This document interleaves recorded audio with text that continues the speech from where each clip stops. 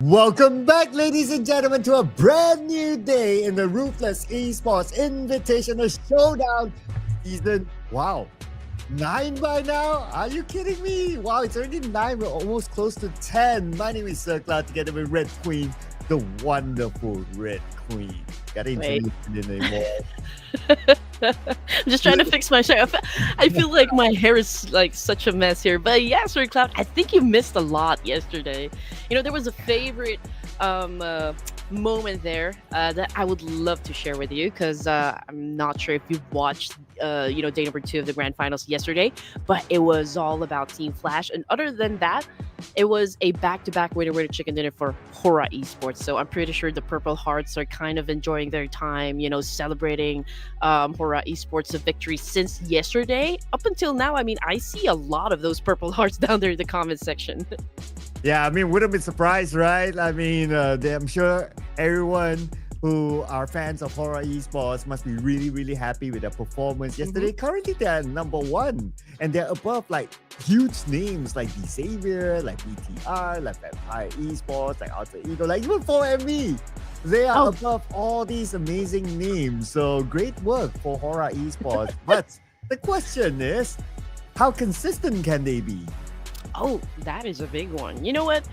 Even D Savior had a late surge yesterday again. I mean, we always talk about this one, Sir Cloud. They step up when it matters most, right? So they didn't get any chicken dinner, but they did finish at least 2 matches with a double-digit elimination points. So I think, if I'm not mistaken, they landed at 3rd place in the overall rankings. Yeah, Xavier is currently still up there, and if we were to look at, which I'm pretty sure we will have a recap later on, like the points are super duper close still, and we still have today, we still have tomorrow for the teams to play, a total of 12 games more. Anything can still happen. I would say even like the teams on page number 2 can still catch up. Oh, that is for sure. I mean, the fact that everyone, I feel like, so eager to prove what they can do in the battlefield, that makes everything so interesting. Like, even Voin Donkey yesterday kind of showed up, and was able to get a winner chicken dinner. And you know what?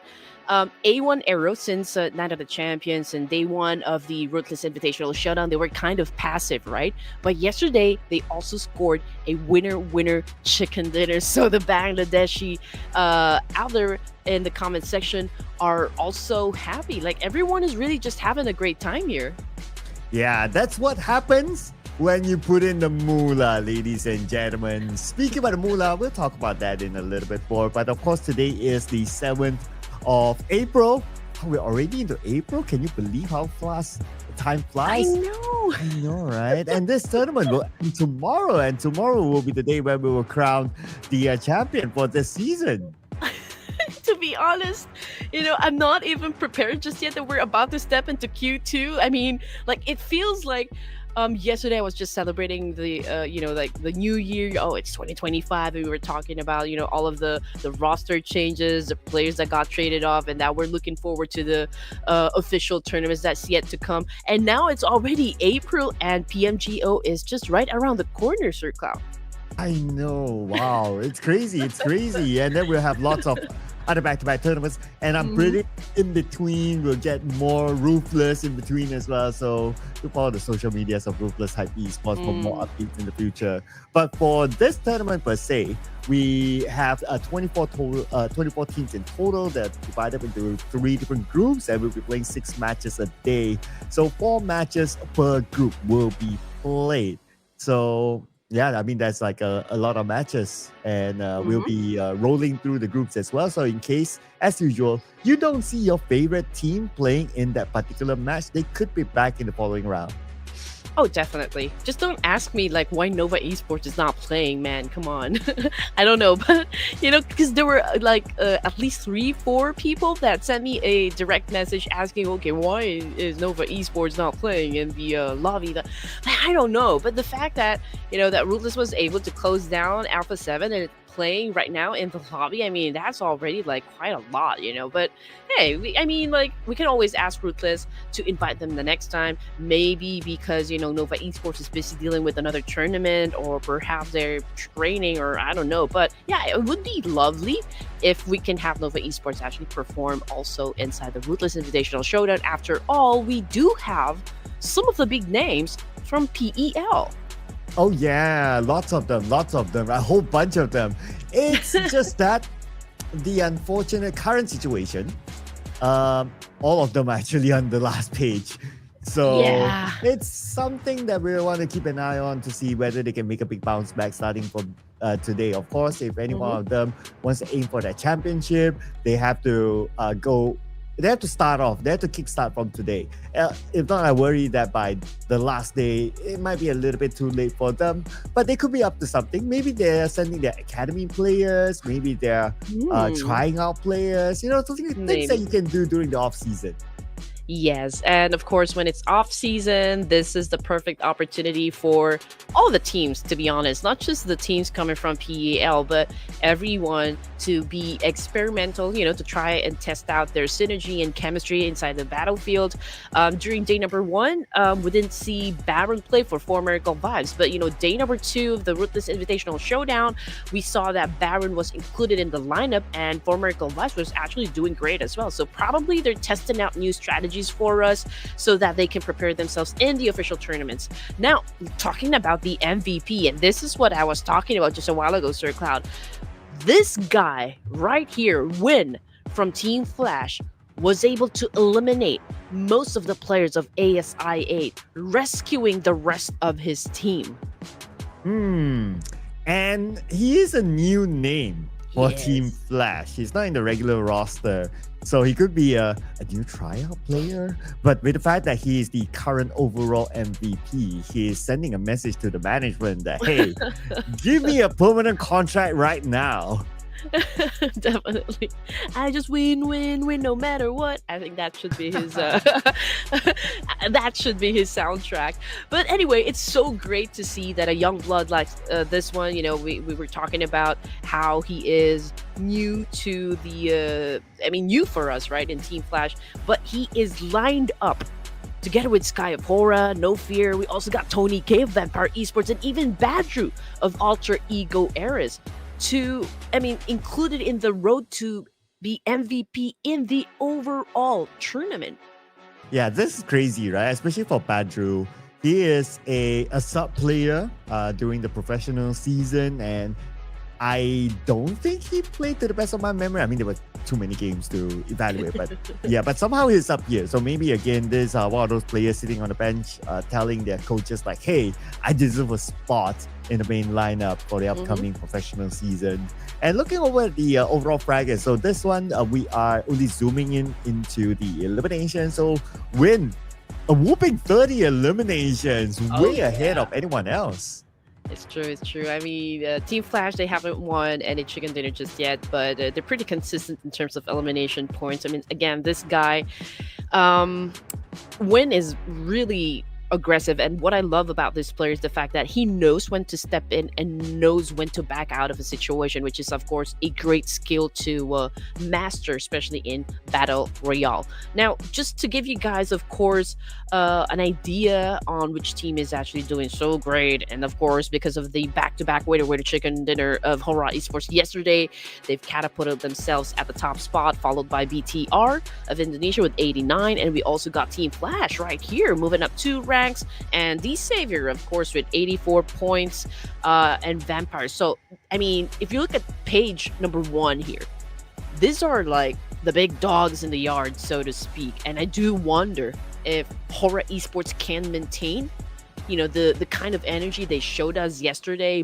back to day number 3 of the grand finals. Oh yeah, so that will be the biggest question, right? Because the competition is still really hard. Like BTR is behind them by 9 points, and then you got Team Flash with 12 points behind them with 12 games to go. So it's still tight. It's still tight. But on page number 2, we do have the reigning global champions, Dplus KIA here at number 11. And also we have Alpha 7 at number 9. So those are arguably the two big names here on page number 2. Of course, not to forget as well the fact that A1, they're up here, number 14. They scored a chicken dinner, so that's great news. But they need more of that. Oh, yeah. The thing is with A1 Aero, they've always been so passive, even in the Night of Champions. But the thing is, they've worked so hard getting qualified, getting through the semis, and now they're able to step into the grand finals. So, like, maybe because there's a lot of supporters and fandom of A1 Aero down there in the comment section who's just kind of like hungry from some action coming from their idol. So hopefully we see them step up again for today's set of matches and deliver a grand winner chicken dinner for the fans out there. And again, this is the third page, ladies and gents, and most of the teams that you'll see on the screen here coming from PEL, except of course Sim9 and Team Secret over here. But then again, I did put out a content about this one. PEL, I found out about this Sir Cloud quite recently because I talked to someone who is from Peace Elite, and he told me that PEL and PUBG are completely different versions. I mean, it's so close but still different. So perhaps there's still a need for them to kind of train in this version for them to master everything, and perhaps they can still be competitive in the next maybe community tournaments to come, and eventually in the global scene as well. Oh yeah, okay, that's an interesting point. It could be, well, I'm not too familiar like how different is different between the two versions. Of course, as a outside person looking in, it feels like the same game. But of course, for them who play on a daily basis, especially the PL version, they can tell what the difference is. Maybe it's the recoils, those things that you can't see inside the game from the outside, right? And it does make sense for them to keep in touch with the global version as well, since they will definitely be making a showing at the global stages at some point, whether it's at the Esports World Cup or even at the next PMGC. So these are opportunities for them to get accustomed to this version, however they see fit. Exactly. And again, we've got the schedule for today's matches. This is how it's going to go down. We're going to kick things off in Erangel, and then we're going to cap things off in Miramar. So as early as now, to be honest, I'm already thinking like which team I'm going to be picking for my prediction, but we'll share that with you guys in just a while. Just getting back to the point that we were making a while ago, Sir Cloud, about the PEL teams, and of course having another version of PUBG. We should take it, from the Koreans as well, because again, they came in late to the competitive scene. They just finished with their third season in the PMPS, and they've kind of dominated globally. I mean, in an instant, right? So perhaps something major is going to happen coming from PEL as well, given the right opportunity, of course, and given the right training. Anything and everything is possible. Now, talking about the possibility of any of these teams here that we have on the screen is getting that WWCD. We've got Group A, Group B, Group C. So these are the teams coming from all regions that will be playing for the lobby tonight. Oh yeah, so it's a very diverse mix here, as you can see. So Alpha 7 in Group A, and then we have GLU Squad and a whole bunch of other teams. I mean, a lot of teams that we can just read through here. But some of the power group, I would probably would want to give it to like Group B. But then again, of course, we are now into day number 3. There's no such thing as a power group anymore. Like, everyone's for themselves. And speaking about the teams that are for themselves, these are the teams that perform well in Erangel. Starting off with BTR, and then we have Vampire Esports, and of course we gotta have Horaa Esports here with Voin Donkey. Now, the interesting part about BTR is that they dominate in terms of the average eliminations, damage, and also survival time. And their average rank point, well, it's pretty much only 1 point below all the other teams. So that's why they're the number 1 team in Erangel now. Yes, you are right.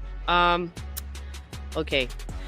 Yesterday's matches, I feel like it was dominated by, of course, Horaa Esports, since they were able to get a 2 chicken dinners. And then there's also BTR, Voin Donkey. So mostly, I feel like it was the day of the Indonesians as well. I do wonder again who's going to be stepping up tonight. And yeah, I mean, I do wonder who's going to be getting the first winner chicken dinner. But you know me, Sir Cloud. I always go for Horaa Esports as my first pick to open up the matches. Oh, you're gonna put it on. You're gonna put the chips on the Yes. table now. Okay, okay. Oh, yeah. All right, booking it. Okay, that's fine. That's fine. We got to take note of who's in Group A and Group B, and if you don't see your favorite team is probably going to be in Group C. So Group A and B. Okay, so Horaa Esports taken. Okay, that's fine. That's fine. I gotta put it out there as well. Since you have taken Horaa Esports, I'm gonna go with Team Flash as a start. Yeah, let's go win it. Not a bad choice, I can say. You know, they're also one of the teams that loves to pop off, you know, in every match. So that is a very strong pick. And I just want to put it out there that, you know, production hasn't scored anything just yet. Well, production did very well during the previous series, right? So this time he gotta give us a chance. Gotta give us a chance. Of course, it's my first day in the Ruthless Invitational Showdown Season 9. So to be fair, of course, I start off 0, and Red Queen's doing very well so far too. Okay, so Red Queen, she took Horaa. Purple Hearts! Let's go! Right. Let's go, Purple Hearts! Okay, Red Queen's Horaa. Mine is Team Flash. Lucky you did.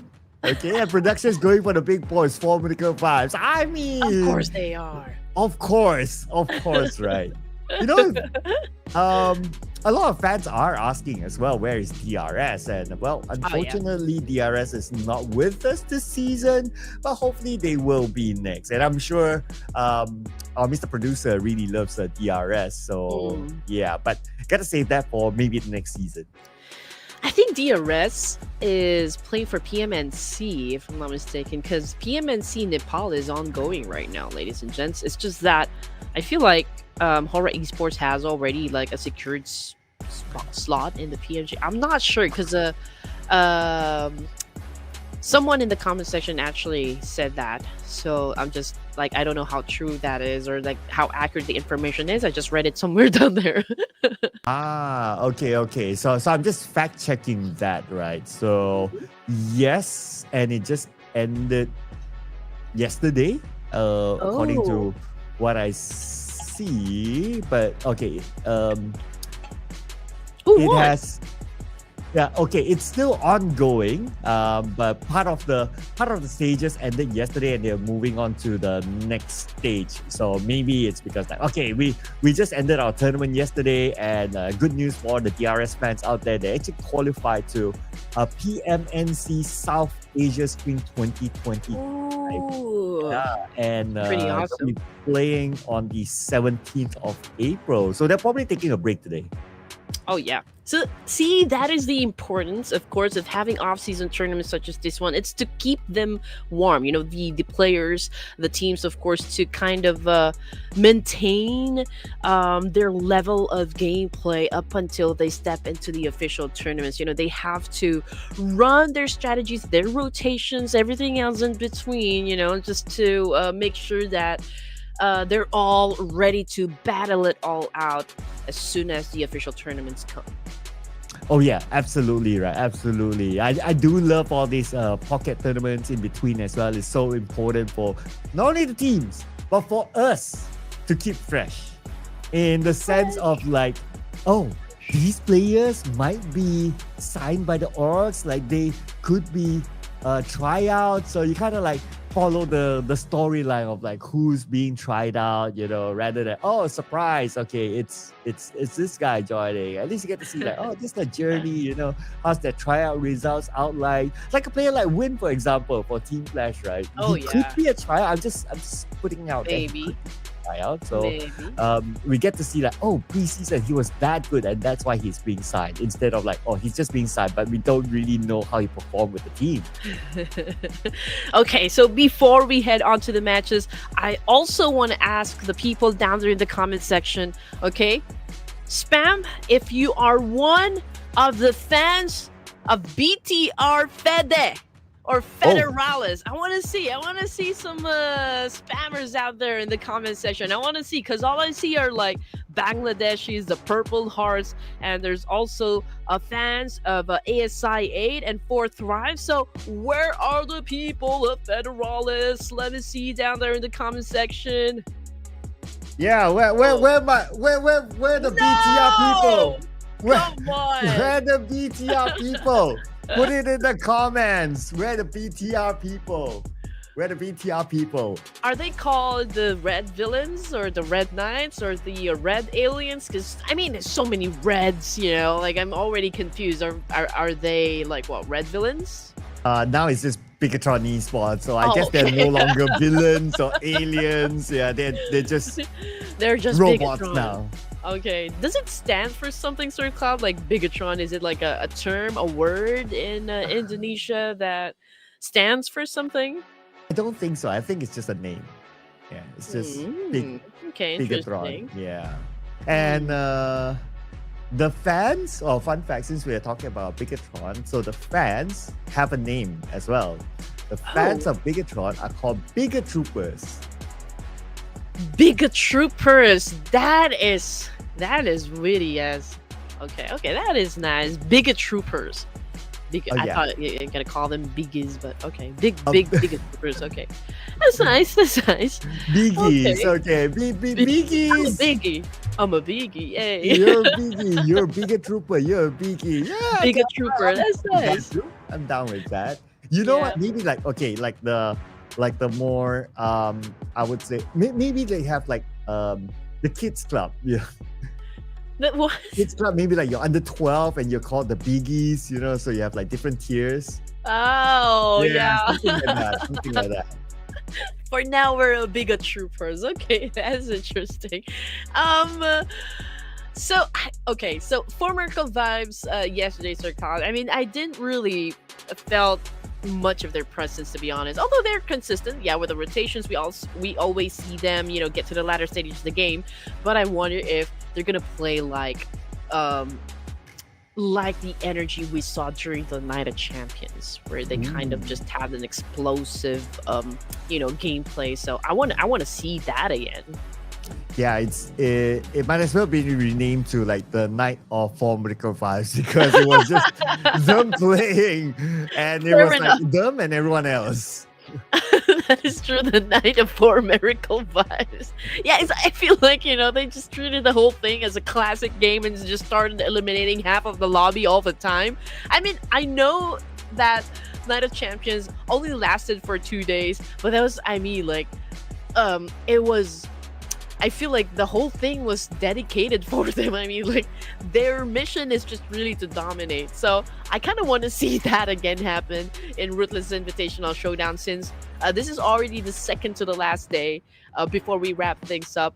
I do wonder really who's going to build a solid foundation right now, just to make sure that they have enough lead, you know, to top the overall rankings.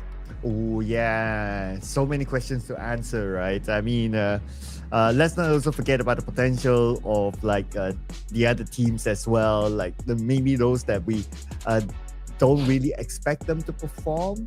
Maybe like an RRQ, you know, like a staple name in our Ruthless Hype Esports series. Like they could potentially come up as well. Points wise, of course, you know, not really a biggie for them. See, we're using the term biggie now. Not really a biggie for them. But yeah, maybe they could be one of those teams that we need to pay attention to. Oh yeah, perhaps. So who else did amazing yesterday? And again, D Savior. Okay, this guys really does know when to step up. It's like, you know, there's a big party and they're making a dramatic entrance. Ooh. That's how they do it, you know, in a tournament. Like, okay, they're gonna let everyone else rack up major number of points, and then all of a sudden, out of the blue, they will be coming out, guns blazing, and starts to kind of retaliate and transform into apex predators that we know that they are, and just get those points that they need. And that's exactly what happened yesterday. Although there weren't any chicken dinners, but fact of the matter is they ended 2 matches with a double-digit elimination points, and that is quite a lot. And of course, a transfer update for D Savior, and this just happened like 2 days ago. Chua has been farewelled from D Savior. No, so yeah, what? but we're still going to see a lot more of Lamborghini inside of our game number 1, ladies and gentlemen. Here we head on to Erangel. All right, here we go. And I do wonder if D Savior now is playing for our first Erangel. Okay, just checking A and B here. Where's D Savior? Okay, so they're going to play in the next round. So their first match would be in Miramar. Okay, so since we're talking about D Savior and D Savior, they've acquired Batman from Team Flash, and now he's playing under the name 1T100. And I feel like, obviously Win is kind of a replacement for Batman, and I just want to say that it's not really a super big shoes to fill, but he is making a statement right now that he has so much potential out there in the battlefield. I mean, he comes in, they win the trophy, so yeah, at least he's proving it by that win, right? So that's that one thing. And now it's a question of whether they can do a back-to-back. But let's begin here inside of our Erangel match. Looks like we're going to get GK on the ground very, very early on. And they actually drop in Skameshki. Not a spot that you regularly see 2 teams drop. So happened, RRQ is sharing the spot with them. Oh yeah. I did ask Contra about this, Sir Cloud. There used to be like a picnic spot out there somewhere in Erangel. I'm just not sure if it's in Zarki or Kameshki. But you can answer that later on, because we're looking at RRQ right now, having an exchange with another team here. It's a good thing. No casualty yet for the side of RRQ, but I'm trying to check which team they're having an altercation with. I believe these are the boys from Team Secret. Yeah, so they took out GK the moment they land. Then they're looking for the next target. But we shift over to South Johor. Here we have all the PL teams. Actually, 2 of the PL teams, LGD and Tianba, happen to be sharing the same spot. Yeah, it's a civil war out there. Okay, one of them is still currently knocked down here, but I feel like one is back in the lobby. Mighty is trying to handle the business all alone with a micro Uzi, not even an extended mag, but just like really gunning them down with a micro Uzi at hand. So that is a pretty bold move there coming from Tianba. But anyway, jumping back into RQ here, still a complete squad. There you go. There's the altercation we've been looking for, and Swavel did not waste any time with his M16 and just really gunned that person down. But LGD not really having a good time here, since 3 casualties now on from the board. So it's just Tian defending the team. Yeah, I mean, only him alone. He does have a Thompson though, but it's not the best weapon to clutch. Normally in these clutchy situations, you need a big shotgun. Boom! Evaded a nade very, very smartly. Now towards the left side, there's one player who knows that Mighty is there. But the moment he moved in, Mighty was ready for him. The first team to bow out is going to be LGD. Great timing though from Mighty. That was a convincing win right there. Now Lepar with the jiggle. Okay, that was such a nice move with a UMP and ended things with a shotgun. So nice touch right there. Elegance at its best. And now we're looking again back to RQ here with 3 elimination points now. And it seems to me like they're about to wrap things up here.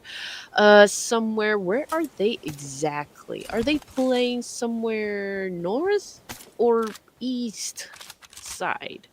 Right, so RQ is now in Kameshki. So Kameshki, it's the top right of the map. Well, at least they have the entire area for them. Now for our next potential fight, we still have Tianba here. They just want to fight against LGD. Now they have to face off against GLU Squad. The GLU Squad is an interesting one as well, if you ask me. one of the most stylish outfits in the entire Pubg Mobile Esports. I would give it to GLU squad. Yeah. Do you remember there was this one time that they had this outfit? I believe it was one of their jerseys that one side was a long sleeve and one side was a short sleeve. Oh, I didn't know that because Ah, I mean, like, I've wanted that varsity kind of jacket from GLU for a long time now, And I think I said something yesterday about like, okay, if there are any leaders of the organization watching right now, please, just let us know how we can purchase, or like maybe you can send. Like even like one varsity jacket, I'm already happy because it's really cool. Not gonna lie, I mean it's very stylish, and like when you have it, when you're wearing, I feel like people are gonna turn their heads. oh yeah, absolutely right. Like a varsity jacket with tons of patches is like a trend now. But what's not really a trend? Horaa Esports now, they might lose one player to the hands of Team Oh. Flash, and there's the fight inside Yasnaya without the circle. And speaking about the circle, it was kind of like a 50-50 or maybe like a 60-40 circle. It could go on to main peninsula or also the main to the base, but because of the flight path, nobody is in main to the base last we checked. So it will be interesting if the circle does pull all the way down south. Coming back to Horaa Esports, and we have Sky here. He sees Zeus. Okay. Not pulling the trigger yet. Oh man, Sleepy just got sent back to Dreamland. Horaa Esports not looking too good. 2 casualties now. The first team that I think they had encounter with would be A1 Aero. Just don't know exactly what happened with that clash, but okay. Oh, okay, that was such a great shot though, coming from Sky. He was able to put a stop on Bows, and now he just went in for a kill, but completely missed it with a nade. But there's a need for them to kind of pick up the pace here since they are at a disadvantage. It's a 2v3 situation up against Team Flash here. We can see that Juz has been feeding the team the information on how they can approach the building to where Sky and Jiggle is currently staying at. And look at the current situation. Looks like Team Flash lost 1 player.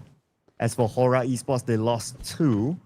So the advantage is still given towards Team Flash. And dropping down a fun fact. So I had the pleasure of meeting Bose, right? And I asked him, how do I pronounce your name? And he says it's Bao. Bao. Bao. Yeah, like No Z? Like silent Z? Like a silent Z. Like the O is an A. So it's like a Bao. Like bow down, bow. Bow down, peasants. Okay, that's interesting. But I think I've never encountered a word that has a silent Z. But okay. Bow, Yep.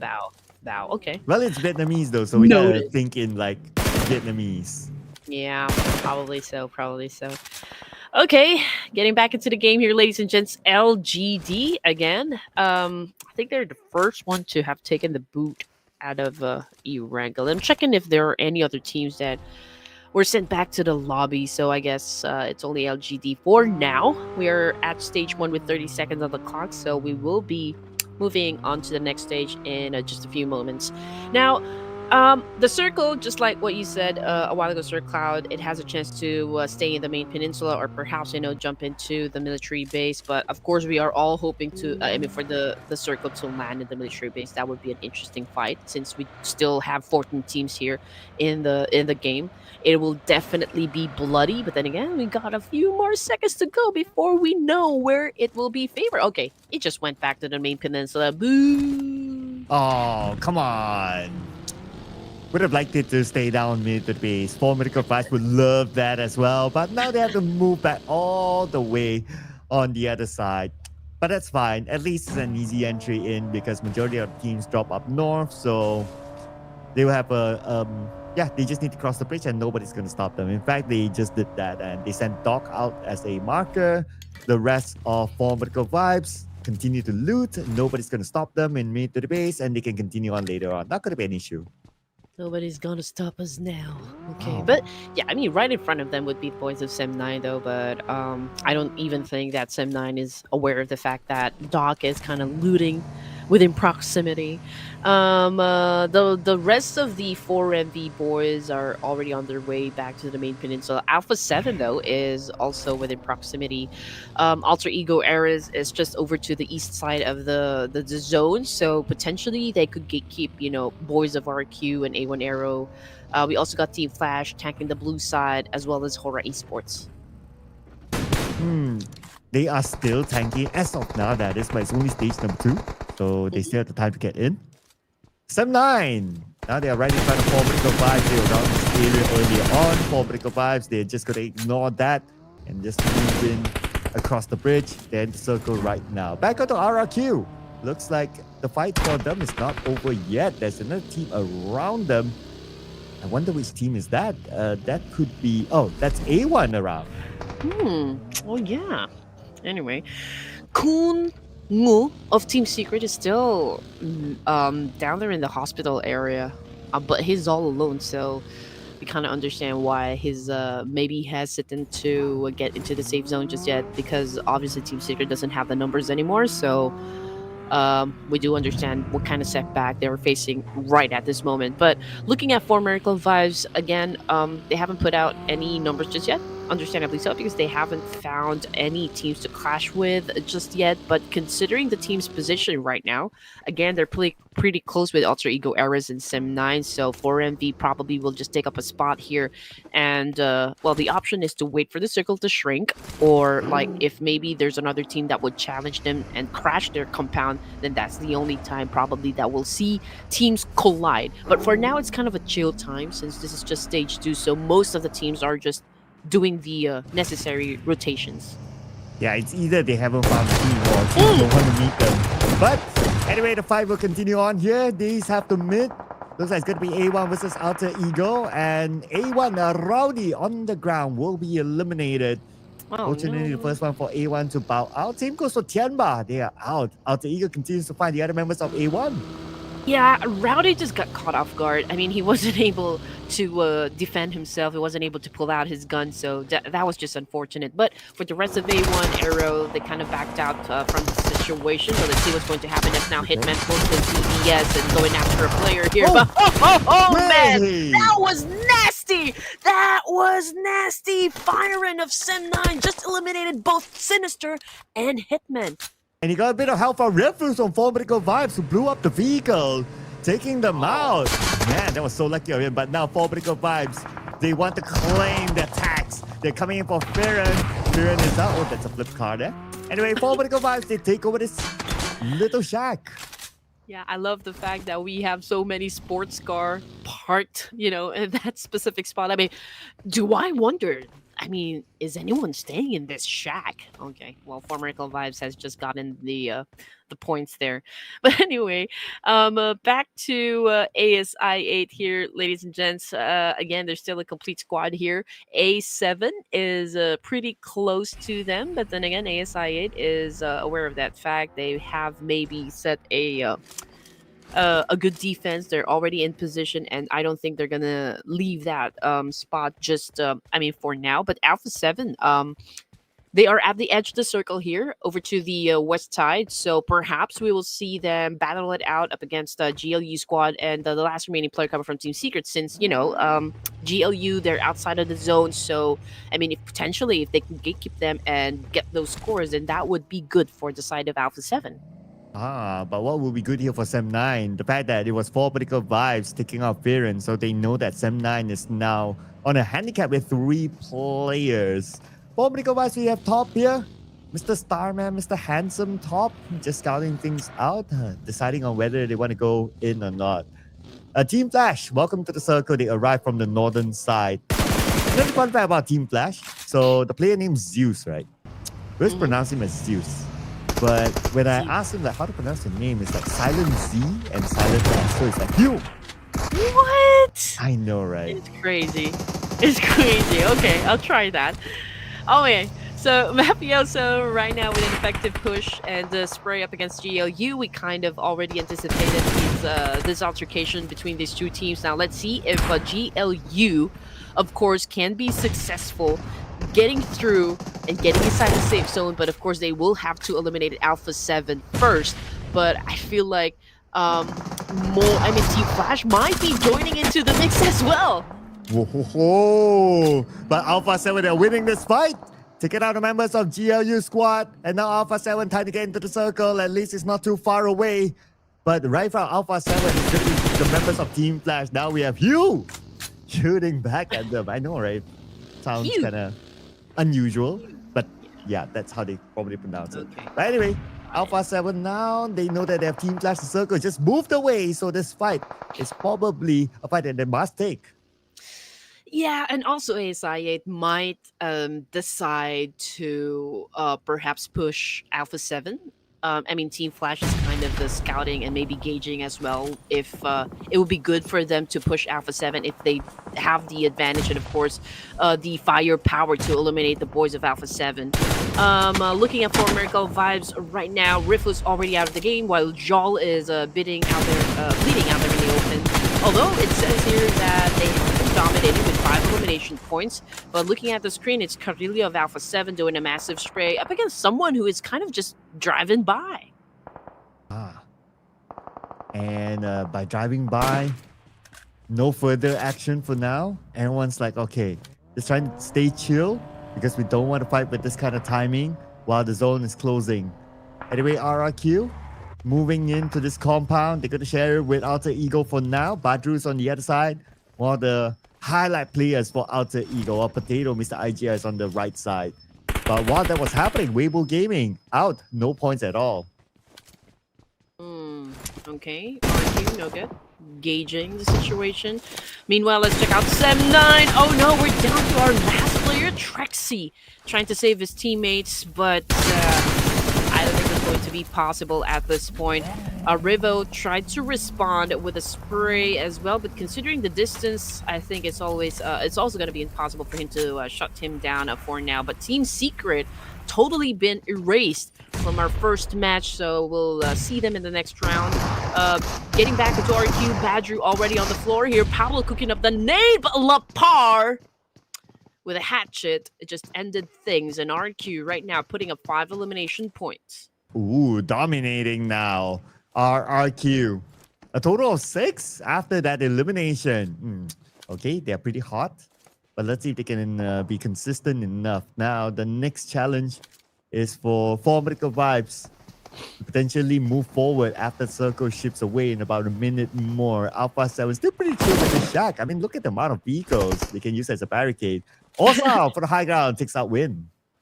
Yeah, so far, 2 teams have been dominating the match rankings. That would be RQ and For Miracle Vibes. They're tied up with 6 points each. Now, Tops, oh man, challenging up Fabian of Dplus KIA, but wasn't able to put him down. And just getting out, picking up a nade here, potentially shutting down at least 3 players from Dplus KIA, while Jal is getting shot at by Trexy of Sem9 and was able to get the point. So Jal already out of the game.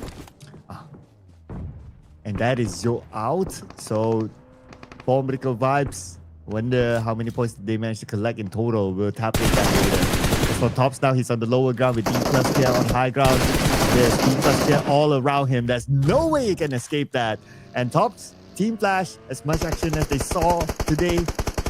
8th place, 2 elimination points collected. But Mafioso, what a drive-by to eliminate Trexy from Sem9. Yeah, so Mafioso wasn't able to get Trexy a while ago with a massive spray, but he was able to get Trexy the second time around while inside a vehicle, a moving vehicle, that is. And now we're looking at 6 teams remaining here, ladies and gents. ASI8 with 2 points, if I'm not mistaken. RQ has taken a position somewhere southeast part of the zone, while Dplus KIA is still outside or outskirts, but just up north. Okay, probably will deal with the remaining players of Horaa Esports since they're very close with each other. Alpha 7, They're kind of spread out, so probably they are looking for a zone at control here. While Horaa Esports managed to throw some nades up against Dplus KIA, just trying to keep them at bay. But Fabian is trying to get closer to fire here.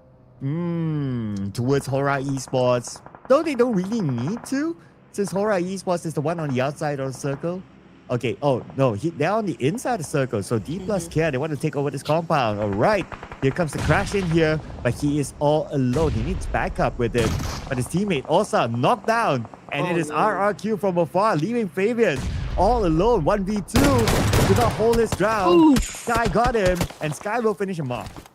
Okay, so yesterday, Horaa Esports was left with 2 members as well, but they were able to get to the finish line. You know, they were able to score that chicken dinner in Erangel as well. So maybe it's a deja vu thing all over again for the side of Horaa Esports. I mean, they were able to defend that compound just right, but Alpha 7, Revo just took a nade to the face. Mafioso low in HP. They're still having an exchange though. This time, who? Okay, ASI8. Yeah, ASI8 trying to block out Alpha 7. Mafioso on the other side. Trying to land a nade onto him. None of them connected yet. We have Casanova coming in. Doing a bit of scouting work just to make sure that behind those haystacks, nobody is there. And Mafioso still the lone ranger for Alpha 7. He's now holding down a shack. The rest of ASI8 not really engaging yet. On the elimination feed, UZM or Uzum took out Forest. Okay, that could be a long-range one. Man, Sky is kind of unstoppable at the moment. He was able to shut down also. That managed to get that point as well. 5 teams remaining here, ladies and gents. ASI, it seems to be looking good. Okay, best chance to get that first win with a chicken dinner. And just looking at Alpha 7, I believe they're down to just 2, okay, maybe 3 more members. Huzaifa getting shot at by the boys of RQ. This fight is happening on the northern side. No good. Going off angle here. Oh man, there you go. Oh, here comes a long range by UZM to knock down Noga from afar. Beautifully executed. And now RQ left with 300 players. Casanova from the other side. Casanova. RRQ falling apart to the hands of ASIA, but Casanova has to move forward now. The blue is on top of him. At the same time, the Baker on a mission to save Sorvel. This is a different Casanova that we are seeing right now. Casanova, a fighter, not a lover. But he's pretty low in HP, so he needs to heal up. Good thing that he is behind a rock there, so there's a time for him to kind of recuperate in this situation. But that will not stop him, of course, to cook his nade. Challenging the boys of RQ. Will he hit them both? No, completely off target here. So there's a chance for Nerpeko and Noga to respond up against Casanova with their nades as well. Oh, here comes the response from RRQ onto Casanova. Casanova still all right behind his rock, but the 2 members of RRQ, they're no longer interested. They want to get into the circle. They are going to join MG. MG takes out Casanova from afar anyway. Alpha 7 on the other side of the circle. Looks like they're going to be pretty chill here. Ooh, okay. So if they win this is the first time that Alpha 7 will be scoring their chicken dinner. And so far, so good, I can say. I mean, pretty much they are doing an effective zone control here. ASI now in between RQ and Alpha 7, and Casanova already bleeding out there in the open. There's no chance for the team to revive him at this point. And now RQ, Nerpeko and Lapard together in one spot, and this is an opportunity for ASI to kind of put them down with just one stone, so to speak. Now, Nogut is still, off angle here, trying to pressure RQ at this point. Let's see if they can survive. And ASI8, they first need to deal with RRQ, like what you said. While Alpha 7, they are just looking from the other side. They got MG, that could be the opening. Nerpeko together with Noga, the duo that has to do with Casanova is still bleeding out. I doubt he can be safe though. So for ASI8, down to the last 2 members. On how they're going to deal with RRQ is a confirmation right now. But at the same time, from afar, Carrillo will knock down UZM. Oh, okay. This is a trade that we have been waiting for. The back and forth trade coming from this remaining teams. Now, ASI just got eliminated with 4 elimination points, which brings us down to Alpha 7 versus RRQ, Brazil versus Indonesia. It's a fair fight, I can say, because it's a 3v3 situation, although RRQ is at a deficit, considering that one of them is still currently knocked down and has just been revived, so there's a need for them to reset. Major reset is what is needed from the side of RRQ. And what an angle by Mafioso. Allows the other members of Alpha 7 to move towards the center of the circle, and now they are surrounding RRQ from afar. It's going to be the main man himself, Carrillo, to get another knockdown back onto RRQ. RRQ back to 2 active players for now, while Carrillo continues to tap away onto Nopeko. Nopeko, last hit on them, and it's still last. Alpha 7 is doing a tremendous job so far, applying a lot of pressure onto the side of RRQ. I mean, obviously, Lepar as well as Nopeko, they don't have anywhere else to go. I mean, the only cover that protects them would be the car that already exploded. So Nugget is doing everything that he can to provide, you know, some sort of support to the other teammates. And now Nugget already knocked down by Squash Boo. Man, Squash Boo is squashing again. Oh man, at the same time, RRQ, they continue to survive, especially with Nopeko on the other side together with MG, but there's no way they can save Nugget right now. Squash Boo coming in and squashes Nopeko. One more play to go, it's going to be MG. And at the end of the day, nothing can stop Alpha 7 Esports from claiming this chicken dinner. Alpha 7 right now flexing their muscles. Hey, they're a team to watch out for, I guess, for day 3 of the Ruthless Invitational Showdown. It's about time. I'm pretty sure that most of you down there in the comment section are probably waiting for this amazing team to kind of pop off, and what a way to open up the matches. What a way to open up day number 3 of the Grand Finals. It's a matter of time. It's a matter of time, ladies and gentlemen, till Alpha 7 Esports scores a chicken dinner for themselves. At last, we saw them there on page number 2, but with this chicken dinner, pretty sure they'll be on page number 1. But we'll want to see how close they are from the top once we tabulate the points later on. But it was a solid performance by Alpha 7. Even towards the end, how they move, how they spread out, what kind of angles do they take to try to lock in RRQ. RRQ, they almost stood no chance against the boys from Brazil. I mean, judging by the numbers that they were able to put under their names, it was a great rotation that happened during the first game. Again, they were perfect when it comes to the zone control. You know, they just applied a lot of pressure onto the teams that were kind of busy dealing with one another. And again, beautifully done. But Alpha 7, it's a convincing win nonetheless. And we're looking at the damage taken. So I feel like Mafioso took most of the hits there, probably because he's the aggressor from the group, and it was also like a great and accurate push coming from Revo as well. Oh yeah, they were super duper active, right? Like the moment they got one knot, they know that, okay, that angle is open. So they all moved in one by one to take prime positions within the final moments of that circle. And they move as a team. Even Carrillo as well, coming in from the back all the way when they saw that opportunity. So that's great to see how they coordinate each other. But other than Alpha 7, we also got to give credit to RRQ up here as one of the teams to watch. Formidable vibes. And of course, ASI8, who had a good run as well. Yeah, it's just so unfortunate, honestly, to the side of RQ and ASI, because they don't really have that much cover. I mean, it was an open field, and at the same time, you know, like both of the teams, I feel like they're super exposed to one another, and there was really not much of a choice to begin with. But again, it all boils down to how good you are at executing a plan, and to top all that, you know, Alpha 7 just capitalized on everything that's been going on during the last few zones, and again, the execution was just perfect for the from the Brazilian team.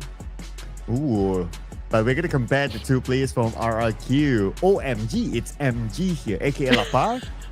Compared with the Terminator, Nopeko, 3 to 4 eliminations, and Nopeko, well, he's been really active in this round. But the one that was the most active player for Alpha 7, and also our MVP of the match, is going to be Squash Boo with 7 eliminations by his own. My boo, Squash Boo. Man, this guy have been pretty consistent since, I can say, even during the Night of Champions. I mean, Alpha 7 has been doing great. I mean, although probably this is the first time that I've seen an explosive gameplay coming from Alpha 7, but of course we really not cannot take out the fact that these guys are currently the how to say, the champions for from the EWC. So we just know what kind of energy and what kind of caliber they can bring into the table. Oh yeah, absolutely right. Then that's why they can put out this kind of performance. I mean, who can doubt Alpha 7? Always one of the top teams in the world. And besides him, of course, we had a very good performance by Sky from Horaa Esports as well up here. And he did put up a lot of nice long-range shots and knocks to get the points in for Horaa Esports. And speaking about the points, there's 22 points for Alpha 7, RRQ Ryu 15 points, 4 Political Vibes. Despite them going out not within the top 3, but they're still able to score 10 points in total. And again, given the circumstances, just a while ago, Horaa Esports was down to just 2 players. They were able to pull off a chicken dinner yesterday, even if they were down to just 2 of their players. It wasn't as successful as what happened today, but Sky still was able to get into the top fraggers overall in for this match. And it's nice to see that somehow, when it comes to the throwables used in the game, this is quite a good number. Still basic, but it's there. During the time that we were casting for the first 2 days, Sir Cloud, or was it during the Night of Champions that we saw this number just reach 80 something? So that is, I said, by far the lowest I've seen the amount of throwables used in a game. 80 something. That's super duper low. That's It like is. you just ignoring all the throwables available on the map, pretty much there. But we can't ignore the fact that Horaa Esports is still the #1 team as of now, and they are ahead by 15 points. Now, BTR, they have not played their game. They'll be back in the following round, so they've been looking forward to try to overtake the #1 spot, but still, it's Horaa Esports breaking the 100-point mark. Now, on page number 2, we have a few movers here. Dplus KIA moved up 1 spot to number 10. Alter Ego, they played. Same goes for... Oh, Voin Donkey did not play, but Alter Ego played. And looks like they are at 9th at 61 points. So, yeah. So, the benefit of the doubt is, of course, for the teams that did not play in this round to see whether they can move themselves up next. Yeah, I mean, Bigetron just got dethroned from their current spot, understandably so, because, Group C hasn't played just yet, and Bigetron Esports is part of that group. We also got 4 Thrives, The Savior, Vampire Esports, JDG Gaming, ThunderTalk, Nongshim, and Voin Donkey. So in the next round in Miramar is going to be Groups A and C. So let's just wait, I guess, if those teams that we just mentioned will make a difference for the upcoming match, if we're going to see some reshuffle happen, and also another chance for Horaa Esports to maintain their lead, so to speak. But we're gonna find out what's gonna happen as soon as we come back, because we're just taking a break, so don't go anywhere.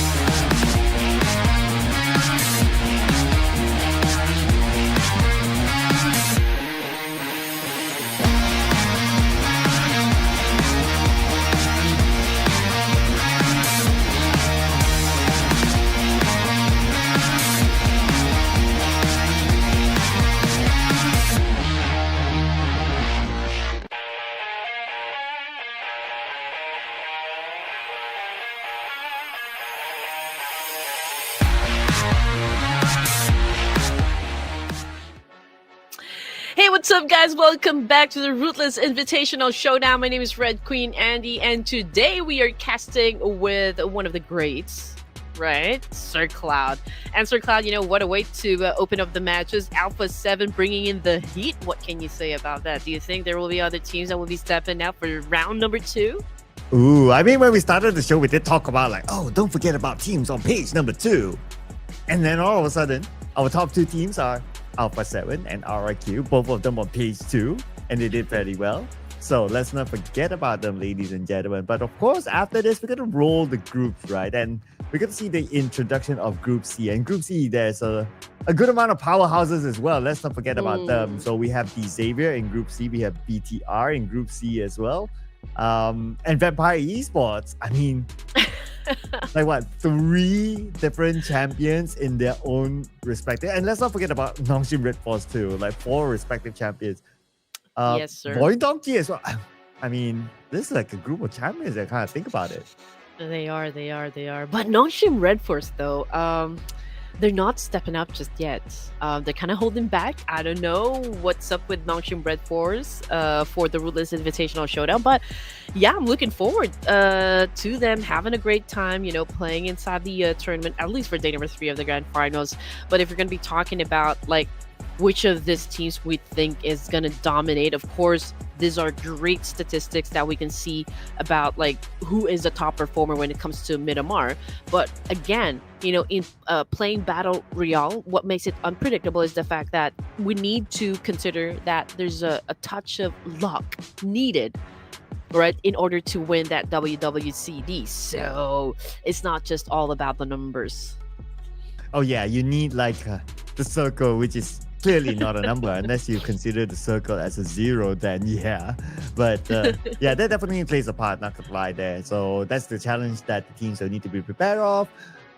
What kind of circle are they going to get, and they need to be super duper flexible with playing any kind of circle.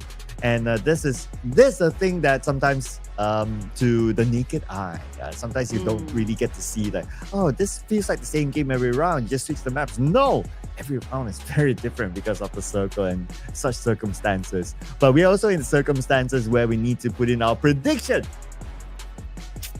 And I would like my daily dose of Horaa Esports. Let's go. Okay. Well, they did score a back-to-back winner with a chicken dinner yesterday, so I do understand why you're claiming the Purple Heart right now.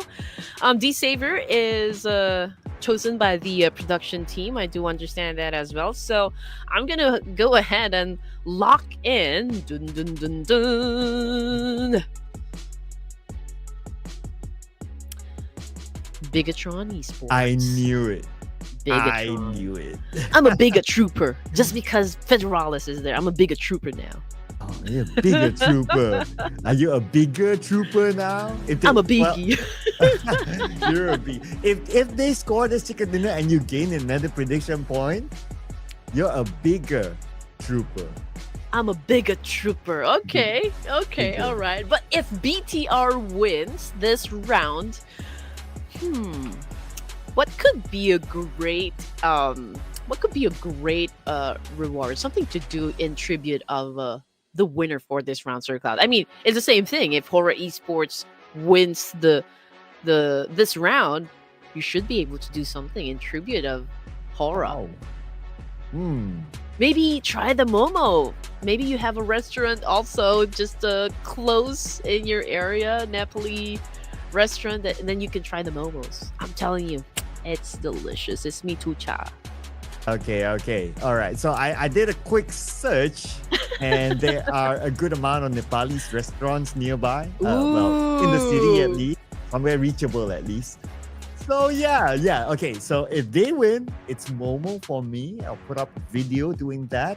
If it's Bigetron winning and you score it, you celebrate it by having an Indonesian dish. Wait, why not? You know, I was gonna say like maybe I could try Indonesian coffee because apparently Indonesia is known as one of the top contributors as well when it comes to coffee, and we did search yesterday that there are, a couple of restaurants or cafes in the metro as well available for me to try out Indonesian coffee. So perhaps, yeah, maybe I could grab a bite as well. I mean, why not? We always love to explore, right, Sir Cloud? Oh yeah, absolutely. I might or might not have directly or indirectly tried Nepalese food. Sometimes if you go out for a meal and you're just like, oh, okay, what's served in front of you, then you just try it. And so I guess I'll find out. I'll find out now that I've made a quick search. Nepalese, Indonesian food, however, you can. Okay, I'll put this out, right? Perhaps you might want to try this thing called ayam gepuk. Ayam gepuk. Yeah, it's translated as gepuk chicken. I can't translate the term gepuk. Probably it's a very Indonesian word. So maybe anyone of you watching out there can tell us in the comment section. So it's basically fried chicken with lots of spicy chili on it. Ooh, that sounds interesting. Spicy, right?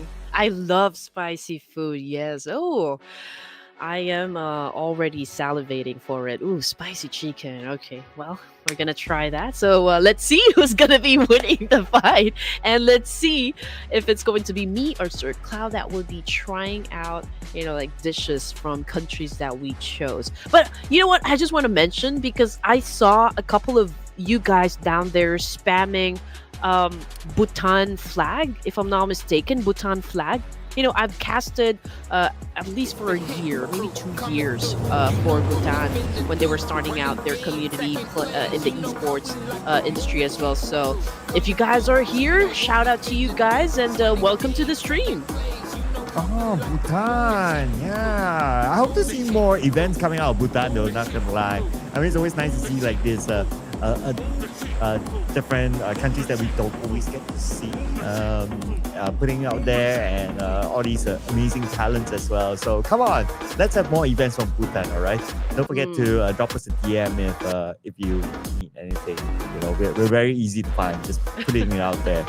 But what's easy to find is our flight path, of course. What's not so easy to find is our circle.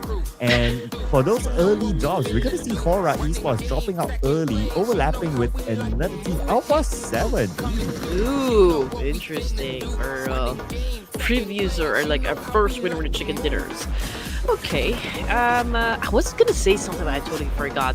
But if we're gonna be paying close attention to the people that is posted on the left side of the screen, we haven't changed anything still. It's Win of Team Flash has been kind of dominating when it comes to the numbers of like most knockouts, most elimination points, and highest damage. So I do wonder if there are anyone out there ready to challenge Win of Team Flash. After all, he is lined up with the greats, of course, the veteran players in PUBG mobile competitive scene in the road to MVP. So that is quite a statement right there. And so we're looking at Horaa Esports, just like what Sir Cloud mentioned a while ago. They're pretty close with the boys of Alpha 7. So let's see if they will decide to have a go at it. Yeah, and if they do, we might zoom in onto that later on. But for now, we're going to check out what's happening here with JDG Gaming going up against GLU Squad in the same house. And then it's not only them, there's also another team around the corner, Dplus KIA, as QZQ gets into the building just in time as he was shot from the back. Yeah, I do wonder if the one who shot him using a different gun, like maybe an AR, the fact that he turned his back, I feel like he's gonna get shut down. I mean, it's a good thing he got shot at using a micro Uzi, because you know that micro Uzi only works best in a CQC fight. So that was just lucky for the side of JDG. But you know what is not lucky is the fact that one of them is first knocked down. Now scratch that, make it 2 players already knocked down on the ground by GLU.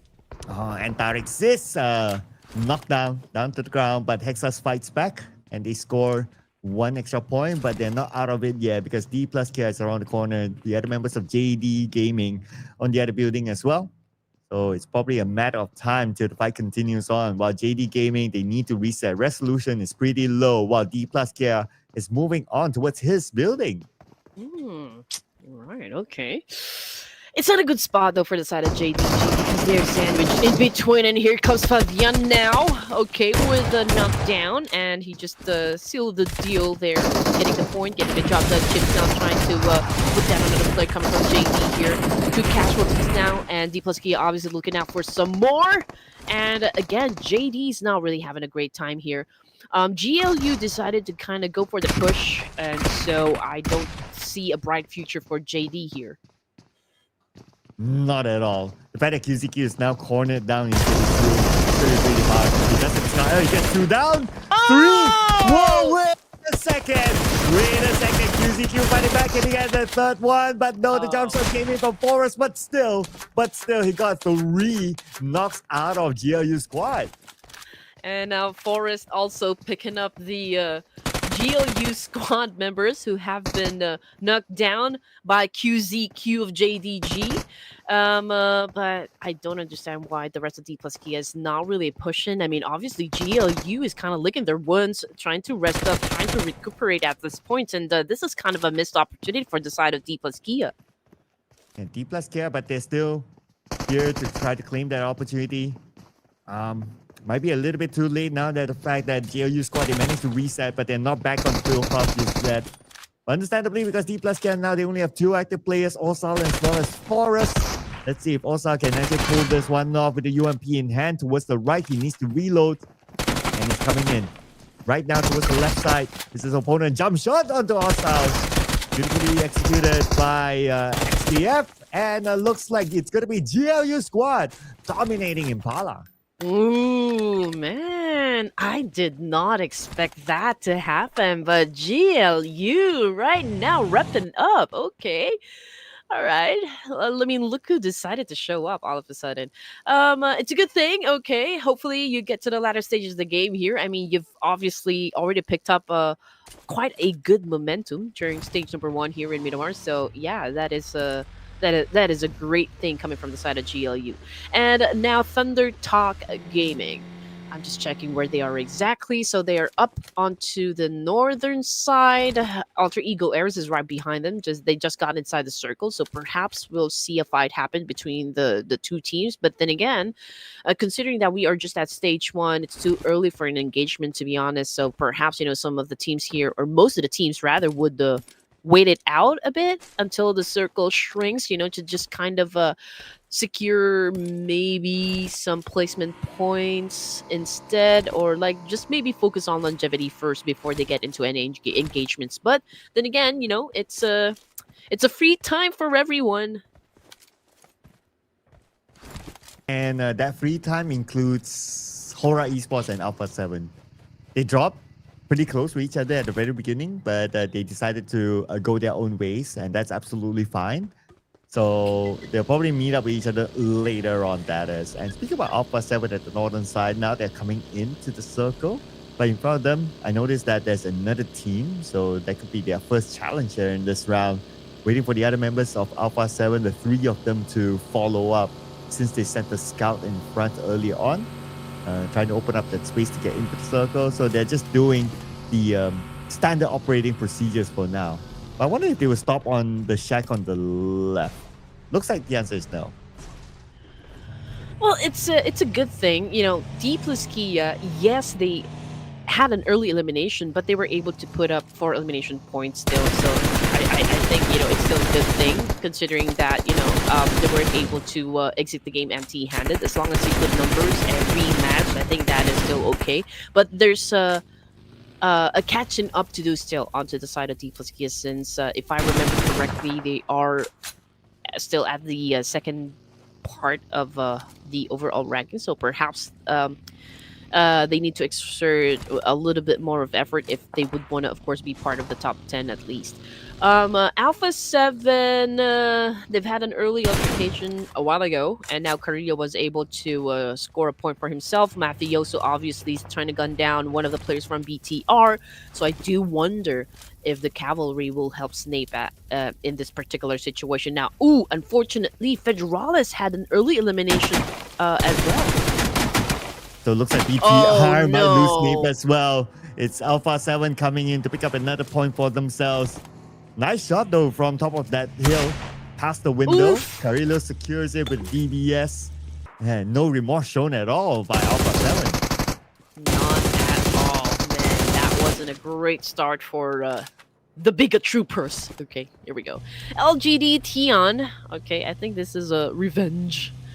And I think they were able to get one player from the side of GLU, and now we're looking at XF27 here as the lone wolf for GLU squad. So perhaps he can stay someplace safe at the moment before he engages back again. But I think he's yeah, okay, so the spot that he chosen is still outside of the zone, so it could be hard since a lot of teams are flocking in the same area, so it can be a little tricky to get inside the zone. But not tricky for Alpha 7. If you look at their entry pass power grid, they can take the entire high ground just right in front of them. In fact, they can be the first team to arrive there. That's one of the key positions that they can actually be at. And I'm pretty sure they're thinking about that. As for D Xavier, we have Lamborghini, Mr. Good-looking, Mr. Handsome. Kind of stuck all alone. His teammates coming by while Vampire Esports looking at them.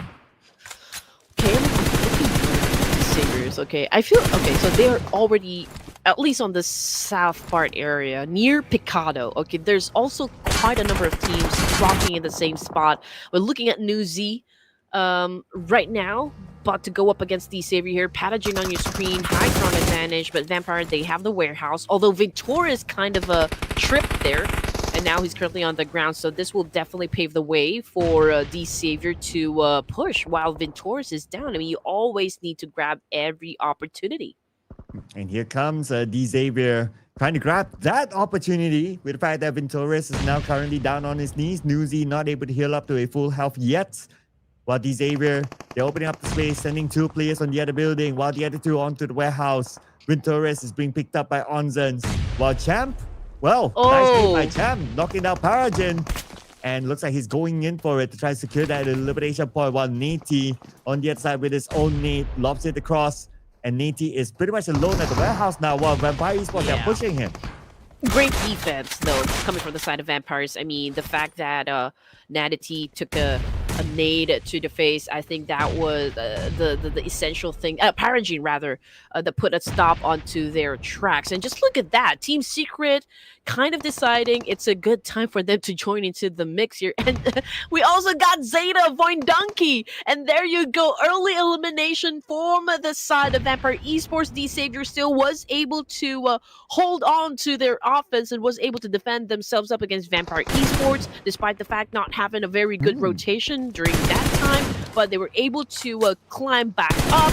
But Voin Donkey capitalizing on this one while they're still licking their wounds. And now they're trying to flush them out from inside this warehouse. Yeah, Lamborghini is still down. And this is the best moment for Voin Donkey to come in. Zeta will secure that elimination point, leaving D Xavier with 3 players. The rest of Voin Donkey coming in. We have Vexy coming from the side with a monster truck. A nade sent across past the warehouse, but it did not land onto any of the members of D Xavier. And look at the position of Vexy. Vexy just arrived, and that was a big shield that he brought along together with him. Knocking down Levi's. Paragen with a high ground advantage, but from the other side, Paragen got taken out. D Xavier out at number 12. Man, there is a party going on here in the warehouse, ladies and gents. A while ago, Team Secret tried to go for the third party, but they let Voin Donkey get in there first, and now they're going for the pinch. And Voin Donkey seems to be backed in the corner here, but got core, man! Great counter, effectively shutting down Team Secret. Now Voin Donkey has a chance to defend themselves effectively, and again got core grenade to the face. Potato throwing some for himself. Potato now pulled out his double barrel shotgun, but GK from the corner with an amazing shot, with an amazing angle, eliminating Team Secret. Not Team Secret, eliminating Voin Donkey. Yeah, and Team Secret won that, and that was fast. But the action's not stopping yet. Now we have Alpha 7 on screen, and Alpha 7, well, as expected, they chose to take this high ground, but Weibo Gaming is interested in this area as well. We also have action here with Nongshim RedForce against ThunderTalk Gaming. Calm down, calm down. They needed like 2 players to get that point. Man, we are just at stage 3 here, Sir Cloud, and everyone seems to be eager and just really in the mood to play some PUBG here. And look at the kill feed; it's not stopping; it continues to light up. Pablo, right now from Alter Ego Ares, currently knocked down on the ground after looting the crate. Man, okay, you've already leveled up your armors and your vest, and still was able to get gunned down.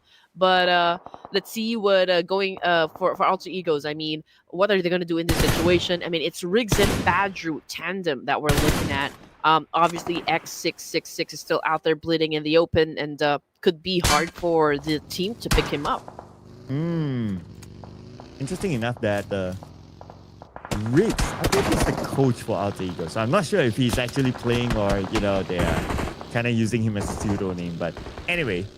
Well, LGD, this round needs to be their comeback. They didn't do well in the Erangel match, but the fact that right now they're being gate-kept by other teams, finding it hard to get into the circle, it seems. Back onto Alpha 7, however, Ryu saw XZY taking it out, and now Beanie with his nade on the lower ground. It's probably cooking that up, but probably not. So he's going to keep it for now in case Carrillo chooses to come by. Oh. Yeah, I mean, okay, this is a great spot where Alpha 7 is trying to dominate, trying to take over. NS RedForce paid an expensive price for it. I mean, we're looking at Vinny, the last remaining player here, and now Carrillo is cooking up a nade, but he doesn't know where Beanie is exactly. So I think that's the advantage of Beanie here. Yeah, and because of that, Beanie is still alive. And so happened that the circle goes to where Beanie is. So Beanie right now is like, okay, I'm the last player for Nongshim RedForce. I'll just stay chill and just don't move a muscle for now. Let all the other teams cancel out each other. And Alpha 7, they're not staying chill. Despite them having the middle of the circle, they're still actively moving around looking for their next target. Fun fact, ladies and gents, Beanie is actually a popular female pop stars from the Philippines. Oh. Yeah. Is that what you call a P-pop? The P-pop, yes. The Pinoy pop. There you go. Beanie is actually the most popular P-pop that we have so far. So if you guys would want to check them out. Oh, am I plugging for Beanie? Okay, but no, not really. 9 teams remaining here, ladies and gents. I thought you're proud of Beanie. I am proud of Beanie, but you can check them out, ladies and gents. I mean, Beanie is they're quite a great performers. Oh, what I meant was I thought you are part of Beanie. Like you're the star. Like no, hey, no. You can dance, you can sing. Have you guys not checked out Red Queen socials? Like if you have not, you go check out Red Queen socials. Don't forget to drop her a follow as well, so that she can do more dance moves for you. I'm gonna take them down. I'm gonna take them down because Sir Cloud exposed me. But can you imagine Sir Cloud? I mean, Miramar usually it's kind of passive during the first few zones, but I think it's a different story for now. I mean, looking at stage 4, and we're looking at 9 teams remaining still, so it's again it's a different pace for Miramar. Yes. I would say that Miramar, even though it's like the big map, and normally we'll see that Miramar is going to be a chiller map, but the chill probably was like maybe half a round, perhaps half a stage. Then it's like everything just goes wild again. And so far, it's not stopping yet. With the fact that now we have LGD on screen against Alter Ego, nice nade onto Riggs, putting himself down to 50%, and immediately they have to back up because there's no way Alter Ego can challenge LGD. I mean, if you guys can see the map feed, I'm pretty sure that it will be shown later on. I mean, there's a need for, like, say, Alpha 7, LGD, Alter Ego Ares to be in this particular spot right here because it has a high ground advantage. It's right down there in the middle. But for Thrives, if you are going to see just where they are exactly, they're down in Picado, so south side of the circle, but it's a low ground, right? So they're betting the circle to favor them, but if it doesn't favor them, it will be hard for Thrives to get into where Alpha 7 and its RedForce is, and even GLU. Yeah, I guess there's just too much action happening at the high ground, right? That's why they're like, okay, nope, we don't want any part of it for now. But Alter Ego, okay, Badru got King, interesting. could be from the other side of screen. Long range by Badru. Got a knock, but not able to secure the elimination point yet. I guess they're pretty busy with LGD for now. But we're going to see the shift There you of go. the circle and some of these teams, including Forthrice, hoping for the circle to go down to Picado. But the circle Ooh. god says, nope, not going to happen. Well, there's still a portion of Picado included, but this could be detrimental for the side of Fourth Rise, to be honest. But just look at what Horaa Esports is doing. Okay, they're sticking to the edge of the circle here over to the west side, so perhaps they're just waiting for the right opportunity. Maybe while Alpha 7 would be busy dealing with those teams that would like to take this spot as well. I mean, there's ThunderTalk Gaming, there's also Alter Ego Eras, but for now, they're quiet, they're not engaging. They will be coming from the low ground as well, but I feel like, yeah, Mafioso, it's confirmed that Alpha 7 has already taken a whiff of like from which direction Horaa Esports will be coming from. Yes, and with the high ground advantage, it's going to be a good spot for them.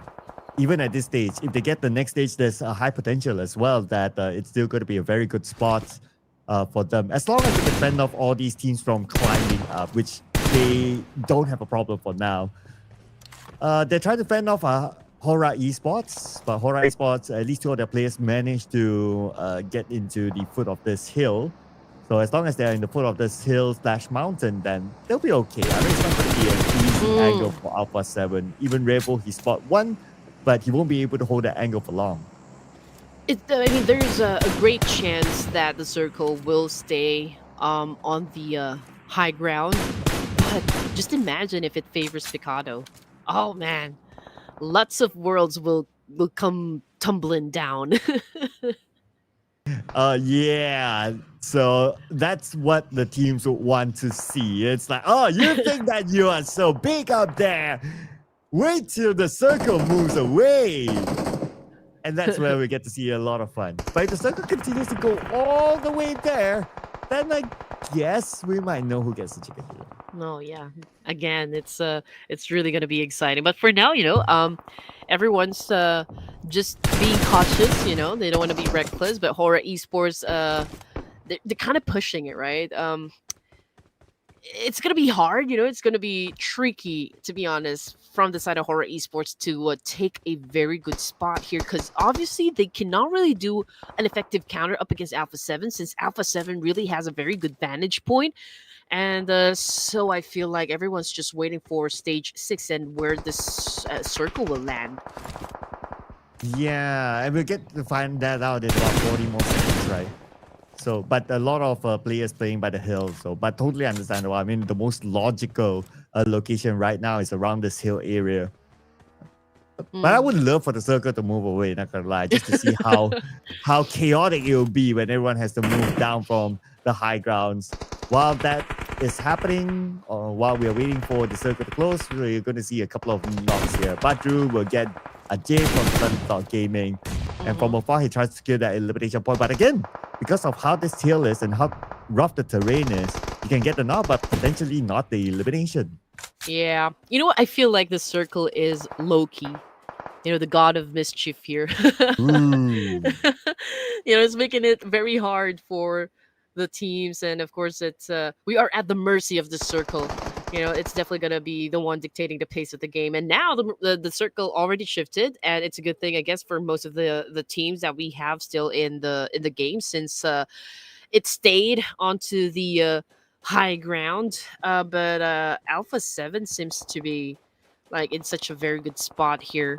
But I do wonder if the circle will continue on moving to the middle part of the Miramar. Then again, Alpha 7 as well as Horaa Esports, that particular spot right there might be a double-edged sword.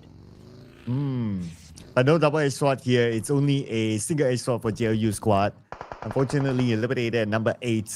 And the fight continues on. Horaa Esports finding it difficult to deal with Alpha 7. I mean, Red, just look at this. How are they going to even land a single shot on Alpha 7? But Mafioso jumps down from the high ground to eliminate the members of Horaa Esports. At his side, Sleepy gets put to sleep as well by Mafioso. And Mafioso, he probably told himself that, hey, it's maybe a worthwhile move, because when he jumped down, yes, he shoots, he scores those points, but now he cannot be saved. Yeah, I mean, he jumped, and I know that was a risky and a bold move at the same time.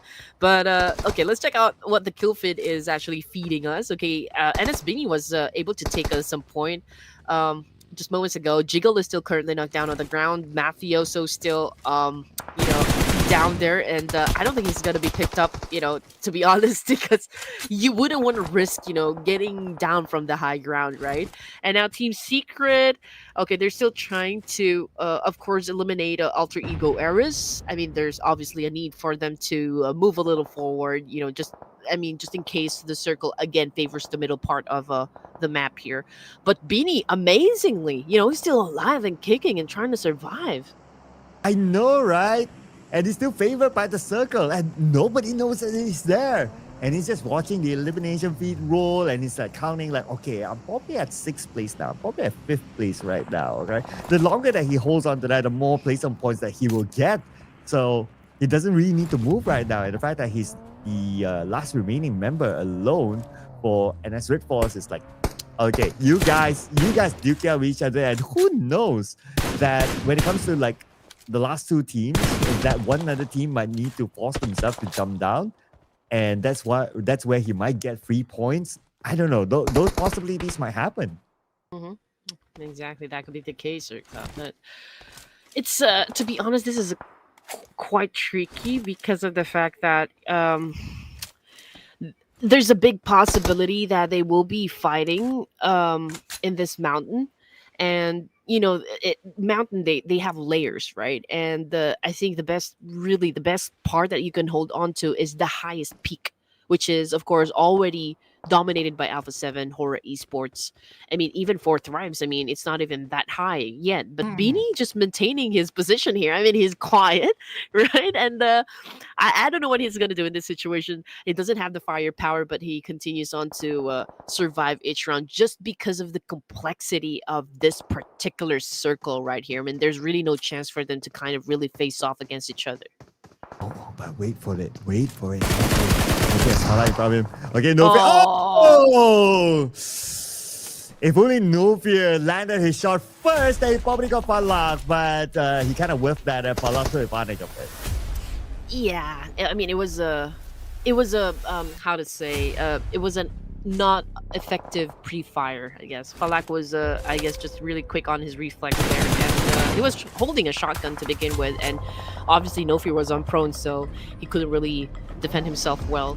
But anyway, Fourth Thrives right now has a whopping 33% chance of getting the chicken here, and also I mean, Team Secret has 32, so they're pretty close with each other, considering maybe their overall position here. And maybe because they have the number advantage, that is. Okay, Alter Ego Errors down to 2, and NS RedForce, Alpha 7, down to just 1.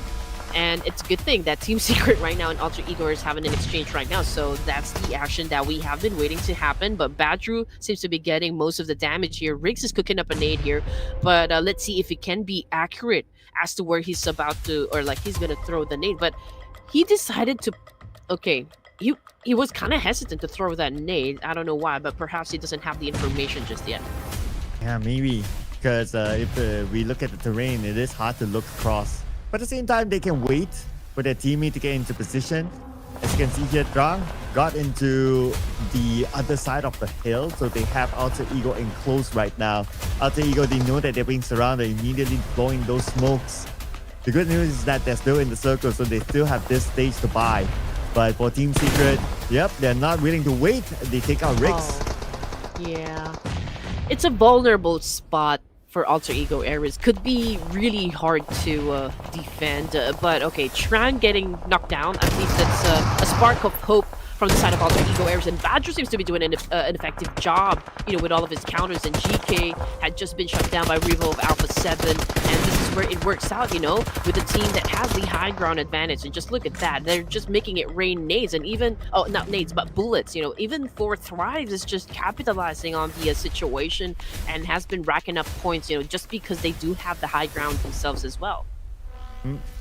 And with this circle shift, I also want to point out that Beanie is still somewhere within the circle. He's probably at the stage where it's like, okay, he puts down his phone, you know, he has his ramen on the side, you know, it's like, okay, I just wait till something happens. It's not going to be much of a difference right now. Okay, but we can clearly see him moving, so he is at a attentive mode right now. But because of Beanie surviving, look at this, he's now in the top 3, potentially to go top 2, because he's still not known by anyone. Yeah. But honestly, if Revo just plays his cards right, he has a big chance to win that chicken dinner. Okay, why? Because 4 Thrives, I mean, the only reason I see why they have the number advantage is the fact that they still have the numbers, right? But IQQ is still down there. He may not survive this round, since, you know, he can be taken by the Blue Reaper here. I mean, if you're just gonna like maybe predict or anticipate the situation or like what's about to happen. But Revo is in, you know, at the peak of the mountain here, so I don't know if anyone will have the chance to knock him down. It's just that, you know, the problem with Revo is he shouldn't overextend his peak. Yes, because well, he is the last player, so there's no such thing as being knocked. Like, you'll be eliminated immediately. But I also want to point out the fact that now Beanie's position is being compromised. That 4 tries to put all their attention on the Beanie. But look at this terrain, right? Like, it's so difficult to land anything onto anyone. Exactly. How I see it, like, it's really going to be down to how the circle plays. And again, there's no way for IQQ to climb up, right? I mean, eventually he's going to be devoured by the blue zone. Same thing goes for Noki, I guess. I mean, there's little space. Yes, there's still space to move, but it's not going to be enough eventually. And just look at that. Revo is capitalizing still, considering where he is exactly. The vantage point is still working out for him so far. It's been doing great for Alpha 7 Esports. And again, you know, if Revo play his cards right, then Chicken is already in the bag here. But as for Binny, it's great that we see him still alive at this point in the match, considering the situation. But Noki and Falak over here, of course, they, I mean, already set their eyes onto Beanie here. I'm not sure if they're even aware of the fact that Revo is on top of Falak, because Falak's attention is over onto Beanie here. So let's see what's going to happen. What will Revo do in this situation? Oh, he went in for the jump and went for the spray, and Falak got down! Oh, here comes Revo. That's not even a jump shot. That's a fall shot there by Revo. Oh, man. Nice. Okay, that's 1 down. 1v1v1. Oh my goodness, who will score it while Beanie is waiting on that side? Still putting a little bit more attention to Noki. The best position right now might be Noki. Nicely done by Beanie, Sir Cloud. I wasn't really expecting that one, but man, the IQ, the game sense, and the sheer determination to win this round. NS RedForce definitely showing champion material right here. Now it goes down to just Noki versus Beanie of NS RedForce. And Noki receiving a lot of nades come from Beanie of NS RedForce, now going in for a molly right there. Noki running out of space. Beanie as well. He needs to jump. And NS RedForce wins the match. Yo, Beanie from pretty much the beginning of this round. The low player for Nongshim RedForce actually did it. Actually did it for the team. Woohoo! Ladies and gents, your PMPS champion, winning this round, match number 14. Oh my goodness, that was such a clutch coming from Beanie. I mean, I'm not even sure, like, when did Nongshim RedForce started to have, like, just one player for the team? Was it, like, Zone 7, Zone 6? But fact of the matter is, you know, he remained patient, you know, remained composed up until the very end and played it nicely. Man, I almost thought Alpha 7 will have a back-to-back winner chicken dinner given their overall position, but oh my goodness, NS RedForce, what a match.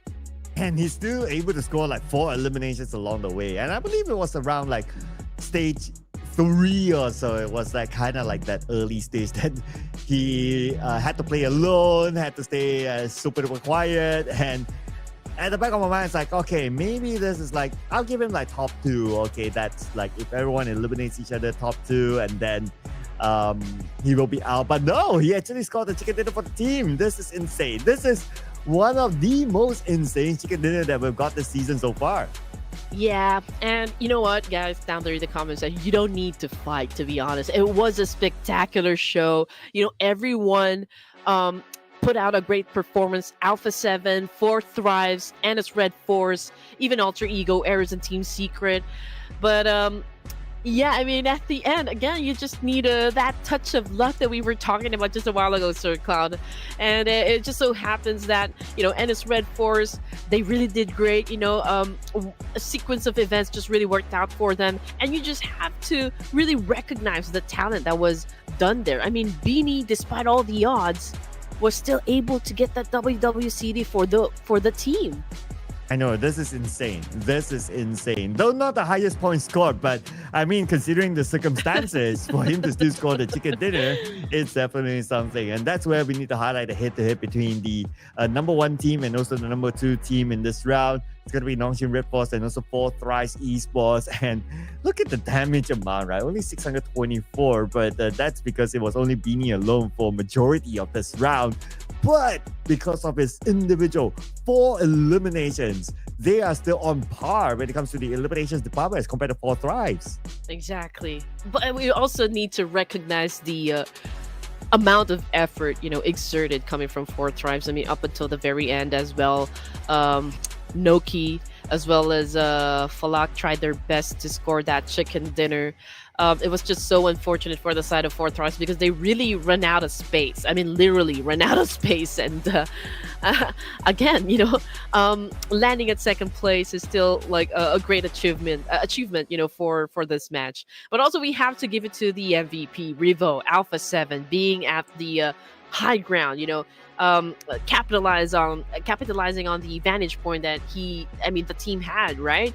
And again, it was a bold move, the way that he went after Falak, the 4 Tribes. I mean, he jumped from the high ground down onto the floor and just went for the strike and was able to get the job done. So again, it was, every single one of them performed great and gave you guys a good show. So man, this is something to celebrate. I mean, definitely one of the highlights.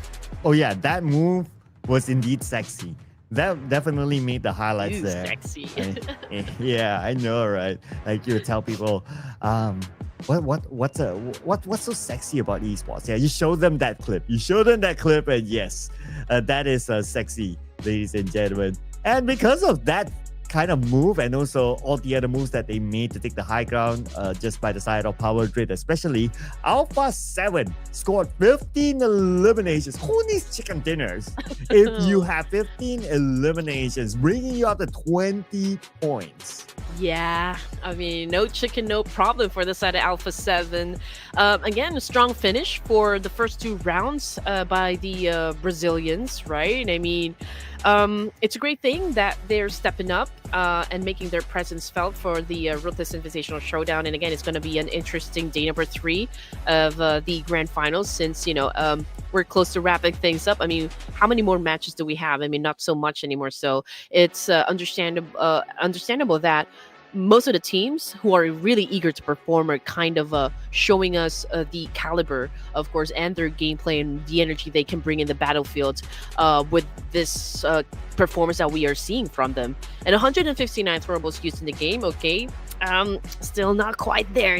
We saw this number really go as high as near 400, so we want to see that, but I'm not sure if we're going to see that. Well, but what we're going to see is Horaa Esports still at number 1, the only team with 3 digits still with 107 points after that show. And Alpha 7, well, no chicken dinner, no problem for them. They still scored 20 points in total, bringing them up to 2nd place right now. And they are behind Horaa Esports by only 13 points. So they're getting very close to the top now. And it's a significant jump for Alpha 7. You kind of think about it. They were at page number 2 when they started the day. Oh yeah, you're right.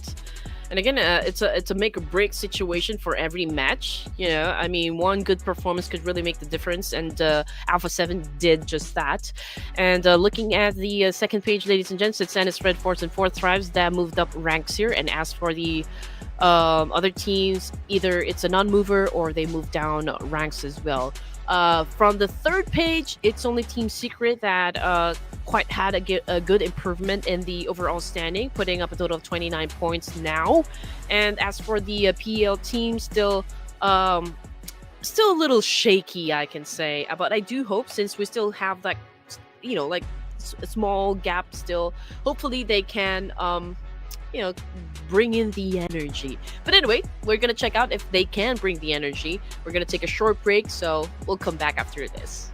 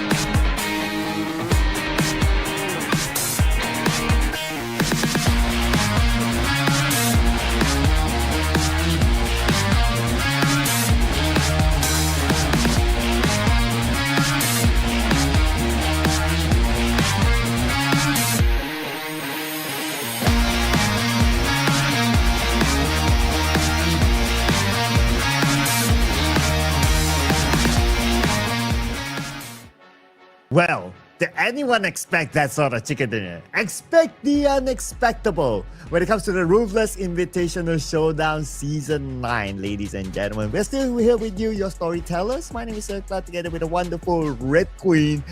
My oh my, what a round that was. It was. I'm still not over the fact that, like, how Binny of Ennis RedForce was able to score that chicken dinner. But again, you know, this is what we came for Sir Cloud. All the action that we can get, you know, from all of these amazing teams that we have in the lobby. And speaking of the teams, of course, we have Group B versus Group C this time for match number 15 in Erangel. Now, we are welcoming back, of course, the boys of former Vibes, and I do wonder if you're going to pick them for this round. Ooh. Putting you on the spot, huh? Oh, putting me on the spot, right? I know, right? Oh, man. This is where it starts to get really hard. Well, ooh. I'm thinking about, like, which team am I gonna pick next? Okay. Okay. Production is going for Vampire. Okay. The current one of the PMS champions. Okay. I'll go with the boys of Bigetron. Let's go. My turn. Let's bring it on. And then I'm going for Team Flash. I'm going for Team Flash this time. I have this feeling that Win is again gonna boost up and turn into a Hulk here. Turn into a win, turn into a Hulk. Okay. Now I'm curious to find out, right? So you got the two predictions, right? Which team brought you the predictions? Horaa Esports, the Purple Hearts, of course, and Voin Donkey of Indonesia. Ooh, okay. Interesting picks. All right. What's stopping production from getting more correct predictions this time? I mean, they did. Production did got a lot of correct predictions during the Night of Champions that time. They're on a roll. I don't know. Maybe they are losing their mojo. Ooh. I'm talking about you, Astro. Well, he must be thinking like, it's so hard. Like, how am I gonna get at least 1 point?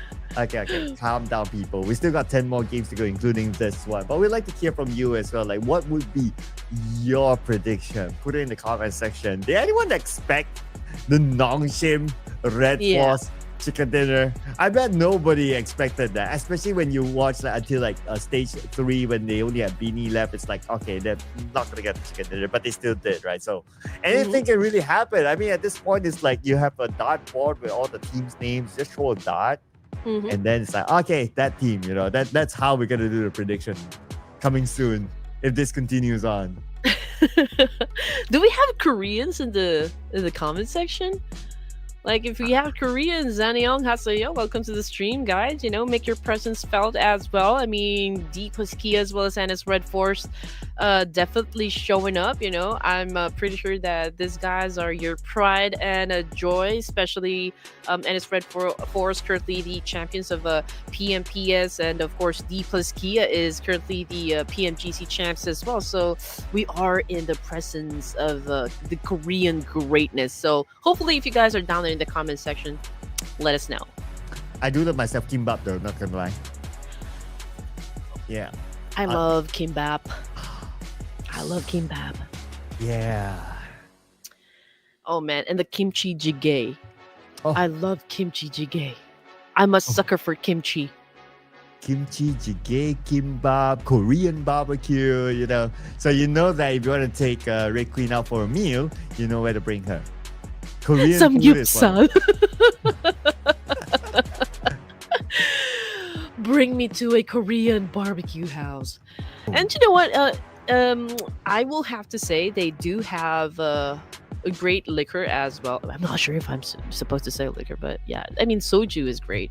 Sake is great as well from Japanese. So do you have a signature liquor as well in Malaysia? Like Korean restaurant? Yeah. Oh yeah, we love K-pop, and when I say we, means the people here in general, right? We love K-pop. We love Korean food. Korean barbecue is everywhere. So hopefully one day, we get to have a nice Korean barbecue somewhere. Even better if it's in Korea. Just saying.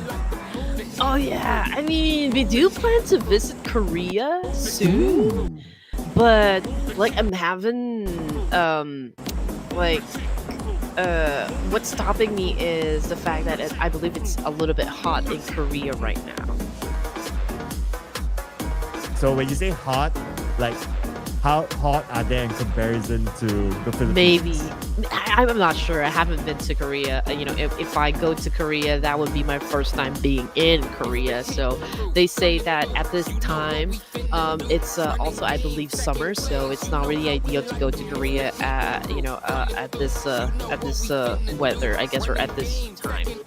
So, right. I mean, I would want to experience snow. I haven't really experienced snow, so yeah. Yeah, and those snows that you can get in a theme park, that doesn't count. No, that doesn't count. I mean, I did try to ski in Dubai Mall, but it's fake snow, and it's fake ice. That doesn't count. Yeah, me neither. I haven't had a experience with actual snow yet. But the teams are having experience on the battleground. On the elimination feed, we see JDG taking out a member of the Xavier Nate team. And on screen, we have Nongshim RedForce in action. But Doxy ran in with his knife. But unfortunately, immediately gunned down by Deathstorm by A1. But Deathstorm looks like he's taken out as well. They're just trading blows to each other. And Mr. MVP, well, Mr. Chicken Dinner Beanie in action with a pistol. And he's only down to 10% of health. He does not have space to run away. Rowdy will get him. I love that we gave him a moniker, Mr. Chicken Dinner. Okay. It's unfortunate for the doctor, though. I mean, Doxy has been sent back to the lobby here by A1 Aero, and seems to me like they do have the upper hand advantage here up against this RedForce.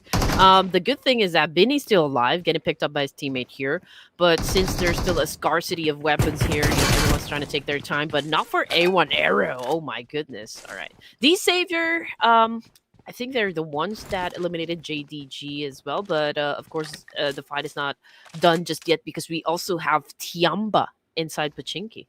Tianba with the full squad. Now they have the potential of having the advantage over them with the full squad. At the same time, on the elimination feed, 4 Thrice in action against Sam9. A lot of fights happening across the map, it seems, this time. Oh, Tianba in front of D Xavier. Knock on the Levi's. One more to go on the inside. And now Mighty. It's a lot of damage though, but he still goes in with the jump shot. Fearless Mighty. Whoa. Once, and they will finish off D Xavier. Now this is what I want to see coming from Tianba. And you know what, Super Cloud, I've noticed so far, especially in Pachinki, like there are more and more teams that would love to challenge D Xavier in terms of like getting Pachinki as their main territory. So D Xavier should prepare. But anyway, getting back into the action between Sim9 and 4 Thrives, Yuhai is still knocked down on the ground. Trexie seems to have a plan on getting to UI at this point, but I feel like Noki probably already know that Trexie will be coming for his teammate here, and so he is trying to get into position here, or perhaps, would want to seal the deal. And Noki knows Trexie's on the other side. With the fact that the smoke's popped. Okay, probably saw him. Okay, now he takes a shot. Ooh, iron side. Knock on the Trexie. Quick moves there by Noki. Oh, yeah. I mean, understandably so, because Falak and IQQ already out of the game, so maybe he's avenging his fallen comrade, so to speak. And T24 coming up from behind. Trixie. Okay, there you go. That's the confirmed kill. Yuhai had been picked up, but no. He hasn't been picked up. He's also out of the game, which brings us down to our last player from the side of Sim9. Although they did manage to put 2 elimination points, but yeah, I guess it's okay. It's a decent number. 2 is still a good number, but not enough if they would want to gun for like an even higher position in the overall rankings. 2 is a good number, but 1 is a hard one. But after what we saw with Beanie earlier on, no, I'm not going to question the 1 anymore. Who knows if Fearing can pull off a Beanie? Yeah. But this is a very different situation, of course, for Fearing, because he is kind of far away from the circle and he needs to move like about 800 meters alone, that is, with the fact that 4 Thrice knows that he's still around the corner. It's just that 4 Thrice decided to like, okay, we don't have vehicles ourselves. We probably don't have enough utility. Let's just focus on the loots and not only think about that one guy, but instead think about the whole game altogether so that they'll be more prepared when they enter the circle next. I just realized that we didn't win any predictions just a while ago, so none of us will eat something. Oh, yeah. But anyway. Okay, good. Okay. But, okay, just looking at the situation here, ladies and gents, just to keep you up to date, For Miracle Vibes is, will be coming from the south part area of Erangel. Same thing goes for ThunderTalk Gaming, since they got down in Novo. And Sim9 is pretty close with 4 Thrives, of course, down there in Ferry-Pierre. So perhaps For Miracle Vibes, if they know that 4 Thrives and Sim9 still there, probably they'll challenge them up. I mean, potential scores. I mean, who would say no to that one? Also, for most of the teams, they're already down there in the middle. We got BTR pretty close with which team here? RQ. Okay, RQ in Rozok, if I'm not mistaken. So they're going to share the same area for now. That's going to be interesting if they bump into each other. But I guess everyone's at their own corner, so they're not gonna bump yet. And I'm pretty sure they don't want so. Okay, there you go. Okay, we get a overall view. Circle's pretty 50-50 between the north and the south. So let's see if there'll be any hard shift needed later on. For now, the shift is happening for 4 Medical Vibes, and the one that's stopping them is 4 Thrives. Okay, here we go. Can they pass through the bridge? That is, of course, up to 4 Thrives and how effective they are when it comes to like gatekeeping. One of also the best in the competitive scene, of course, the boys of 4 Miracle Vibes. I don't see Baron playing for 4 Miracle Vibes for now, so perhaps the lineup would be Joel. Who else? Joel Tops, Doc, and one more name, Sir Cloud. Zio? Rufus. Okay. Oh yeah, Rufus. Yeah, there you go. Oh yeah, Baron. Okay. So he's taking a break. I mean, 4 Medical Vibes, their entire lineup, including their bench, is pretty stacked. Yeah, so it's almost like you can put anyone in, and you can still expect them to put in a performance. And I believe Baron, he played during the Night of Champions the other day. Yeah, he did. Yeah, so I guess they're trying out this new formation to see how it works out, and maybe that's why we don't get to see the best of them, just like how we saw during the Night of Champions. And I guess there's a lot of eyes looking at them right now because of their roster alone. They have again, just like what you said, the roster's pretty stacked up. Even if the substitutes for Miracle Vibes are really great, right? So I do wonder when the pressure is really high if they can still perform as smooth as butter, because sometimes it affects their overall gameplay when the pressure starts to kick in, and stress altogether. But it is, of course, going to be such a great expectation, I guess, onto their shoulders, just because, the history of Tops as well, from Stalwarts, moving into Falcons, and then dropping the original roster altogether. Now he's playing for 4 Miracle Vibes with Dark, so there is that great expectation for them to kind of dominate globally. But now Tianba will try to dominate 4 Thrives, like 2-2-4. Almost taking out a member of Tianba, but from the other side. Okay, Tianba. Nice fit, nice distraction for them to finish off the final player of 4 Thrives. 4 Thrives are in number 12, but they still scored 3 elimination points, and 3 of them was the members of SEM9 who they took out earlier. And it's a good thing that, Tianba's kind of picking up the pace, because they have been awfully quiet for like 2 days now, and it's a great thing that for the 3rd day they're kind of stepping up, and we do expect more, to come from Tianba and the other PL teams as well. Now RQ, they do have the chance to maybe collide with BTR, if I'm not mistaken, but they're not pushing through with it just yet. Okay, but they know where RQ is currently staying at, and I feel like they're gauging the situation, maybe checking like, is it already safe for us to have this engagement with BTR? Would it benefit us more than it will cause harm? The question, right? Yeah, probably that's something that they're considering, and they have to consider that we have 11 teams now. So if you were to take fights, you want to tell yourself that you can win, just like any other competitor. But at the same time, you gotta think that but what if we lose, right? That's a consideration for that as well. Well, but Team Flash, they don't really need to consider this since it's a long range. They try, but not able to get a knock. But instead, it's gonna be ThunderTalk. Getting a Sinister from A1 Aero.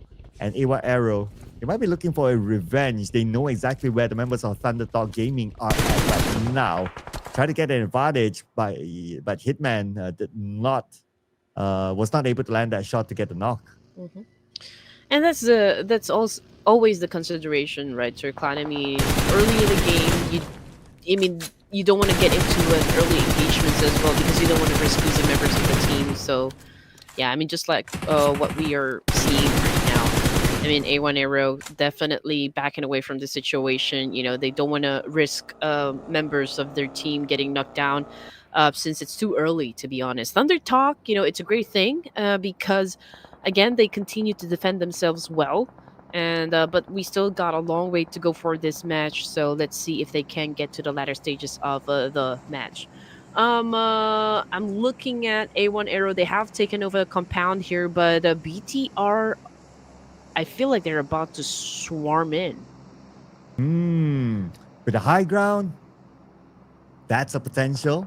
Well, A1 has the compound, and I guess they are evaluating whether it's going to be worthwhile for them to do that or not.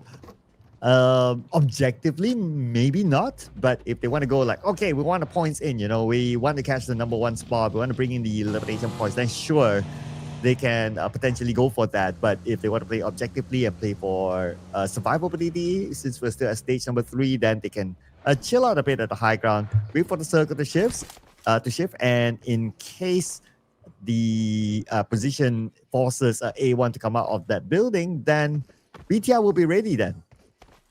Yeah, perhaps. Okay, Team Flash. Ooh, okay. Massive fire. Coming from you. Who else? Okay, ThunderTalk Gaming. They're on rotation at the moment. We got Wu here of I8, also trying to bring him down in a moving vehicle, but of course it's always hard. You know, it's always tricky to put down someone in a moving vehicle. But ThunderTalk Gaming seems to be eager to respond as well up against ASI8. So I do wonder if they're going to continue with the collision here. But Casanova, he has set his eyes over to one player of ThunderTalk Gaming and was able to put down Tianyu. Uh-huh. Nice long range there. And Tianyu will be eliminated by who? Aha. It is him from ASI8. Called who? Yeah. Reminds me of Doctor Who though. Oh, I thought it reminds you of what this movie about? Rush Hour. Oh, yeah. Now that you mention it. What's your name? My name is you. What do you mean you? Okay, yeah. I remember that now. That's funny. Okay, and again, it's a fast-paced game we're seeing right now because stage 3, and we already lost like the likes of RedForce, JDG as well. We're looking at 10 teams remaining here. And D Savior also out of the game, by the way, setting up a total of 3 elimination points. So far, so good for A1 Aero, since they also managed to put up 4 elimination points as well for the team. So hopefully they can continue on with this kind of pace. And on the screen, ladies and gents, Team Flash, still a complete squad. Moving around the map as well, over to the east side. Pretty close with A1, ThunderTalk, and BTR on the south side of shooting range. But I feel like it's going to be A1 and Team Flash, you know, if there's ever going to be another fight here. Yeah, and we have them now on screen. A1, Team Flash next to each other. And Team Flash, I wonder if they're interested. They do have this high ground still. They don't really need to force it, but there's a chance that the circle will go away at stage #5. Well, we shift forward to Vampire Esports with a high ground up onto the somewhat the shooting range area. And more teams are coming towards this high ground. Of course, this high ground is pretty valuable. Everyone wants a piece of it. But it's not only about the shooting range within, that is. You have to also be aware of incoming teams on the other side of the circle. BTR came from the right side of the circle towards the left side. They are circling around just to find that prime position. Maybe trying to get as middle as possible. And I don't see Tony K playing for this round. Okay, maybe we'll see him afterwards. But okay, Vampire Esports over to the west side. I believe they're trying to gun down Voin Donkey as well, you know, gatekeep them. BT are on your screen, ladies and gents. Again, Federal is already out of the game here, early elimination, but they are trying to challenge up the boys of ASI8. Uzim is or Uzium rather, is right behind a big rock. But desperately trying to, of course, stay alive at this point. He had been I mean, they're ganging up on him, obviously, but it's a good thing that Casanova is right there to save his teammate. Oh, the Casanova. A fighter, not a lover. Yeah. Every time his name is mentioned, I go like, ooh, Casanova.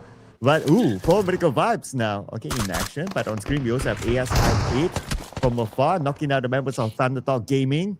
And ThunderTalk Gaming eliminated just like that. We're back on the full medical vibes against RRQ now. Zero scouting out where exactly Nepeko is at. But I8, they can't chill. Looks like another knock onto them.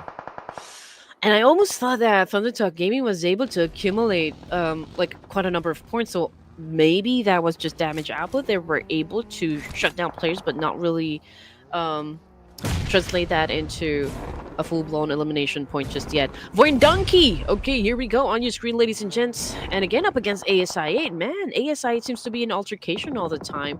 For Miracle Vibes, though, Doc might be down on the ground, but it's a good thing he's been surrounded by lots of smoke here, so that really gave way for Doc to recuperate. Tianba, Mighty, doing a massive spray, but Zhao right now about to go out of the game. Ooh, and Zhou is eliminated officially by Tianba. And Tianba comes in, but they're on the lower ground though. A little bit of a disadvantage when it comes to the geography, as Doc still has that high ground against Tianba. But Tianba, they are not in a rush. But it would be lovely if they can get up to the high ground, so they will still try to hike up before the zone closes, because we are about to see stage number 5, about 5 more seconds here. And on screen, is going to be the overview of who might get the next circle. And it goes again towards the high ground. So it's still very, very valuable. RRQ, we need to play the defensive game against full medical vibes. Yeah, and also we've got Vampire Esports already in position as well down there in the broken plane. Newsy is the first one to get there, so let's see if he will get attacked, for now. But yeah, so far it's quiet. But it's a different story though for ASI. And again, they find themselves in an altercation with Voin Donkey. Now it's a dance-off. Unfortunately though, oh man, Wu is already out of the game, as well as UZM. And that's courtesy, of course, by Vexy of Voin Donkey. Now, we are seeing quite an aggressive Voin Donkey for today as well. So, interesting day number 3, ladies and gentlemen. And we already mentioned this at the beginning of the match, is that today should be the day that team starts to build their foundation if they want to get ahead compared to the other teams. Oh, yeah. And you can see that ASI continues to build a foundation by knocking out Zeta. And from the side, baby, we'll get it. And that's going to be another point into the team. As we shift forward to now, A1 Aero going up against Team Flash. And this is the fight that we kind of anticipated would happen. Without the circle, A1 is forced to come out of the building. And look at the nades rained out by Team Flash.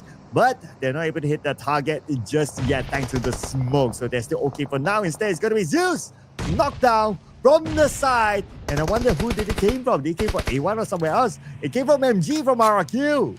Whoa, BTR already out of the game as well, so not a good performance from the side of the Bigetrons.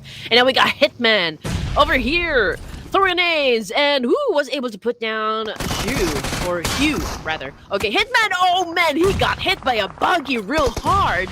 And that was such a good offense coming from Team Flash, but let's see if that Storm can make a difference. Can he really bring some sort of Death Storm up against a Team Flash top? He's currently picking up his teammate here. Win again for the win. My goodness, this kid is unstoppable, I'm telling you. Again, he became the savior for the team, eliminating A1 at number 8 with 5 elimination points as he shift back over to the southern circle. Now we have 4 medical vibes on the lower ground against Tianba, Voin Donkey, up against Vampire Esports, with 1 player currently down, but the jump shot came from the other side. It is on Zenz to finish off Gachor, and number 7 for Voin Donkey. Oh, Tianba, how the mighty have fallen onto the hands of 4 Miracle Vibes. Doc with the slash attack, slaying the rest of Tianba. Now we're looking at the 2 remaining players here. 6 elimination points, not bad for Tianba. 4 Miracle Vibes and RQ also joined into the mix here, so it's a 3-way battle happening. in this particular spot. Now, Smoke's being popped off as well. XII is currently low in HP here, so there's a need for him to kind of pick himself up. Tops, cooking nade, Rifus as well. Just don't know where exactly they're going to throw those nades. But yeah, RQ is being a little aggressive here, but Doc is trying to keep them at bay as well. As of now, is the quiet before the storm, they say. Because everyone's calculating their position. Everyone's trying to get as much information as possible. A nade was sent from behind by RRQ to fall vertical vibes, but a nade landed onto Tianba Z. And now it's going to be go time for fall vertical vibes to secure another elimination point, leaving Tianba with only one player left. And the final player of Tianba comes from the side, but he gets stopped in the process. Could he be the one to actually form a clutch against fall vertical vibes? And from afar is going to be Refuse, finishing him off. Fall vertical vibes survive, but now they have RRQ to deal with. Ooh, man. Okay, but Jal has been taken as a sacrifice here. Is back in the lobby, but again, 3 is a doable number for any veteran teams. And now what a shot though, coming from Dog. Oh my goodness, through that window, through that wall. 4 Miracle Vibes getting through. Oh, 4 Miracle Vibes. They found that window, they found that opening, but a little bit more time bought because they have to save Rifus right now while Vampire Esports. They're being chilling here on the other side of the map. Pressure's now on the 4 Miracle Vibes. They have to come in as Baby gets Sorvel. RRQ permanently loses another player. Could be another sign of an opening for 4 Miracle Vibes, but now they have to consider to deal with Vampire Esports, who's on the other side, putting pressure onto them from afar. Okay. Right now, Vampire Esports, they do have quite an advantage up against the remaining teams here. ASI, 4 Miracle Vibes, and RQ. They do have the numbers. They do have the best position so far. 4MV will be coming down south. They don't have any compounds to work with, so it's a little bit open. So they just have to take advantage of the potato hills right up in front of them. We've got Champ right here doing a little spray. Okay, it's divide and conquer from the side of Vampire Esports. Tops, he is on 70% of health here, but definitely will be backed up by Refuse. They're going up against Ventoris of Vampire Esports, but there's quite a distance there, but Ventoris getting damaged from the bullets coming from Refuse here. Newsy trying to find an angle here, trying to find someone to knock down onto the side of 4 Miracle Vibes, but so far, both teams, both gauging what can they do in this situation. Right now for Vampire Esports, well, they can pretty much play the waiting game. I mean, they have a good spread, they have a full squad. Right now, Vampire Esports, they're in the driver's seat. But they can get the knock, then obviously it will be a good chance for them to rush in and try to finish off a team in front of them. That is 4 Miracle Vibes. 4 Miracle Vibes right now, at least they managed to get into the circle, and they seem to be pretty clear from RRQ and also Vampire Esports as of now. For ASIA, we still have 2 players here. Mr. Casanova and Baby is still in the game, and they decided to just stay away from all these teams on the other side of the circle. Ooh, okay, good call for Refus here, taking advantage of this special crate. And now he was able to level up his helmet and vest. It's a good advantage compared to the remaining players in the game. It would be hard, a little tricky to shut him down now. Vampire Esports still playing the waiting game, so to speak. Okay, they're letting 4 Miracle Vibes to come at them, understandably so, because 4MV are the ones that will be coming from the outskirts, so all they need to do is just really wait. Nerpeko is a non-mover, you know, but right now I think he just left the compound. He went to the south part area of the circle, completely ignoring 4 Miracle Vibes, who is currently challenging up the voice of Vampire Esports. But I'm not sure if Ventoris was able to pick Nerpeko up, or like maybe he knows where Nerpeko actually went. Yeah, they seem to know though, especially with the fact that Nerpeko popped that smoke. But Newsy gets stuck. 4 Miracle Vibes, they might lose 1 player, and that's a confirmation. The point will go to Vampire Esports. They're currently dominating with 5 eliminations. Vampire is still in the driver's seat, even though the circle slightly moved away from them, but they have 3 players within the circle right now. At the same time, Nerpeko eliminated. That is the end for RRQ. Top 3 now. All right, here we go. We got Baby and Casanova trying to maneuver. Oh, but Baby was put on a stop here as he got gunned down by, of course, Vampire Esports. And now Champ is about ready to finish him off.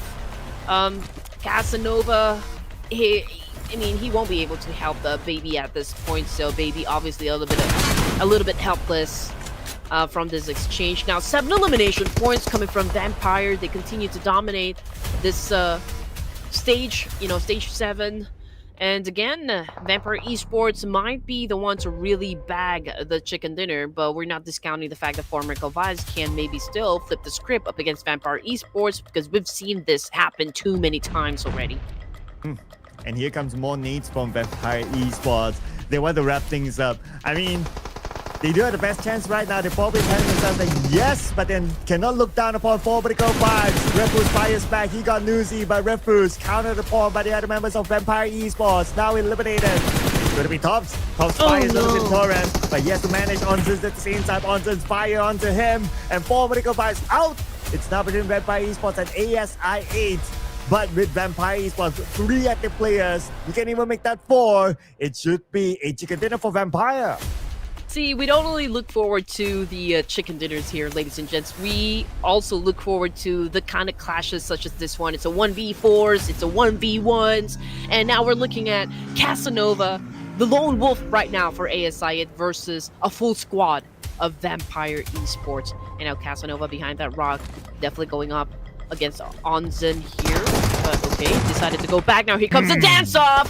Fortunately, Casanova just got served by Vampire Esports, ladies and gents, setting up a total of 20 points for this match. And I believe production got their prediction right. Oh no! For this round, finally kicking it off. And it is Vampire Esports that scores it for production and of course for themselves as well. So Vampire Esports, without Tony K, no problem. They still bring the chicken dinner on the board. See if they are able to bring the chicken dinner even without Tony K. Oh, that speaks a lot from the side of Vampire Esports. Again, another big and great contender here in the Ruthless Invitational Showdown, and probably in the global scene as well. What a great gameplay from the Vampires. A total of 10 elimination points in total, and another 10 for the placement points. Now we're looking at the damage here, and obviously Champ is the one that put all the pain onto their enemies. Now, I do wonder who Champ is. Is he another tryout, for Vampire Esports? And you already mentioned, Sir Carl, that Vampire Esports, most of their players actually came from FaZe Clan. Yeah. So Champ is the coach. Of course, we don't know if it's him playing or, a tryout player just using his name. So that's one. And he was from FaZe Clan as well. So he was coach for FaZe Clan. And now they brought him in together as a package, together with Onsen, Torres, and also, the other members of FaZe Clan all together. And this is like FaZe Clan 2.0 in Vampire Esports. And it also adds to the fact that Tony K was with FaZe Clan before, so it's almost like a reunion for them. Oh yeah, I mean, whatever happened to the original roster of Vampire Esports? Have they gone to another team, or like maybe sitting this one out for now? Well, they have gone separate ways. Some of them got into coaching. Some of them nowhere to be found. Like Stone, kind of surprised to see him nowhere to be found. So I don't know. Maybe he'll come back in the next season, but as of now, no news yet. Hopefully we get to see them because they are still good, if you ask me. Oh yeah, I mean, no doubt. But I do wonder though if it's going to be the same caliber though that Vampire Esports was able to play at, considering that they won PMWI back to back. And again, with this new lineup, of course, you'd still have to test out like how good they are really when put into pressure, in critical moments as well. But we're going to talk more of that later on as we just give the spotlight to Crypto as the most valuable player. ASI, baby. Oh, putting up 5 elimination points, 625 damage output. Just really putting up the muscle here for ASI. Putting out the muscle, yeah. Flexing those guns there, my man. Yeah, and he did show up a lot on screen as well with a lot of amazing gameplays. And alongside him, is 2 players from Vampire Esports. So we got Champ here. So I don't know if this is like Champ or who. But anyway, it's still Champ with 4 eliminations, followed by Onzens from Vampire Esports as well with 3. And then we have Doc, the Doctor for 4 medical fights, 2 eliminations in the bag. And it was not an easy one for 4 medical fights. They were surrounded by so many teams in this round, but still able to have a representative up here and also collect 11 points. And of course, Nongshim RedForce, despite having the chicken dinner in the previous round, now exited the game empty-handed for this round. It's the same thing goes for Bigetron Esports. Now, ThunderTalk Gaming, of course, with only 1 elimination point, but they can still come back stronger in the next rounds to come. But they need to pick up the pace if in case they still would want a chance, to be part of the top 10 in the leaderboard standing. Now, throwables used in the game, it's 179, so that is a slight improvement there. Airdrops looted, a total of 3, and for the longest elimination distance, of course, that was taken by Bao of Team Flash with a total of 368 meters. We're probably not going to get a 200 at this rate. 200 throwables, yeah. It's almost like, okay, if it's 200, it's an outlier. If anything below that, like 180, that's now considered high as a benchmark for this tournament. But what's high up there is still Horaa Esports, still ahead of the second place team, now Team Flash by 10 points. Team Flash, they overtook Alpha 7, but to be fair, Alpha 7 did not play this round, so that opened up the opportunity for Team Flash to go up anyway. As for Vampire Esports, with the chicken dinner from a 0 to a hero, they now climb up onto page number 1. Yeah, and just because crypto kind of exploded for this round, and the rest of the team of ASI8, they moved up 4 ranks in total, landing at 10th place with 62 points. So again, if they continue on playing at this kind of energy, then there is no doubt that they can even be at top 5. Dplus KIA, however, Voin Donkey, GLU Squad, and NS RedForce, all of them moved down 1 rank. But coming off of the third page, it's Tianba right now with I consider them to be the most improved team coming off of the third page. They showed great energy for the match, putting up a total of 18 elimination points. Now, what I want to happen, coming off of the PL teams, perhaps they start to see the right patterns for the team and maybe pick up the pace as well, so that they can improve their status in the overall standings. Yeah, and whether it will happen or not, we still have games more to go today. But before we head on to our next game, as usual, we're gonna take a short break, so do not go anywhere, ladies and gentlemen. We'll see you guys after this one.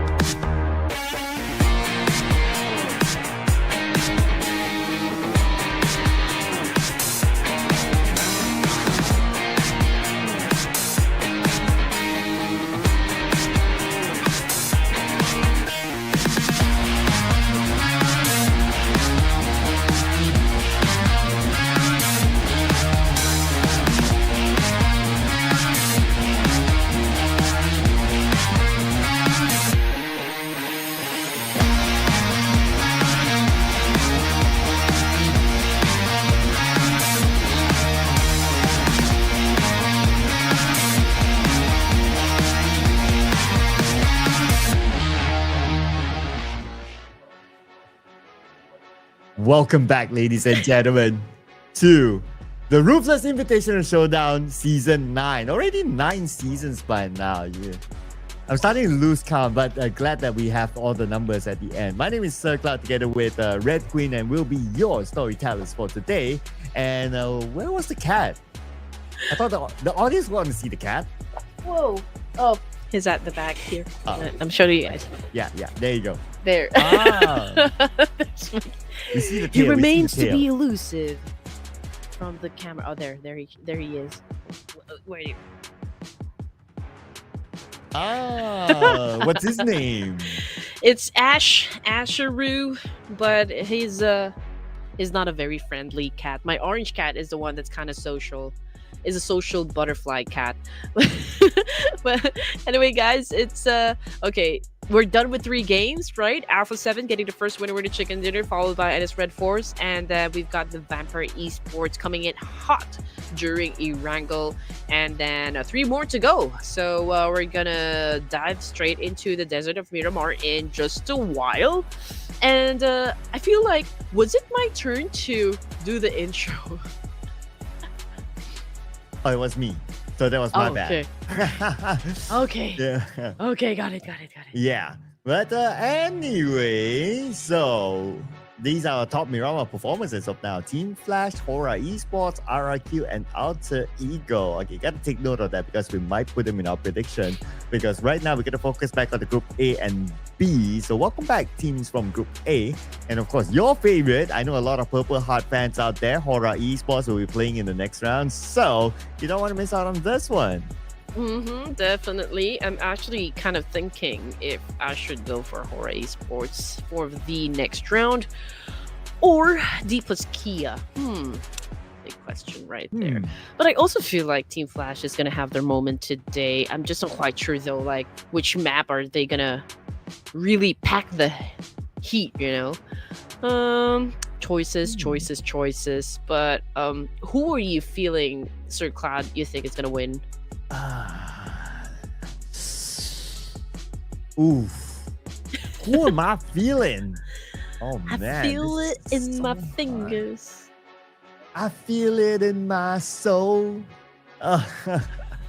Who am I feeling? Oh man, this is so hard. Oh no. And yeah, production scored 1 with the Vampire Esports. So yeah, now it's me looking for mine. Looking at the list right now, I'm feeling for the Pakistani teams. Let's bring on I8. Bam, let's go. Baby. Casanova, let's do it. Baby. Oh. Okay, production team, who are you going for? Ooh, saving the best for last, it seems. A versus B in Miramar, right? Miramar. I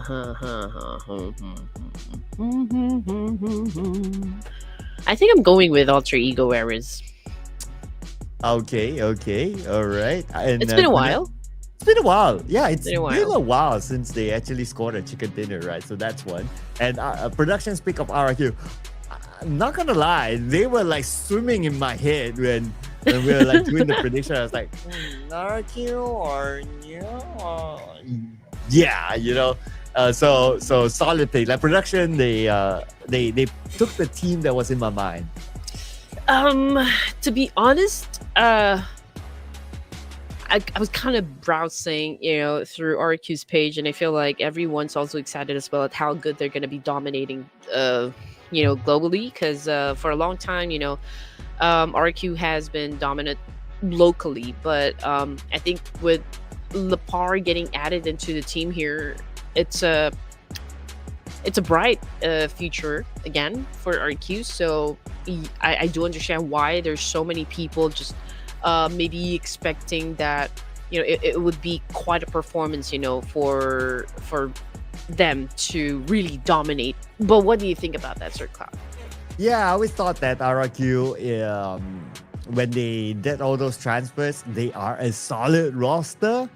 But maybe you got to give them like, okay, because the recent season was like their first season with this roster, so you got to give them like maybe another season just to see how things goes. And overall, of course, this is more of like a preseason for them, right? So we can't take like this as a result that will be transferred into the professional league later on. But overall, RRQ has been a pretty solid team, and not gonna lie, with the transfer of Lapa, even we see him in the Ruthless Invitational Showdown, even in the Night of Champions, he's been doing very well for the team and for himself as well. Let's see if they can continue to do well here, because they are predictions in our Miramar match. Oh, yeah. Oh, man. Okay, here we go. This is not the final Miramar just yet, because we're going to cap things off in Miramar later on. But next round, it will be the final Erangel for this evening, ladies and gents. But anyway, before we head on to the final Erangel, of course, we have to go through the desert. And I'm just waiting for the flight path to show. So we are starting from the northern side, going down south. And we can already some of the teams open up their shoots now. I mean, GLU, including Team Secret and RRQ as well, together with Alpha 7, are already headed towards, their favorite drop spot. Of course, obviously, El Post is going to be populated by Alpha 7, if I'm not mistaken. And Horaa Esports will be taking up the northern side. I mean, they do love to drop in the north side when it comes to Miramar. I do wonder, though, if Los Leones will be filled up. Because, with this lineup, I always see a fight happen or break out in Picado. I mean, that's the place we should be looking at, to be exact. Yeah, Picado is clearly one of the hot spots, and so far it's going to be only one team there. Potential other clash points, sometimes it's Chimazera, but still it's going to be only 4 medical buys there, so it's in the clear. The circle, we're going to get a northern circle this time, so there's a chance that we might not see a similar circle unless it pulls all the way down south. So we're going to leave that for now. I'll rather put focus onto like the northern area where water treatment or even San Martin is at.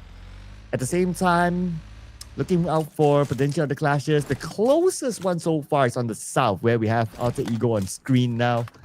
You know what interests me? Alter Ego and their pictures. I'm wondering, like, who is this? It's X666. Okay. But you know what?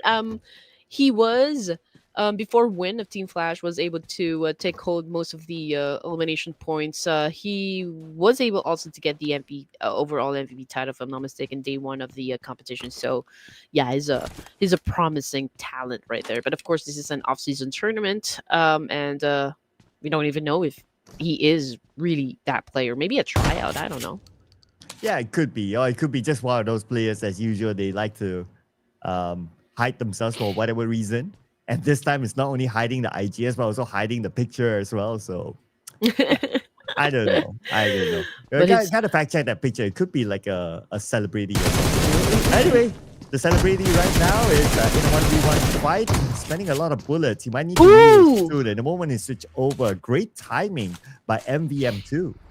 Yeah, impeccable timing right there. But here comes the backup, Bad Drew. Oh no, he's one of the names that we saw on the board just a while ago, road to MVP, guys. So he's definitely going to avenge X666. Let's see if he can be successful, though. Here comes the backup now, and M2 seems to be healing up. Ooh, I love what he did there, but it's a 2v1 situation, and yeah, it's an obvious outcome right there.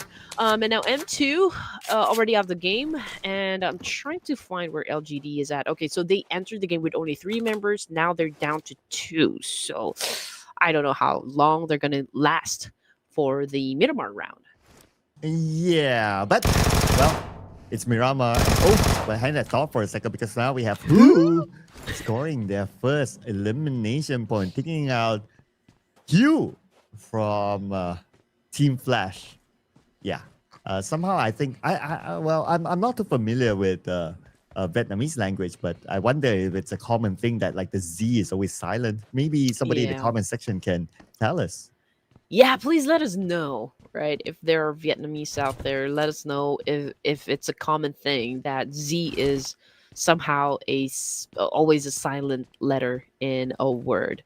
But okay, anyway, SI8. I'm looking where they are exactly. Okay, so they're in Los Leones. So that the fight between Team Flash and ASI8 is happening inside Los Leones, and Dplus KIA is, I believe, somewhere around the Bala area. I'm pretty sure they heard the gunshots happen, but since everyone is still busy, picking up all the resources they need and pillaging through towns. So I don't think Dplus KIA would do the third party just yet.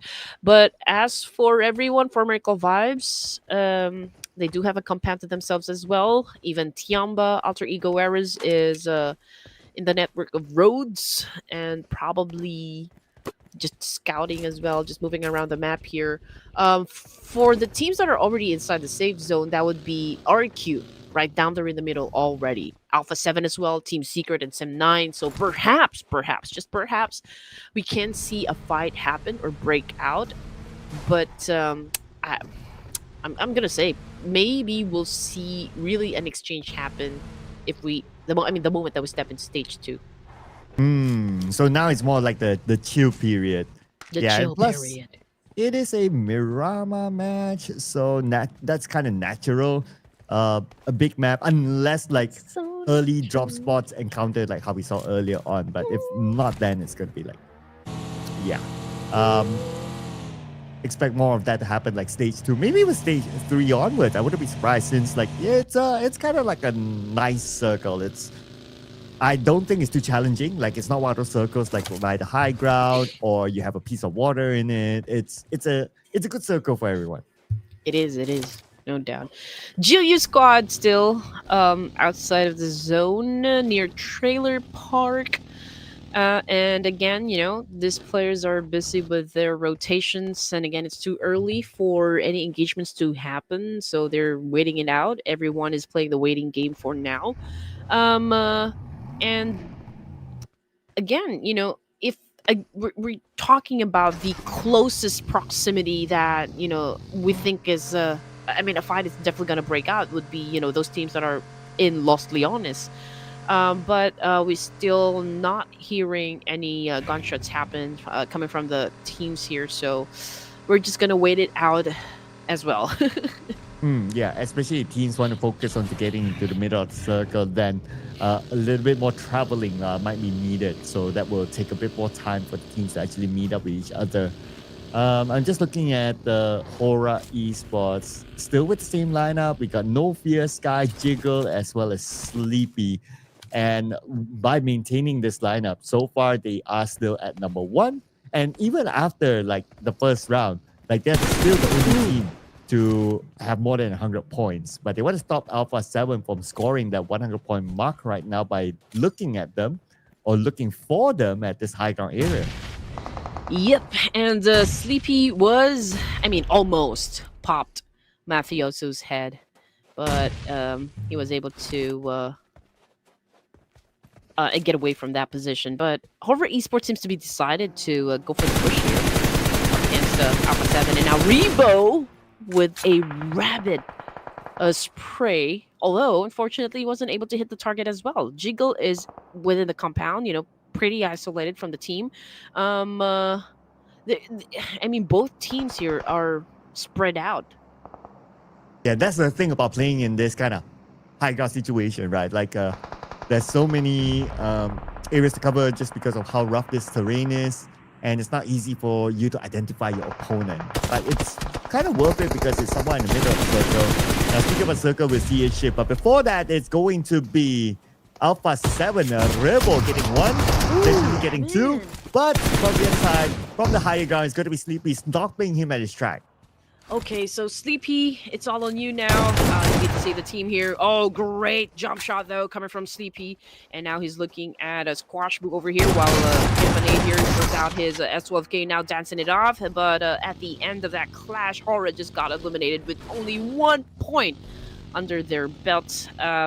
As for the side of Alpha 7, yes, they did survive the clash, but in the process, they also have 1 casualty, and I believe that was Mafioso. If not Mafioso, was that squash move? Was that Mafioso? I think it was Mafioso. Yeah, it was. Yeah. So it was Mafioso. and also the rest of Alpha 7 stopping Horaa Esports. They managed to claim 1 elimination point this round, so 108. Now that opens up the opportunity for Alpha 7, who's currently at second place, and they have 98 points. And 9 points, make that 10 points as of now, behind Horaa Esports. And of course, 10 points in one round, it's doable. So let's see how far Alpha 7 will go. But that also opens up the opportunity not only for them, but for Team Flash, RRQ, because points are close enough for them to overtake Horaa Esports. I mean, you're right. I mean, Alpha 7 could potentially shut down or overtake Horaa Esports in the overall rankings. I mean, it was an early elimination for the side of Horaa Esports. Okay, Team Secret right now have been a conflict across the mountain there. I think those are the boys from 4 American Vibes. Tops is behind that little house right there. He's pretty silent. I mean, he probably is looking for that right opening, and it's kind of dangerous when someone is as concentrated as Tops there. But for Doc, however, we'll take out the Tianba Yuan's. Mighty will be taken out by Doc. Looks like he got the double knockdown. Back to back for his position. And Top again still at this high ground, playing more of a long-range guy. Now pinning down one player of Tianba. And that happens to be the second last player of Tianba. While C on the other side repositions himself, now preparing himself to fight against 4 Medical Vibes. 4 Medical Vibes, they're coming in from all different angles. But not only 4 Medical Vibes, here comes Alter Ego. Oh man, Alter Ego is with an early aggro, which is spectacular, of course, for Medical Vibes. Rufus is trying to jiggle his way out of the situation, but I think it was Tianba was able to put him down. But hey, Tops, man, that was long range and top-notch performance as well. Now looking back to Alter Ego Era, down to just 3 players here. Already 1 casualty. We can see that they're cooking up a nade right now, looking to put down at least 1 player. And yes, sir, he was able to do that. But what a great follow-through, because he also caught a nade to the face. While the blue is here, and Mr. Pablo is down. And 4 Medical Vibes, from 1 team, it became 2 teams. Now it's only Top all alone for 4 Medical Vibes. I doubt he can save Doc, as Alter Ego is still around the corner. And Alter Ego, they are reviving, they are resetting. But around they want to go in for the eliminations. Okay, as much as he wanted to go for him, he was actually a bait by Badru. But Poppy fires by Badru. Badru knocked down from the other side. The other members of Alter Ego, they were ready to take him down. Alter Ego, wait a second. They are not done yet. Who's the other team on the other side? What? It is actually LGD to take a couple of points. Okay, this is interesting. Back and forth trades happening simultaneously, coming from different teams. Kirili of Alpha 7 got shut down by Dplus KIA, if I'm not mistaken.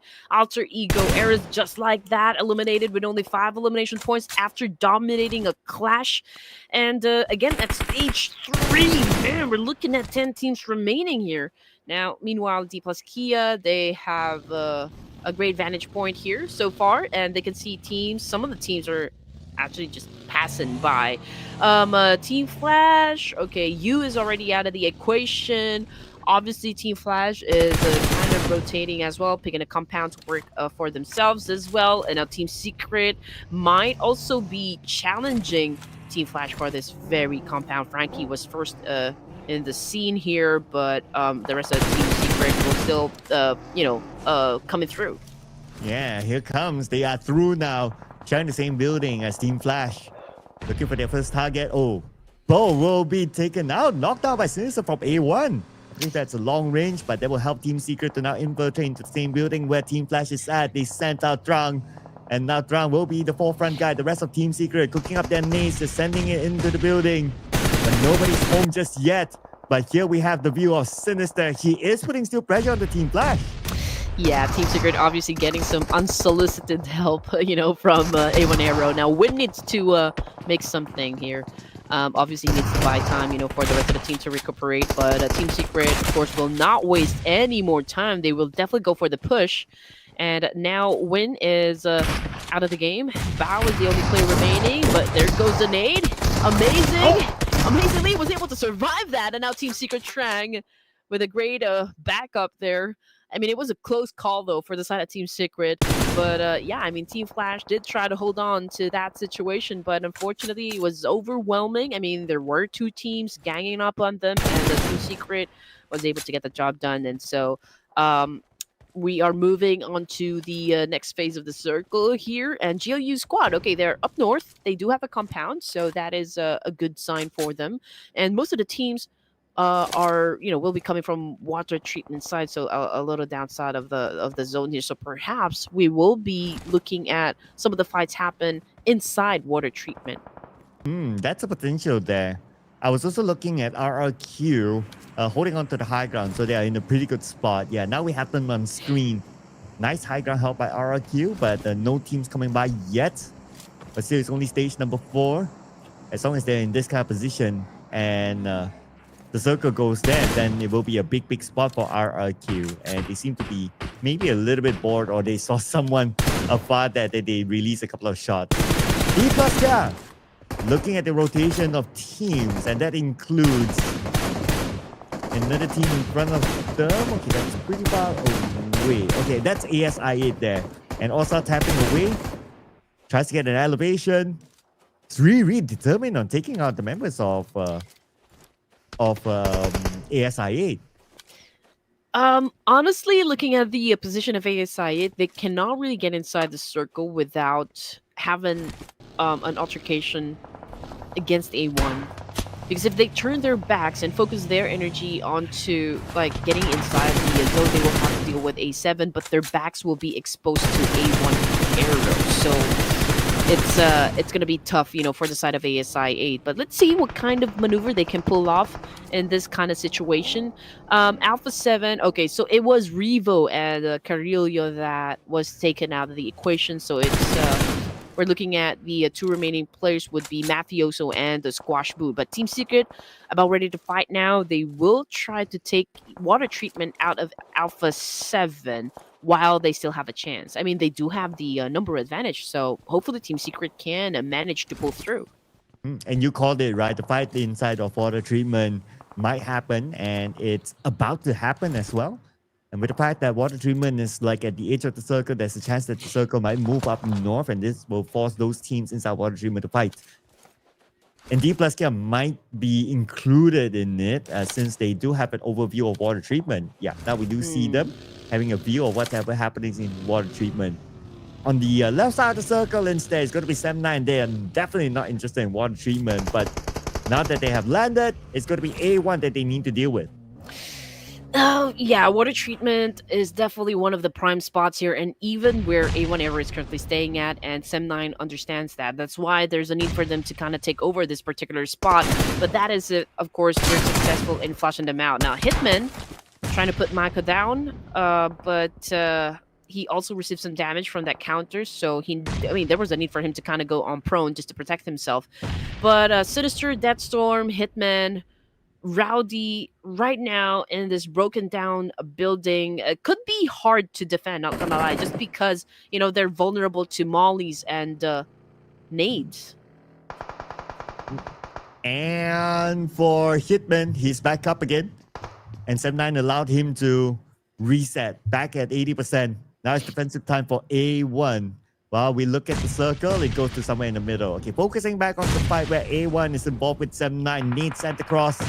And on top of that roof, nobody's home. But none of the nades actually connected. But Mika, very low this time. A1, they seem to have a little bit of upper hand, but they have to be careful of U-High from behind. Yeah, and again, it's amazing how A1 Aero still continues to defend this very compound. And there you go. I mean, that's the opening Sem9 has been looking for, but it's a great way to counter. I mean, Trex falling hard. Deathstorm with a kill. U-High got knocked down as well. So Mika right here is the only surviving member for Sem9. Great defense though coming from A1. Again. Oh! Yo! Mika! Double jump shot to be the hero of Sem9 eliminating A1! And I almost thought that A1 Aero had the chance to really emerge victorious from that clash, but what a shotgun kill coming from Mika right there. And that was a jaw-dropping clutch. Not gonna lie. Now we got Casanova ASI8 receiving some damage of coming from Team Secret.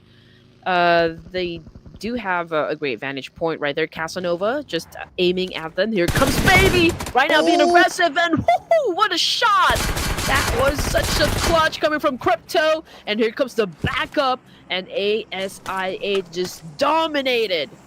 Oh man, that clash, and Team Secret out of the game as well. Ooh, that was a sweaty one for ASI, not gonna lie. I thought at some point that Team Secret would be able to defend the ground, but the follow-up came swiftly by the other members of ASI8 to finish up the job, and now they're in the circle. But they're not too far away from the edge, so they have to find a way to get past by 7-9 right now. 7-9 knows exactly where they are. Mika in an open space, and Casanova was ready for him. Ooh, ASI8 picking up the pace. We love this, of course. You know, the Pakistani fans out there definitely cheering for Crypto's team. Mika, okay, that kind of sealed the deal for the side of ASI8, eliminating Mika in the process. Now, Trexie on the screen right now is the last player for the side of Sim9, and he is hiding and trying to, of course, not to be compromised, not to be detected, not to be spotted by the boys of ASI8. I mean, obviously Sem9 holding on to their 4 elimination points, Mika bagging most of the kills, but there's a chance for Sem9 to still maybe gather enough placement points so that, you know, it wouldn't be so bad when they exit the game. But then again, that is if, I mean, that depends on how good Trexie here can hide. You know, it's going to be hide and seek for now. Yeah, he's gonna do the beanie for now, but the difference is that he's not in the middle. He does not have much cover, especially when the circle goes away from him and he needs to cross the road with ASIA in front of him. I don't know about this. I don't know about how long Trexie can survive this one, because you can see that ASIA, they're taking an active approach to try to take out Trexie. Okay, Alpha 7, they continue on to reign in the water treatment area, and Trexie, I believe, have already been found by ASI8. Now we got UZM throwing a nade up against Trexie, and that kind of sealed the deal for Trexie as well. We're looking at the 5 teams remaining here. Ladies and gents, and RRQ has the best chance of scoring the chicken dinner this time, just because, you know, majority of the circle is controlled by RRQ. They're staying over to the east side of the map here. A great vantage point as well. Alpha 7 will definitely be having a hard time moving forward to where RQ is currently. And Noga, I mean, they do have the control here up against LGD. So let's see if RQ can really grab the chicken dinner by the head this time. With the fact that LGD is just right below them, they have a good chance of eliminating LGD. But they still have to deal with Alpha 7, ASI8, and GLU Squad. So far, we haven't seen much of GLU Squad this round, so I wonder how they're doing right now. But we do see Alpha 7 on screen. They're at South and South Circle, and they will... Well, I mean, understandably, because they only have 2 players now, so they will not be interested to be part of any fights as of now, that is. Nopeko gets his first knock, and it is against a member of LGD, Tian, currently on his knees at the lower ground, and hardly any chance for his teammates to save him. And there's a turn of events here, ladies and gents. Just because GLU Squad was able to hold on to a compound here, changes everything just moments ago. Okay, they have the chance of scoring the chicken dinner as well. I mean, like, they're super close with ASI8, so if GLU will have an altercation with ASI8, and I mean, that also puts them at risk up against RQ, so they might lose their lead in terms of who will score the chicken dinner.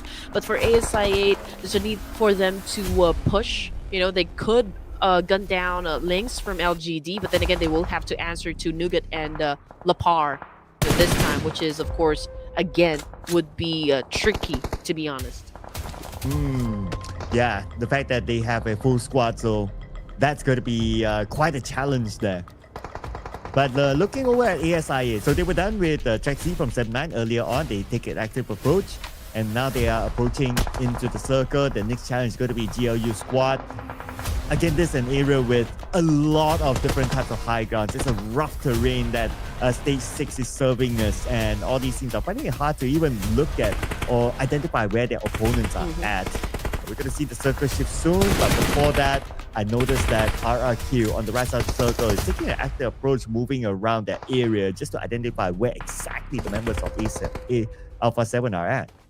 I do wonder if Alpha 7 decides to challenge up RQ, and at the same time, ASI does the same thing. I mean, they could have a chance, you know, to eliminate Nogat and Lapar, but then again, the circle shifted, and this time just going a little over to the left side, right? And which, of course, brings Alpha 7 in the outskirts, and there will be a need for them to move forward to get inside the safe zone, and they have no choice but to deal with either RQ for the spot or ASI 8, or it could be a three-way battle. Oh, looks like it might be a good potential because everyone has their own corner now, but they have to take out like the teams with lesser players. Then it will be a reality. At this point, RRQ is trying to get a knock onto ASI 8, but again, because of the terrain, it's going to be pretty hard. If only he's able to see the final member of LGD, because if you leave that one player, and this is always the case, right? You leave that one player alone, and the big teams or teams with more players fight against each other, that one player can be a nuisance and can be a game changer. So you might want to try to identify where the final player of LGD is at too. Man, it's again back to critical moments. Understandably so. It's already stage 7, and yeah, teams are so close at getting that winner chicken dinner. That is why they're exerting a lot of effort just to make sure that they get it to the finish line as well. Hasby from GLU already knocked down on the ground, and yeah, ASI is doing a great job as well. But Squash Boo, man, answers to Nougat of RQ. Mafioso down below, could get a nade here, but Lapar will be sending him one as well. I do wonder if Alpha 7 will survive this clash with RQ given the circumstances. Sorvel gets third assist from GLU squad. And the nade, big one onto ASI, dealing a lot of damage onto them, but nobody got knocked. Instead, the nade that came from who will knock down KIA. Beautifully done, beautifully executed, but that opens up the opportunity for RRQ to crash in on the GLU squad. They will be the ones with the hand of the ASI, while Hexas fires back, but Hexas on the lower ground will be got down by Nougat instead. Sorvel will finish up direct access. GLU squad in trouble, eliminated, and look at man, they managed to get into stage 8, but failed to score any points. That's gotta hurt. Anyway, grenade elimination coming from baby. All right, here we go. We are seeing an aggressive ASI 8, and now baby cooking up another one. Could potentially shut down Lapar from this angle, and they continue on to apply a lot of pressure onto the side of the Indonesians. But RRQ is responding as well, and baby currently knocked down on the ground. Can Casanova pick him up? What a name by Nougat. But Casanova, he has to do this quick. Ooh, that's scary. RRQ is getting closer and closer, but from the other side, there's UTM buying time, playing as a support player while Who is waiting on the other side as well. RRQ cannot advance forward, but finally Nopeko gets baby. And ASI surely will lose these two players unless a big counter comes in. But maybe it could have happened in the name of Mafioso, knocking down one of the members of RRQ. Yeah, I mean, Wu needs to do something here. Okay, it's a great thing. Okay, baby got picked up, but since the Blue Ripper is also there out to get him, he was knocked down once again, ladies and gents. But there's time for ASI to recuperate. There's time for them to reset. RQ kind of backed away a little. And the amazing thing is the fact that LGD is still alive. Oh yeah, the final player of LGD earlier. Hopefully he doesn't bite them back. But what's biting them right now is going to be ASI biting back onto RRQ. Only Sorvel left. 30% of health behind that vehicle. MGAK and Lapar currently down together with Nougat. Sorvel has to pull off a big one here. 3 members of ASI approaching him. And it's ASI coming back onto RRQ. What a strong performance coming from ASI 8 Apex Predators for this round. Amazing how they were able to flip the script up against RRQ. You know, they defied all odds coming in from that clash, and now they do have that vantage point up against Alpha 7 Esports. Mafioso taking in some damage, and now he is out of the game, which brings us now to ASI player of LGD and I8 getting the job done. Chicken dinner for the Pakistanis. And finally, I got my prediction right. So ASI8, clean. 4 players still alive towards the end, not giving away any points at all to any other team, especially RRQ. When RRQ had a high score against them, at some point it looked like, oh man, it's going to be so hard for ASI8. RRQ not letting them go, but they had a little bit of help from Alpha 7, especially Mafioso, who took out Nepeko from afar. And that allowed that window for ASI to recover and counter back on the RRQ. It was a tough one. It was a tough win. It wasn't an easy fight, to be honest. The odds are really not in the favor of ASI8. I mean, they came from down below. They were really trying hard to climb up. And it was literally an uphill battle, for the side of ASI8. But it's just so amazing how they emerged victorious coming out of the clash. And, the pressure that RRQ must have felt. Because also Mafioso was kind of joining into the mix there, trying to get lucky with the shots. Before he exits the game, he just want to make sure that he grabs somebody by the leg, to try to take him down as well. And again, it was a great win set out by ASI8. And I am also would like to give recognition to Ling of LGD. Man, he held his ground, did not move any muscle, and he remained as quiet as he can and managed to get second place for this match. Oh yeah, he almost did the beanie. The beanie? Well, the beanie, yeah, he almost did the beanie. He almost did the beanie by the fact that, well, I mean, when it was 1v4, I didn't felt that they had any chance of scoring the chicken dinner for LGD, but still, able to hold on until a second place finish. That's still pretty nice. And putting up LGD, one of the PL teams up here as our teams to watch. Aside LGD and of course ASIA, we gotta give it to RRQ and Alpha 7. Also part of the top 4 earlier on with RRQ having a lot of action towards the end. Oh yeah, definitely, man. I'm trying to catch my break, my breath, rather, with all the action that happened back and forth simultaneously. Man, it was great to watch. It's like a full-on fireworks display. It was electric, and again, I'm pretty sure that everyone is at the edge of their seats right now. Head to head, it's Nugget of RQ versus UZM of ASI8. Both already had 3 elimination points. A damage output slightly.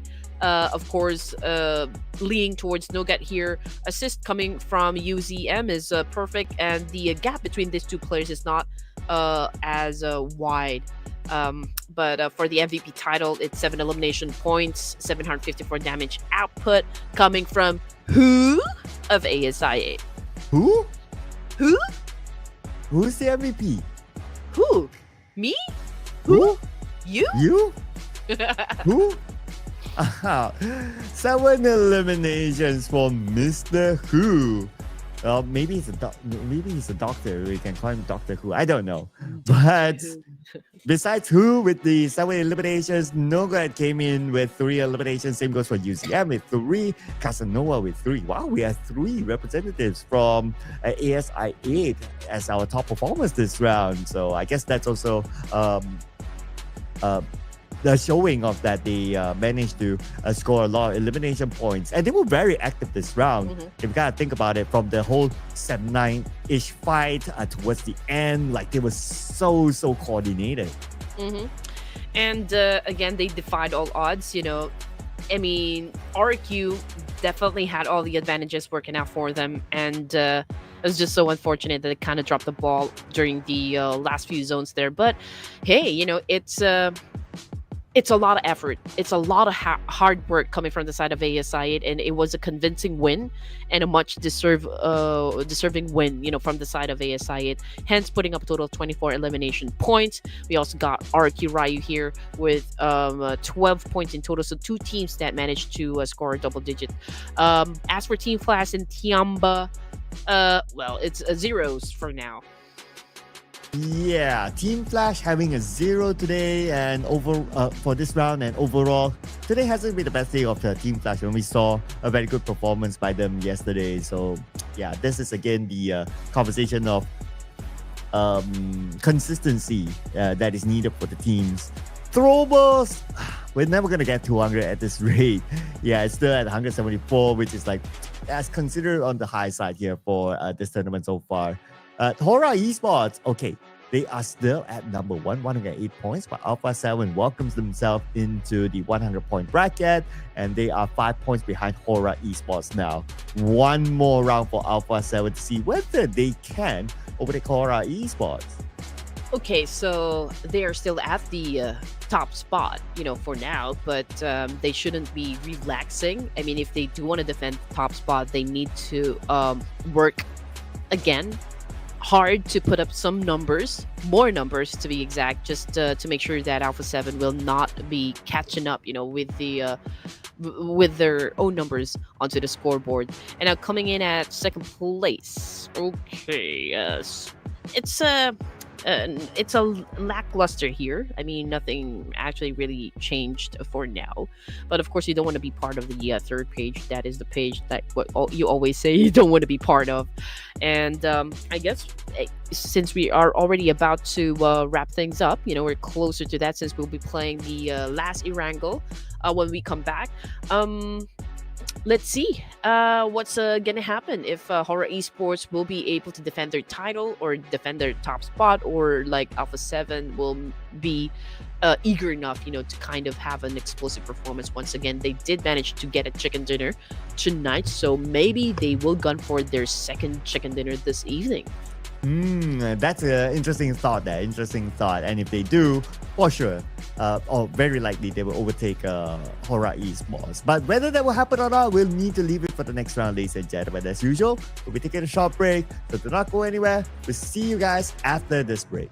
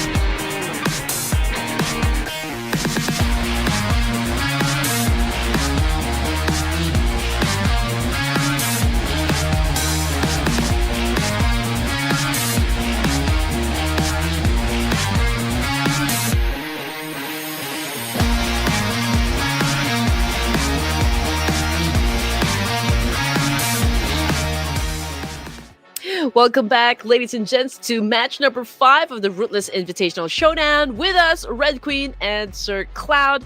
Now, I don't know if you enjoyed the last round, but I did.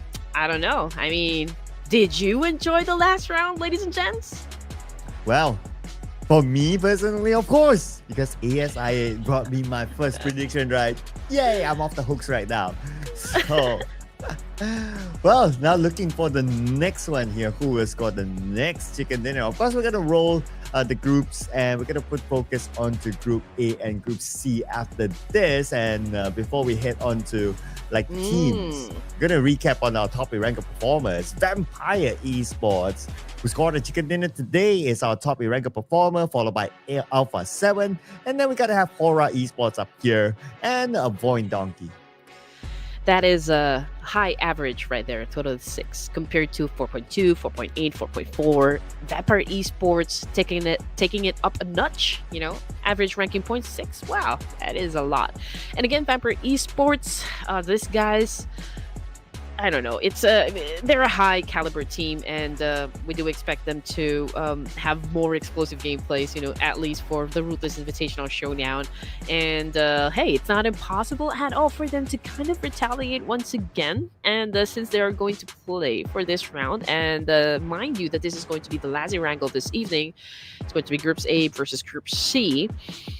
And to be honest, it's really getting hard right now to pick which team we think is going to dominate, just because we are so near wrapping things up, for the Ruthless Invitational Showdown. So we just know that most of the teams, if not all, will really work hard to kind of rack up a lot of numbers.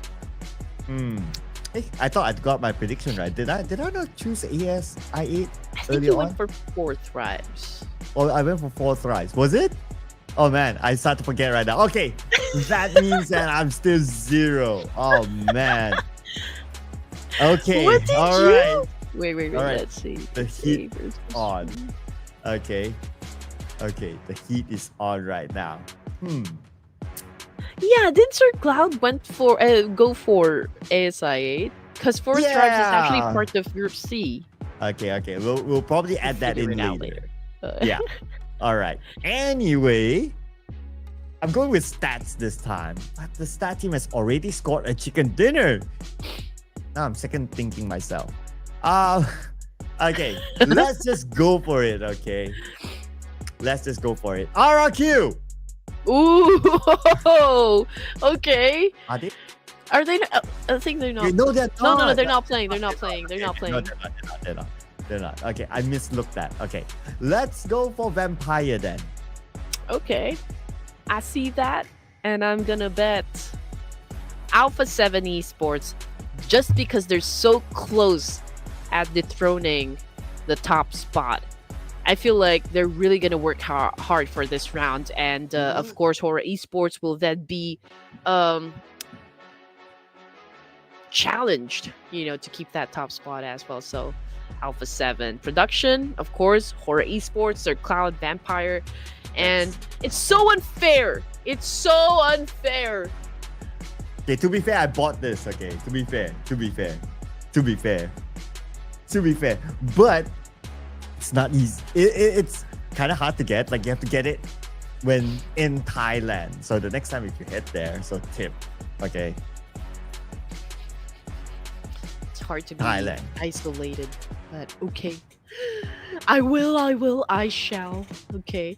But this is going to be interesting. Okay, so you go for Vampire, Horaa Esports, then for production, and Alpha 7.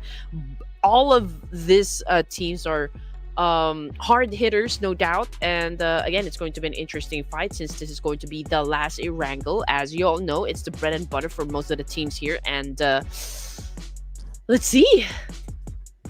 Let's see. Yeah, I know, right? At this point, like what you said, what are the key points? Oh, okay. What's coming up here? What's coming on screen? Sorry, Okay. I have to let my cat out because he's been meowing like crazy. Oh, I thought you're gonna bring Ash on screen. Might as Nah, well, right? I told you he's not friendly. He doesn't like to be picked up. Nah, every time I try to kiss that cat, he always does this. Like, He goes further and further away. It's like, no, mommy, Yeah. no kisses. Why? You think you smell good? Do you think I like to kiss you? Yes, I do like to kiss you. And then I start kissing him. He has no choice. I feed him, so he's obligated to give me a kiss. Yes, that is the bare minimum. Yeah, I totally feel you. Unless if they can do the house chores. They can do the house chores, okay, they're off the hook. Oh well, I'm a sucker for cats, but Sir Cloud is a big hero for the for a lot of animal shelters as well, right? I mean, you recently traveled somewhere out there for the fur babies, right? Because there was a great fire that happened. Yeah.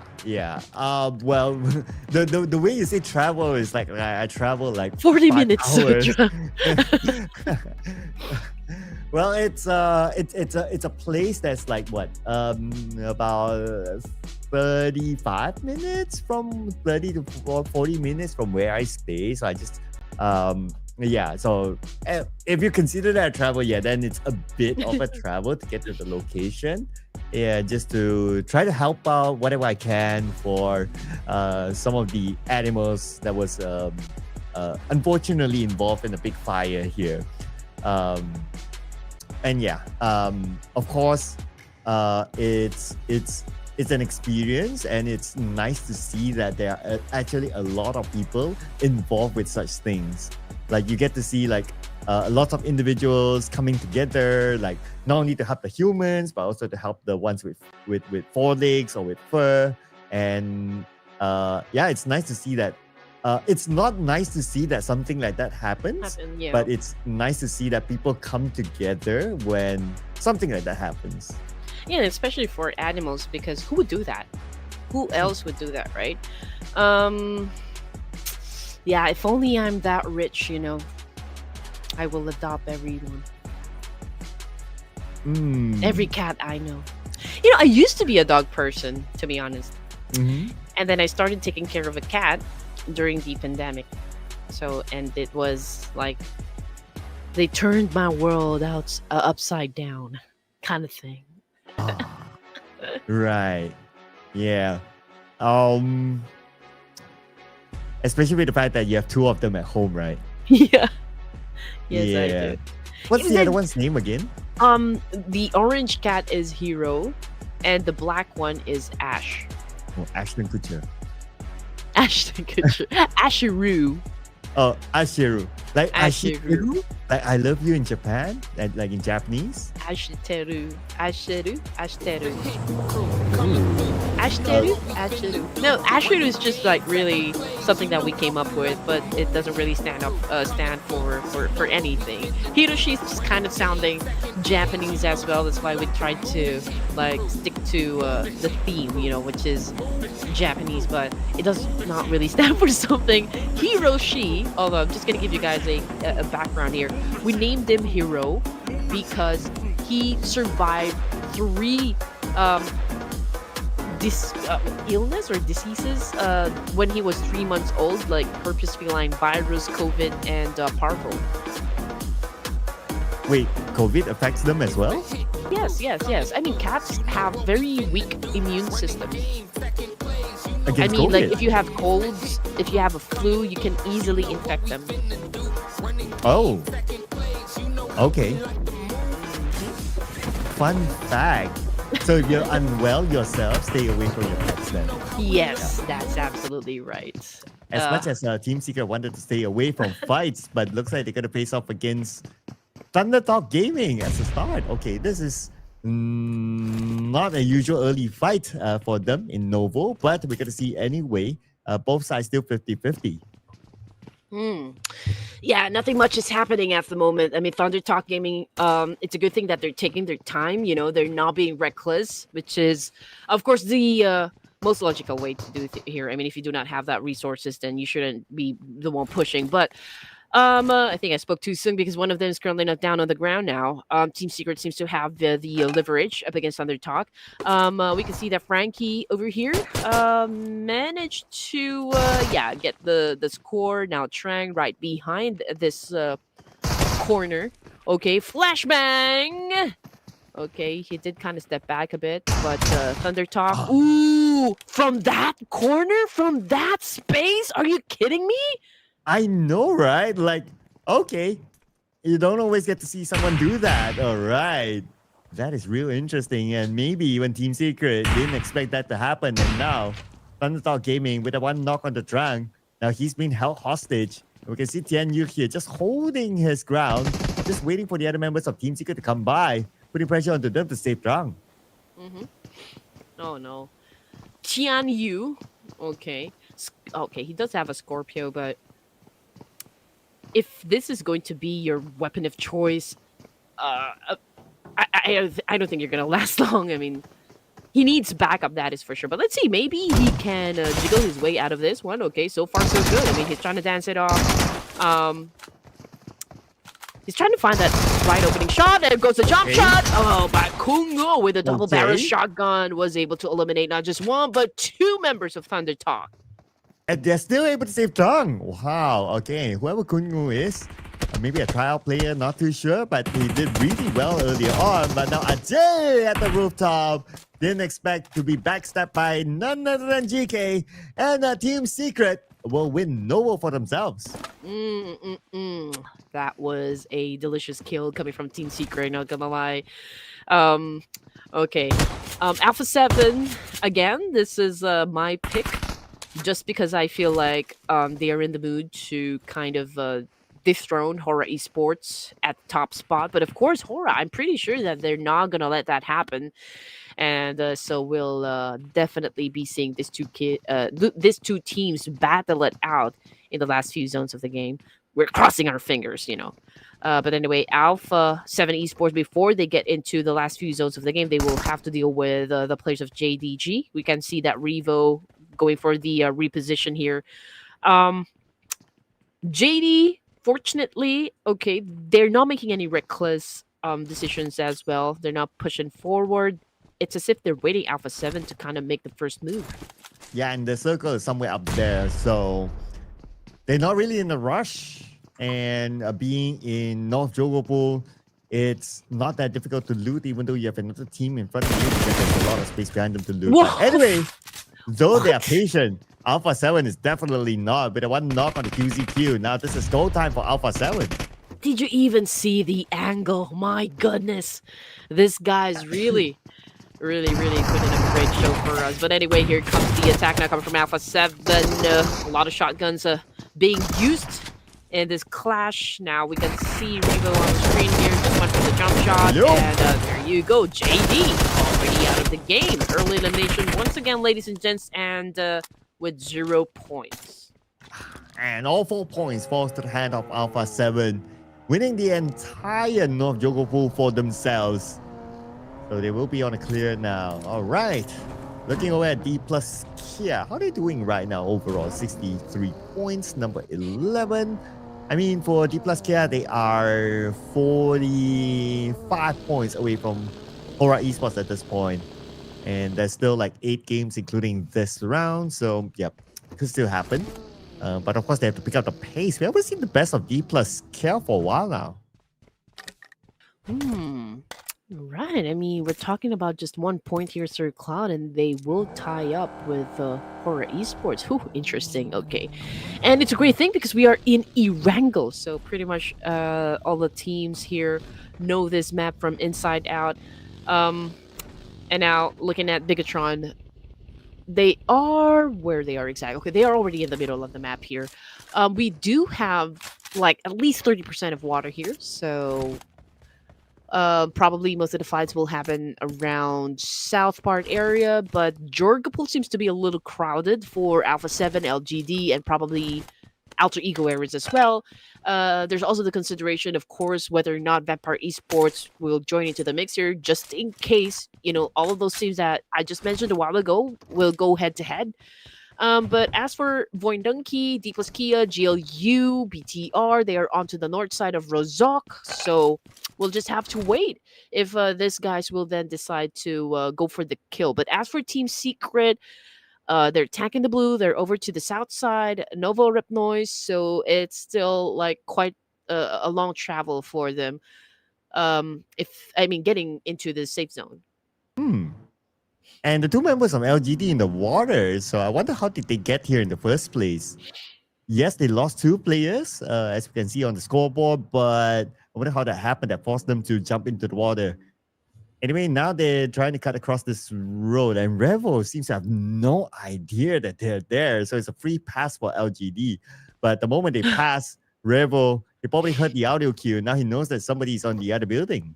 Yeah, I'm amazed as well that he wasn't able to pick that up, but considering that probably heard the footsteps right there, and oh man, what a shot coming from LGD. Unfortunately, he turned his back up against Revo, which is a big no-no, right? And obviously Revo capitalized on that one, and now he gets the point. He gets the job done. LNGS looking for some revenge, but Revo is quite prepared, and that is such an overkill. Come on. Come on, Revo. Relax. Yeah. But Revo tried to make it interesting though. Normally we see like, you just stand there and then you just shoot the box, right? But this, for this one, like Revo just stands around. Or just moves around while shooting. Okay, so that's new, Okay, we're discovering something new, people. Just putting it out there. Yes, and map feed. Okay, here we go. Team Secret is still on a journey here. And it looks like Horaa Esports is still in Yasnaya, and it's a good thing. They got favored by the zone, okay? No team to contest them just yet, but it's a different story though for the side of Ford Thrives and Bigetron. It's an early engagement from these two teams, and Federales now making a move. He had an early elimination a while ago, so perhaps he is itching to really score some points for Bigetron here. Coming off the kill feed, it's Alter Ego Eras versus D Saver. Paragon knocked down on the ground here. BT are obviously trying to do a reset. Ford Thrives gauging and probably thinking twice whether or not they're going to push with this clash or not. But then again, I don't think they still have time to back out in this situation and just, I mean, Badger right now going berserk up against the Savior. He is currently, down below, which is hard to pull off. But these eyes, man, 2 bullets to the face. Okay, anyway, Alter Ego tries to fire back, but these Savior, they still have the high ground advantage. Now Nate 1v1, but he got a bit of help. Okay, from the inside, Pablo is coming in, and Pablo with the DBS trying to close the gap between himself and Nate. Now Nate right in front of him, 1v1, dashing on with the rest of K. Both of them, similar amount of health. Only one shot is needed from his shotgun. And at the end of the day, it is going to be Nate winning it against Alter Ego. Wow. That is top notch right there. I mean, he waited for that opportunity to shoot that shotgun, right? He was very patient and was very effective with that CQC. So, oh man, that is beautifully done. 11 teams remaining, and Voin Donkey on your screen, ladies and gents. Gakor is driving a vehicle here while he is being shot at by Vampire Esports. Obviously, Gakor is the one in charge in getting some information, getting some intel, and right now, okay, he was able to get back to his teammate, so he's safe. But for Vampire Esports, Ventoris has been taken out of the equation. They're playing with 3 now, and NS RedForce might be the next team to, the next team to have an altercation with. But that is if, of course, if NS RedForce decides to go for the fight. Yeah, and NS RedForce, they don't seem to be interested. They're falling back to the building where the other 2 members are at. But they're gonna play this a little bit more chill this time around. And plus in the circle, no need to pause it just yet. As for Horaa Esports, okay, they're coming by the area of a Stauber. Alright, they see Yasnaya below them, but I don't think there's anyone there. And I guess it's a natural pit stop as well for Horaa Esports to pass by that area since they do normally drop in Yasnaya anyway. Alpha 7 will be passing through Severny, and again, we have our circle shifting again, and Team Secret now has the portion of Yasnaya all to themselves. Horaa Esports, okay, they're slowly getting into position as well. Pretty close with NS RedForce. Just like I said, Sky is a bit far away from the rest of the team here, so not exactly sure what the plan is for now. But NS RedForce is already in the middle there, so perhaps there will be teams that will also this very compound where NS RedForce is currently staying at. But as for Dplus KIA, Fourth Thrives, BTR, they are over to the west side, and I believe this is where most of the fights will happen in just a few more seconds. And here is Dplus KIA looking at the rotations of other teams. Just wanting to stamp their dominance in this area.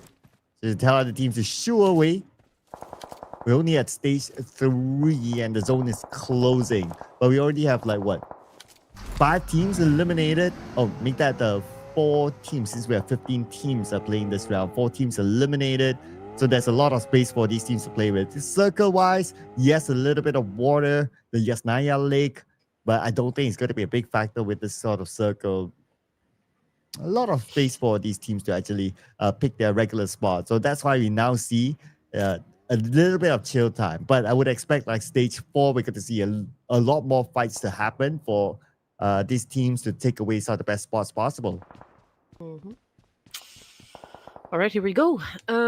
Everyone seems to be taking their time, to be honest. Engaging situations here. Stage 3, and we still got 11 teams remaining. Very different pace that we've seen just a while ago. But T24 from Fourth Thrives must have found Razy in this spot. Now Razy defending his life here up against T24. Now it's a dance battle between these two amazing teams. Now he throws in for the Molly, but hey, we've got some backup coming in. Both sides from Fourth Thrives as well as Bigetron. Razy taking in some damage, and IQQ fell down to the ground. And that's going to be a point for BTR. BTR has had a rather quiet day, I must say. We kind of think about it. We don't get to see them much on screen, and even when we do see them, it's not the best moments of BTR. So it's a very different kind of performance as compared to yesterday. Yeah. They're on the more on the passive side for today, and Federalis has been having a lot of early eliminations, for day number 3. But perhaps it could be a different story for BTR in this round. They're starting off really strong, so perhaps they are carrying a very good energy to, of course, to try and eliminate everyone that is still included in the game. And now the circle has shifted once again, ladies and gents. And as you can see, Dplus KIA now, there's a shift of power positions here. Dplus KIA has the opportunity, of course, to gatekeep a lot of teams, just like GLU and probably BTR as well. Fourth Thrives having an exchange up against Alpha 7. It's Revo on the screen. Falak just got knocked down by Revo right there, collecting the points. So Fourth Thrives, what are you guys going to do in this situation? With 2 active players left, Alpha 7 still not letting them go. And I noticed as well, a lot of teams in this round playing on the edge of the circle, so that's why we're going to see a lot more teams trying to get in, and that's where potentially we might see more fights. Now, Alpha 7, they're not going to be interested with that fight. Looks like they choose to navigate past the gas station. But from our view earlier on, there's another team in front of them. We'll check back on Alpha 7 later on, because right now it's going to be BTR looking down against Fourth Thrives. As for Horaa Esports in the fight against Team Secret. Okay. Alpha 7 was able to already put up 7 elimination points here in Sir Cloud. So technically speaking, they have all dethroned Horaa Esports. But of course, the fight is not over just yet. We are just at stage 4 here, and off the kill feed, it's Revo again taking another player from inside the game. But in the meantime, GLU versus Alpha 7 right now. Kariga defending himself up against 2 players from GLU. Oh my goodness, he just went for the 3rd shot, 3rd kill, and now GLU left with 1, and now Kariga just going berserk here, eliminating almost all of the players of GLU. Wow.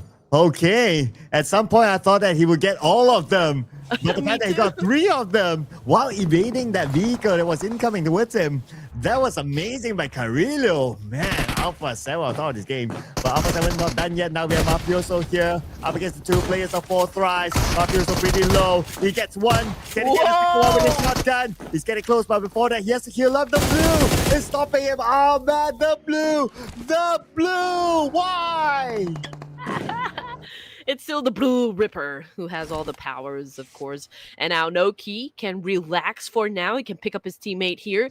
But Revo, okay, Revo tried to still, try and help, but unfortunately he just ran out of time. And I don't think it's still, like a very good reason for him to go for it. And just like that, 4 Thrives eliminated, not by players, but the Blue Ripper here.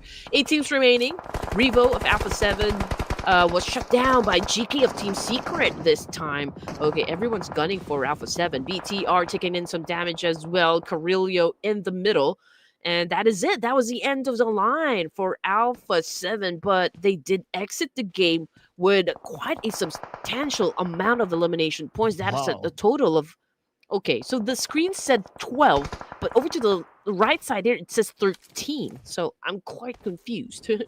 Okay, but whether it's 12 or 13 to be eliminated at number 8, that is still a large number there for Alpha 7. And because of that, so far, as of now, that is, they are at number 1. But we still have Horaa Esports in the game still.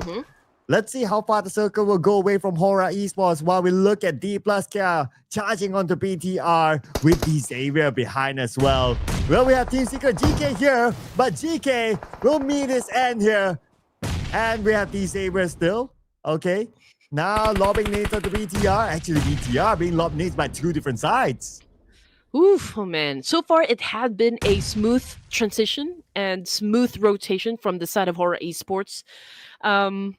Now they're headed towards Levi's of D-Savior down south. But yeah, well, D-Savior is currently busy dealing with the last remaining players of BTR here. They're trying to flush them out from that shack. Federalis cooking up a nade here. Maybe, just maybe, he could turn the tides. But, oh man, Satar got picked up by chips of Dplus KIA. So we're looking at Federalis as the surviving member here. Levi's cooking up a nade here because Horaa Esports is ready to dominate. Now Levi's, oh no, unfortunately, man, he is getting burned alive, but it's a good thing he was able to save himself.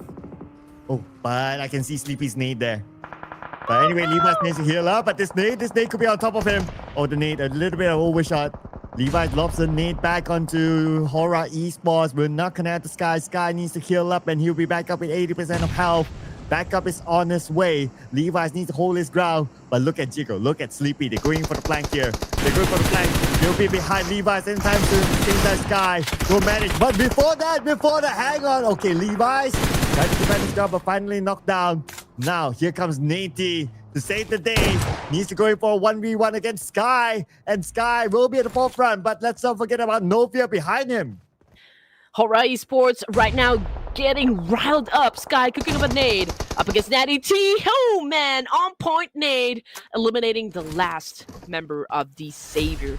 And now D-Savior, okay, we'll see you guys in the next round, probably tomorrow, just not quite sure just yet. But hey, we're looking at the 5 teams remaining here, and it's RedForce still with a complete squad. Same thing goes for Voin Donkey and even Dplus KIA here, ladies and gents. The only team here that at a disadvantage would be BTR, because we're looking at Federalis as the last surviving member. Only 1 player left for BTR. It's going to be pretty difficult. But let's see if we can pull off a beanie. Right now, it's going to be Voin Donkey. Full squad. Okay, 6 eliminations so far now. Looking for Dplus KIA. And Chips on the other side takes a lot of damage. 50% of health shredded down.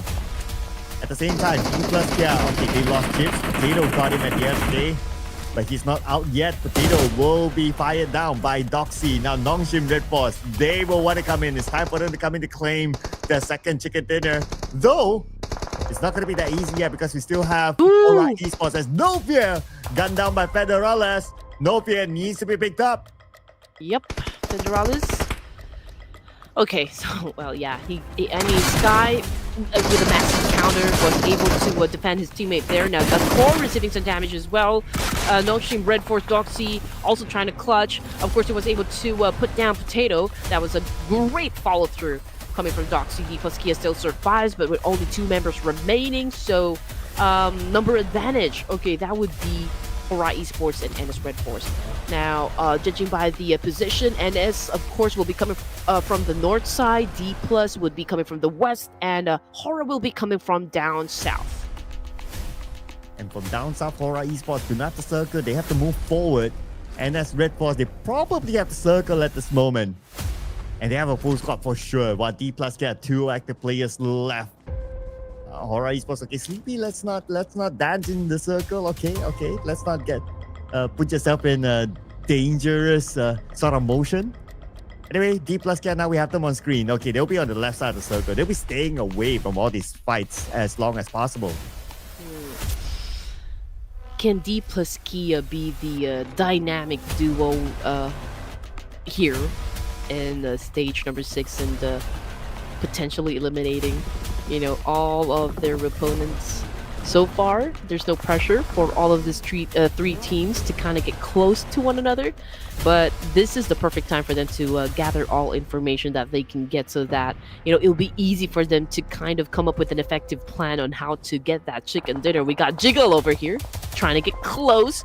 Chips remaining his composure, just right behind that vehicle, waiting for Jiggle to make a mistake here. He probably is saying, Jiggle, come close. Come closer. Come closer. Oh, already close enough. Takes a couple of bullets from the other side. And that's RedForce. They need to cross the road though, but don't think it'll be a big problem for them, because right now, Horaa Esports, they seem to be locked in with Dplus KIA. Well, and also they are somewhere at the road, and they have this elevation, so it's gonna be pretty easy for NS RedForce to come in. It's just a matter of timing right now. Speaking about timing, everyone has timed themselves into the circle. So stage 6 should be fine for everyone, but stage 7, give them one more minute to decide. It's so amazing how Chips is doing this. Oh, but I think he'd been found out by Jiggle and Horaa. Okay, he went in for the massive spray. Location had already been compromised, and that is it. Sky gunned him down, which of course is Osal as the last remaining player for Dplus KIA. And of course, it will be hard for him to pull up a win here, considering that he is the only one left to deal with business. But then again, maybe he could pull off a Binny, just like what we always say. Yeah, pull off a Beanie, right? I want to see that happen. Of course, it's not going to be easy because he's not in the middle. It's just like how Binny had earlier on. He still needs to deal with the next stage of the circle for sure. Now, speaking about the circle, 15 more seconds before we see the next phase of the circle. But if we were to talk about like who has the better dominance in the circle, well, when it comes to spread, it's going to be NS RedForce. But when it comes to like being in the middle itself, obviously it's going to be Horaa Esports. So I would say probably Horaa Esports, but then again, because of this elevation and now with the circle, probably Horaa then. I mean, obviously they have the majority of the circle working out for them, but I mean, there's also the factor wherein like NS RedForce, they do have some sort of high ground advantage still, so it could be hard. It could be hard. Now, also coming from Dplus KIA is not moving a muscle at all. Vinny here, okay, still on prone, trying to study up, size up. Of course, Horaa Esports. Doxy is trying to find, of course, an angle that could best work for him. He knows where Osal is. He knows that he is within that compound and probably just waiting for the Blue Ripper to do its job. And when the Blue Ripper comes in, because we are at stage 7, well, this is where we need to start to see how many utilities does he have. Probably only a handful at this point. But still, at stage 7, most of the players are in the circle, but there are some of them on the outside, and that includes Osal. Now, Osal still able to get XY. Okay. Are we not seeing a Beanie coming? Yeah. I mean, the mentality, I guess, coming from the side of Osal is like, okay, before I exit the game, I'll try as hard as I could to, like, maybe take someone with me before I go down. I mean, that's the only thing that you could do, right? I mean, that's the only thing that you can think of. As much as possible, it's just to maximize everything that you can do inside a battlefield while you still have a chance. And NS RedForce, they do have to think about not just Oso, but of course, Horaa Esports. I mean, Horaa Esports, they still have a full squad, so this is going to be a fair fight. If, just in case also, was able to put down any players from NS RedForce, then that could be detrimental for the side of NS RedForce because that would put them at a deficit up against Horaa. Look at the scope here. 2 different scopes onto Osa right now. Nowhere for him to go. Okay, he knows. The moment he steps out, that's it. So that's why he chose to play the healing game with whatever resources that he has. But now he's down to bandages, so he should be out right now. We're down to the top 2 teams, NS RedForce and Horaa Esports, both with a full squad. It could be anyone's game right now as NS RedForce repositioning themselves into the circle.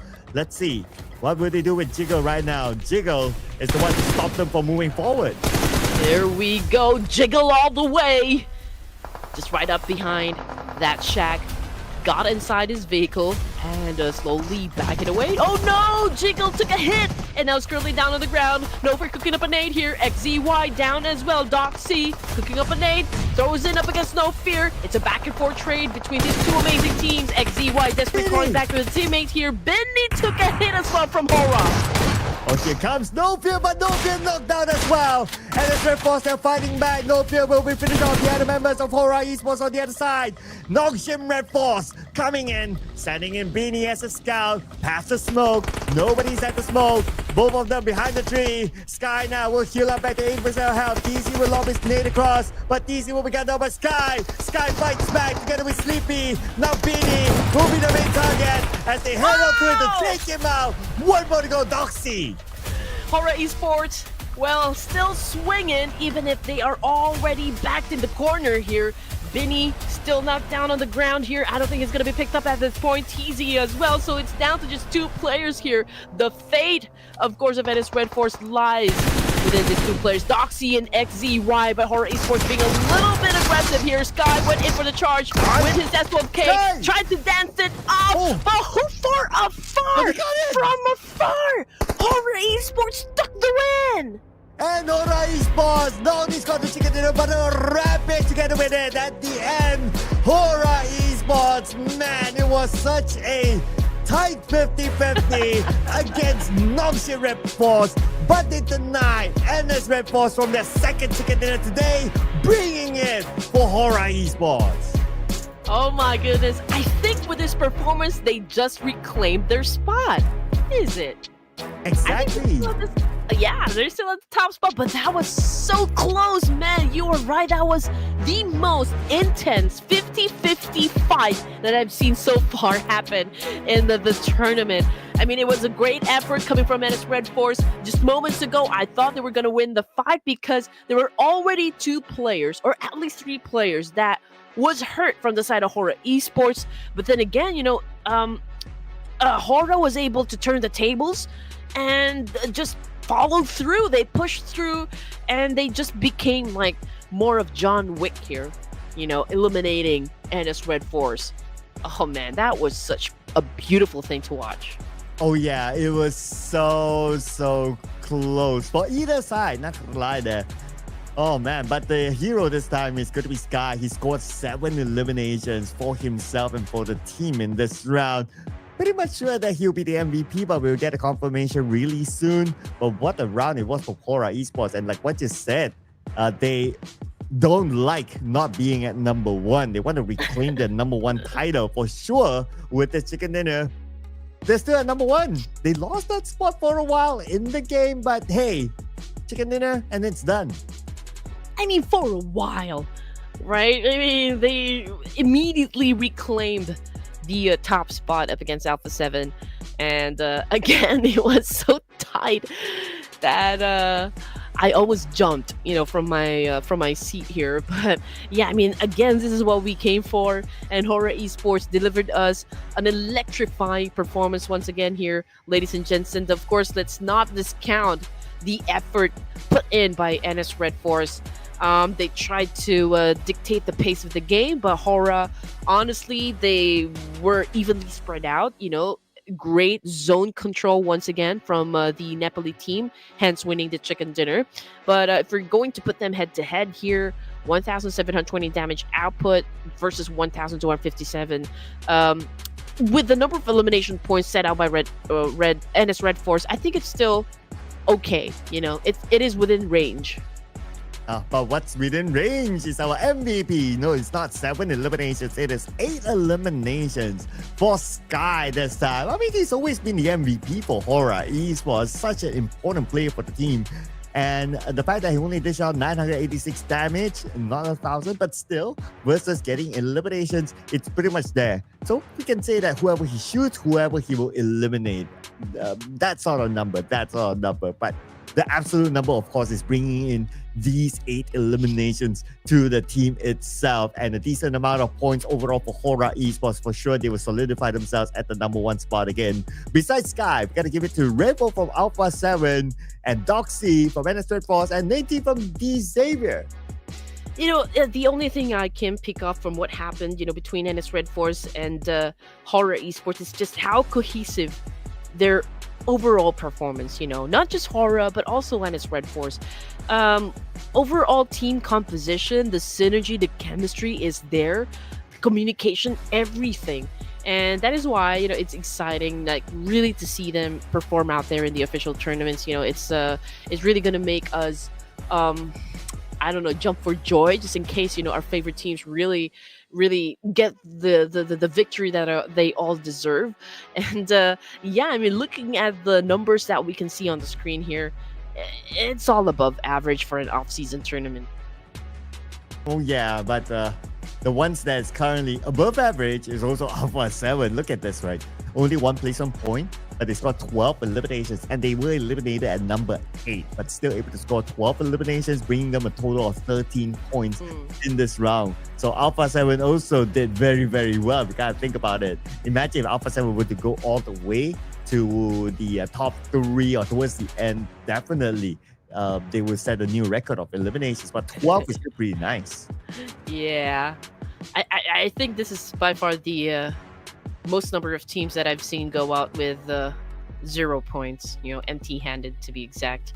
And I like what I'm seeing down there in the comment section. Every one of you is just really going crazy just because Aero Esports won the fight, and a lot of you still spamming the comment section with a lot of purple hearts. So it's a good thing. Rather than seeing some toxic comments, I would rather see a lot of purple hearts. Again, I think you're right, Sir Cloud. I mean, it's not going to be anytime soon that we see the amount of throwables used in the game to go as high as 200. Yeah, that will probably take a while, or whether we're going to ever see it in this season.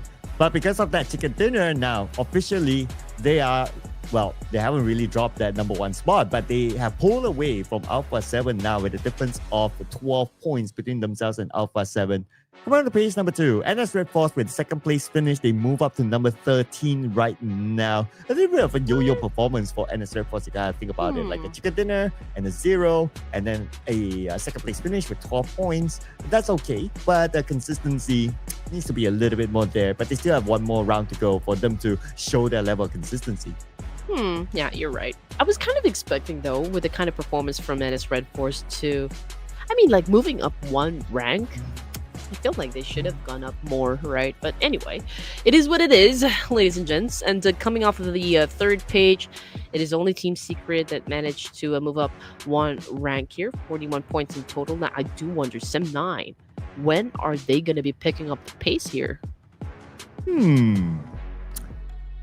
Yeah, we have seen a little bit of Sem9, but not the best of performance for Sem9 yet. Maybe they're still recovering from the holidays. I don't know, right? Because it's a long Eid Mubarak holiday here the past week, so maybe it's still holiday mood for Sem9. And this is, I believe that this is like their first play past the holidays. But yeah, anyway, we still got 1 more game to go, ladies and gentlemen. When we're back, it's going to be Miramar. So do not go anywhere. Maybe Horaa Esports again. See you guys after the break.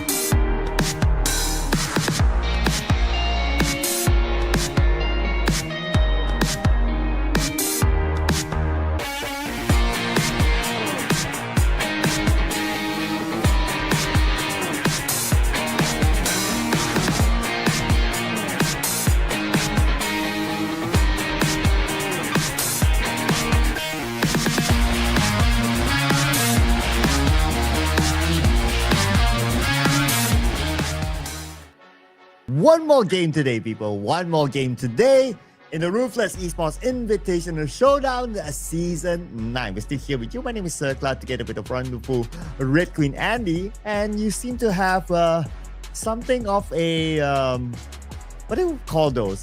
Smelling thingy from Thailand? Yes. Yeah. Hong Thai. Hong Thai. Do you have this at home? Yeah. Contra said it's one of the essentials in the household when it comes to Thailand. So, do you have this? Yeah, it's somewhere. It's somewhere here. Yeah, it's somewhere here. It is really good, not gonna lie. It is. After all of the action that we just witnessed, Cod, I mean, oh man, I just have to conserve my energy. You know what I mean? Yeah, after an amazing performance by Horaa Esports earlier on, and how Sky did that was amazing stuff. Amazing. But of course, we're going to move on to a different map after this. It's going to be a Miramar, and RRQ is one of our top performers here. They almost got a chicken dinner in one of the Miramar maps before this, but then ASI8 came upon, and then they kind of stopped RRQ from scoring that chicken dinner, taking it for themselves. And we're going to focus on the Group B versus C for the final match this time. And of course, we're going to go back to our prediction. You know, I was thinking, I never saw Rogue Warriors play for today. Oh yeah, that's why. Like, there were some rounds that we have to have only 15 teams. Yeah. That's anyway. I'm looking at the list right now, so I was thinking, how come maybe I could choose something that's out of the ordinary. But yeah, Rogue Warriors is not playing today. Group B versus Group C, and production already got 2 points today. What? Oh, because of Horaa. Man, okay, I got it. Man. Okay, you know, for the last time, I'm going to choose D Savior since they love to pop off during the late stages of the game. So, D Savior. Okay, and production is going for the big boys, 4 medical vibes. All right. Of course they are. Of course, it's 4 medical vibes. Of course, right? Okay, I am going to go with the team that I wanted to go for before this, but I couldn't because they weren't playing. So let's bring on RRQ. Bam. RRQ, Lepar. Lepar. Yeah, I do have a question. I don't mean to put you on the spot here, but this is so interesting. Oh. Do you think that the reason why Bigetron kind of disbanded the team that they put up, you know, it was Luxy, Zuxi, Lepar, and Satar, right? It's because it didn't work out. Well, they had to make space for Federalis, right? Yeah, but they haven't really been performing well. I mean, it's like what Formerica Vibes is doing right now, right? They have all the superstars in one team, and BTR was the first one to do that. I mean, they housed Luxy, Zuxi, Lapar, and Satar, but they couldn't get the rhythm right somehow. I mean, they're all good, not gonna lie. I mean, don't get me wrong, they're all, like what I said, superstars, but something didn't click. Well, true, but if you but if we were to give the benefit of the doubt, like, this is an off-season tournament, so they could be like doing something that is beyond us, right? Like behind the scenes. So that could be one of the reasons why we don't get to see the best of Bigetron Esports now. That is. But if we were to look at, like, with the same lineup in the recent PMSL, they got second place. So okay. Yeah. So I guess it's also a testament to their switch up that works for them. And now when it comes to the off season, then they can have a pass of, like, okay, doing something different, and if results don't go their way, it's still fine to go back to the drawing board. Breaking down all of the myths. Yeah. Okay, but anyway, it looks like Win had already been dethroned by none other than Sky of Horaa Esports with the most knockouts, most elimination points. Who did headshot still with Sky? How about the most damage? Waiting. Okay, wait, we didn't see. We didn't see. Because we have to jump into action right now involving Tianba and another team across them. I believe that's Sem9. Okay, that's happening in Impala, it seems. Okay, Sem9, early drop into Impala, switching up their regular drop spot this time. Circle-wise, it's going to be centered around the area of power grid, but it's not only Sem9 involved. We have I8 now, chasing down Team Flash. Casanova again, early engagement, ladies and gents. UZM actually trying to catch up with the top zero of Team Flash. Wow, amazing. And he doesn't have any weapons. And that is just so brave and courageous, you know, coming after someone without anything at hand. But he does have a machete, but okay, anyway. Tianba, oh man, it's a left and right situation. Both of the players gunned him down, and now Mighty responded back, but at the same time, Trixie with a massive follow through. And Sem9 seems to be doing a great job, you know, trying to take down Tianba at this point. So probably they could win this. How the Mighty has fallen. As for Sem9, they lost Farron. But it's okay, 3 players left. And she's in front of them. One player of Tianba that unfortunately I could not read is currently being held hostage. And we have Yuan's on the other side as well. So Yuan's on the high ground. All right.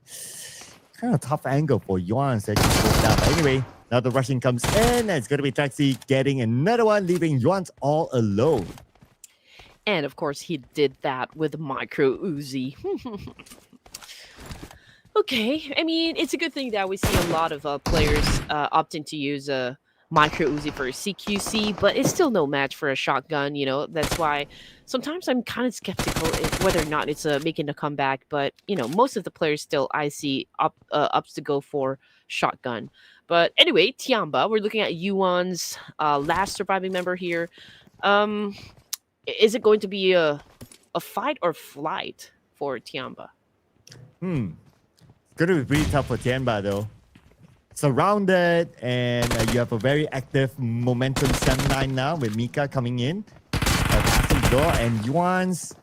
let's be careful of a clutch here, okay? Starting off with Mika. Mika comes in with jump shot, but looks like the answer is still Sem9 winning against Tianba. But Tianba didn't go out empty-handed. At least they got that 1 point. Yeah, they were able to pick up 1 point, so that's okay. 14 teams remaining here, ladies and gents. We're looking at A1 Aero and a possible clash with D Savior, Pathogen, high ground advantage. Sinister, I believe, is a little bit low on the HP here. But since this is an early engagement, obviously we're waiting for them to heal up, but it looks like they don't have any first aid kits with them, so that puts them on a little disadvantage. Okay, so they have. All right, so they were able to heal up, but the Savior, I don't think they're going to push. You know, they're probably just going to wait it out. Team Flash is also just around the corner there somewhere, so they might also join into the mix. And just look at who decided to join the games. It's a Lamborghini. Well, for a second there, I thought who decided to join the game. Did he join a while ago? Because yesterday I didn't see him play, to be honest. Oh yeah, and now they are playing, but well, if they switch up the players, well, we won't know yet until we switch over to their camera. Oh, we'll hang on that thought for later. As of now, Team Flash, ASI8 in front of them, but nobody's making the big moves. And this allows Team Flash to just navigate around. Oh, what? Oh, but A1 with this area. Here we go. That was a great shot coming from A1 Aero, putting down Pathogen like that. And so there's a need for Natty to come and rescue his teammate, but it's a back and forth trade happening. And Rowdy took some hits, but not enough to just shut him down just yet. ThunderTalk Gaming in another part of town here, defending themselves up against RRQ. Lapar got knocked down. Same thing goes for Nerpeco. So ThunderTalk seems to have the upper hand advantage up against the Indonesians. Let's see if Tian Yu can put down Swavel with a nade. Oh, but he exploded! Okay. Up to his face! All right, not too sure what happened there. That's a bit of a boo-boo, but they will open up the opportunity for RRQ to come in. But anyway, King is still there. Ajay, we have him on screen right now. keeps his nade, goes with the UMP, sprays onto the door, breaks it down, but the door is not going to be the target. The target that he wants is going to be Sawbell, and finally he gets it. Ooh, and what a way, to win this fight coming from ThunderTalk Gaming. Probably nobody was expecting that one. And now RRQ nailed it right here with a micro Uzi and an M416. But he is choosing to use the micro Uzi. He went in for the charge, and RRQ got eliminated. Oh, man. Well, there goes my prediction out the door. Oh, well, I guess they won't be breaking the 100-point mark now that the fact that they only have one elimination, so they're at 99. Shift over to 4 medical vibes and BTR. Snape with nade being cooked up. Oh, the rest of BTR coming in. RedForce in trouble. Knocked down immediately, leaving Zol alone. Okay. Effective clutch coming from Razy. Joel, we're looking at Joel here. Can he defend himself up against the raging Bigetron Esports? Now he's waiting in the corner. Okay. He has still that element of surprise. It's not moving at all, even if they are throwing him grenades out. Here comes the attack coming from Joel with an S1K. And now here comes another point. Satar goes down hard. Now Joel very low in HP, but yeah. Joel will be taken out of the equation, but Satar unfortunately did not survive that exchange. But Razy's busy with Team Flash. Tops tries to get away, takes a little bit of damage from Razy. Second time around by Razy this time. Trying to gun down a moving vehicle from afar, and like what you always said, is not easy. And you would need to let this one go. Whew, okay. There are a lot of clashes that we didn't expect to happen. But, okay, the fight continues on, of course. I mean, this is Battle Royale. And just like what you said a while ago, Third Cloud, expect the unexpected. Okay, here we go. A1 versus D-Savior. Okay, they're not done just yet settling their confrontation, their conflict whatsoever. And D-Savior already lost one teammate. Natty slowly climbing the stairs here. Okay, there's a little hesitation, understandably so, because maybe he's waiting for the backup, or probably, they're talking to each other that, okay, hold your horses, just wait for us. But Rowdy, it doesn't have any first aid kits, so there's a need for him to kind of lay low for now. But how long can he lay low here? Because the circle is kind of far away from Lost Learners.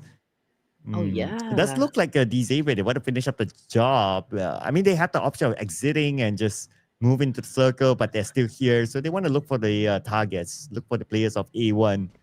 And D-Savior, 3 players playing without Paragon. I wonder if at some point they would just let this one go, because they seem to be still navigating around, trying to locate the players of A1. They do have a vehicle, though. So, ooh. I8 is also in Los Leones. Okay. All right. I mean, D-Savior, they have a vehicle, so they do have the option to kind of just back out for now, live to fight another day. Same thing goes for ASI8. I mean, they already boarded their vehicles and starting their rotation. So meanwhile, let's talk about JD Gaming and how they are using Invitational RedForce. I mean, we're looking at the last player. Well, Contra mentioned yesterday that, all of the PEL teams are actually playing with a high ping. And of course, you know how important to play with a nice ping, right? So if it's a bit lagging onto their side, it's really difficult for them to kind of dominate, given the situation, and also the fact that it's quite a different version compared to what we are witnessing right now. So let's be kind, everyone. ThunderTalk for elimination points, though, so that is okay. A1 now is down, but not because of D-Savior. It was because of Baby's group, Crypto. I thought it would come from D-Savior. So interesting enough. So basically there was 3 teams in the area of Lost Learners, but there's still 3 teams around the high ground area, but more teams come as Voin Donkey fires upon 4 thrives, arriving just below him.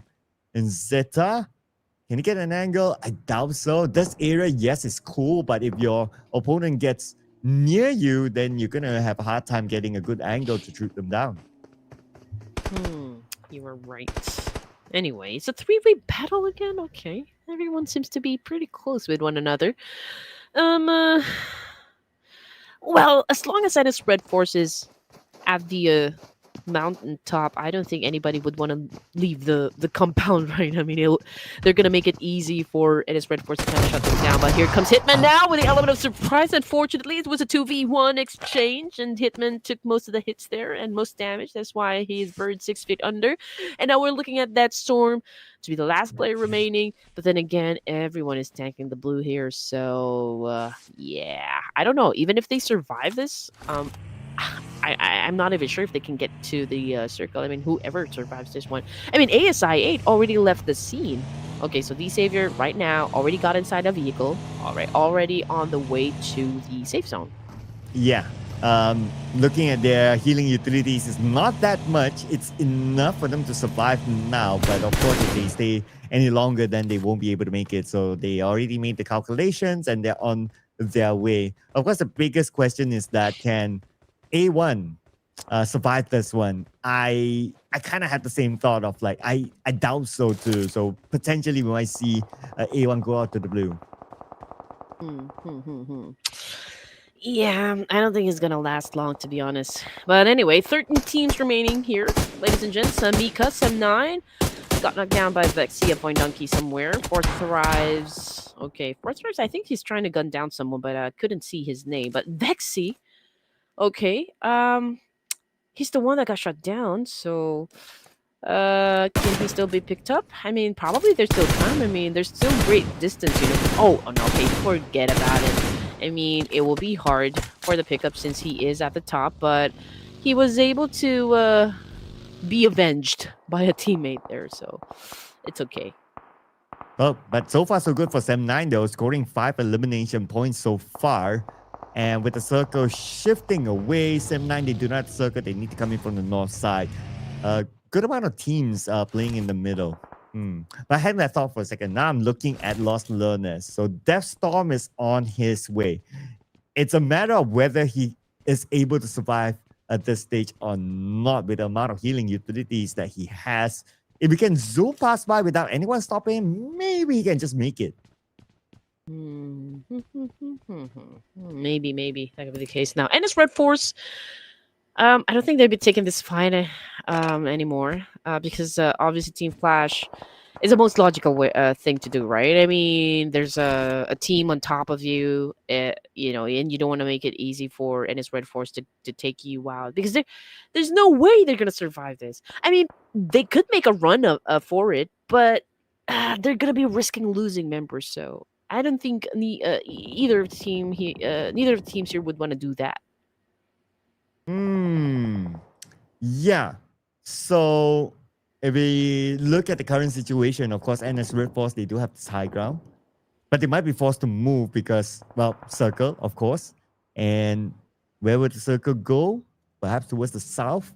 Okay, slightly towards the left. But it's clear that NS Red Force do not have the circle. But we can see the movement here by NS Red Force. They're coming down to the lower ground. They want to take this fight against JD Gaming and Doxy. His teammate is currently down. And he has to win this one. It's going to be a straightforward elimination by Doxy coming on to JD Gaming, eliminating them at number 13. No points at all. XZY is not letting this one go. I mean, yeah, I mean, if you do have an opportunity to score some points, and of course, you wouldn't want to let go of that one. But Team Flash, just because, you know, NS Red Force got a little busy dealing with another team there, they were able to escape the imminent death that was waiting for them. And now they are headed towards Voin Donkey. And ThunderTalk is still having an altercation up against Voin Donkey, so that could be an advantage for Team Flash.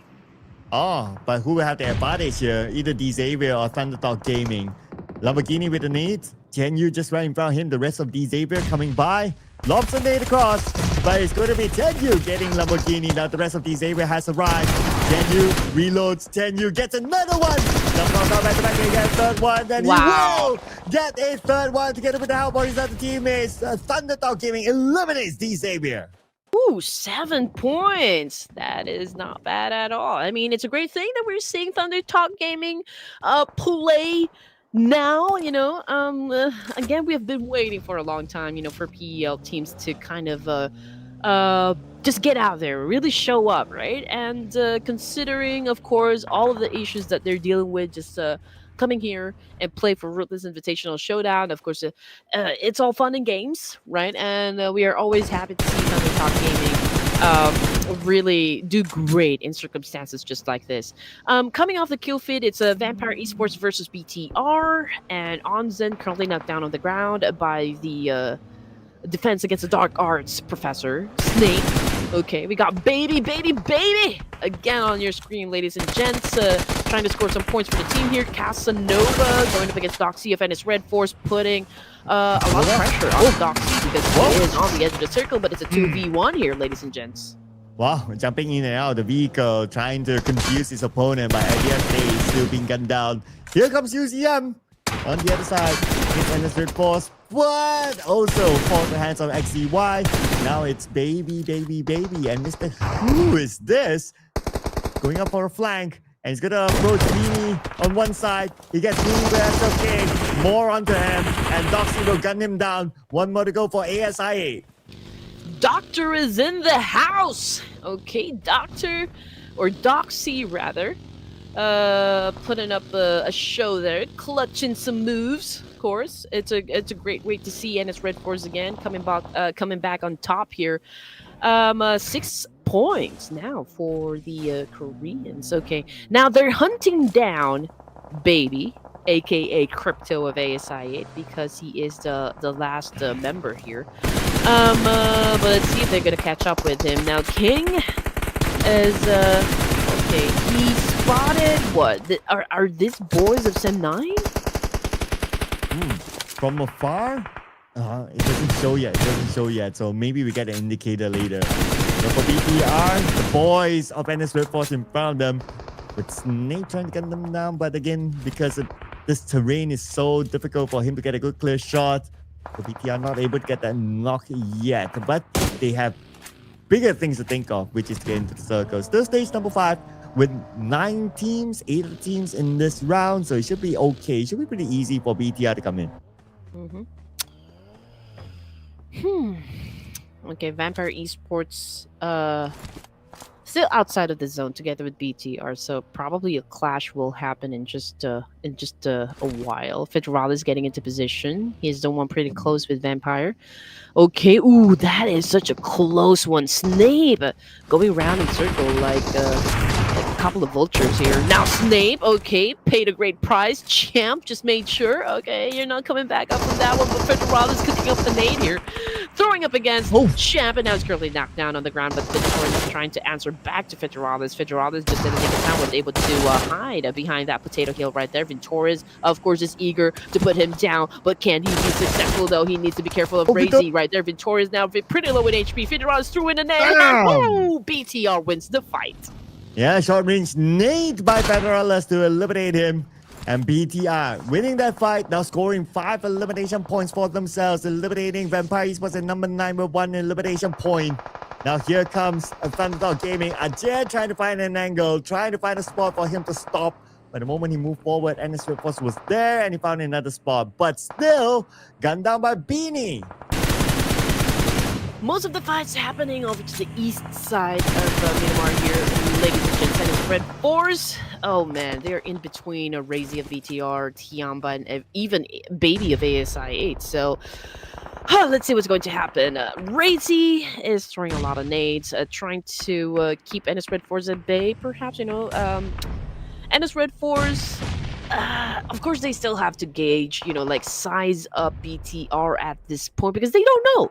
They don't even know if BTR is still a complete squad or maybe down to 3. So we do understand the hesitation that we see coming from NS RedForce, but they are throwing a lot of nades, you know, to try and flush him out. No Key is trying to do a spray as well up against M9. Falak is pretty close. He threw in that molly. Yuhai is on prone. Let's see the dance to happen, and Yuhai is definitely going to go down. And that is another point for 4th rise. M9 out at number 8, 5 elimination points, 6 points collected in this round. Next is going to be BTR and NS RedForce. Now, NS RedForce, they have to hike up to the high ground, but the problem for NS RedForce is that they do not have enough information. But of course, they can take some level of risk. They can probably throw smokes to infiltrate this building. But if only they know exactly where Razy is at, that would be really helpful. Yeah. Okay.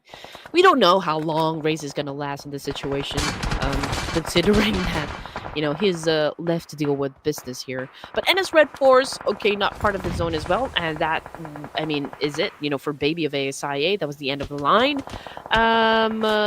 Okay, so the coast is clear for the side of NS Red Force, but they have to be careful, like because Razy can actually do a major backstab up against NS Red Force. He might not be able to eliminate all of them, but he could pretty much like maybe get at least 1 to 2 points here out of NS Red Force.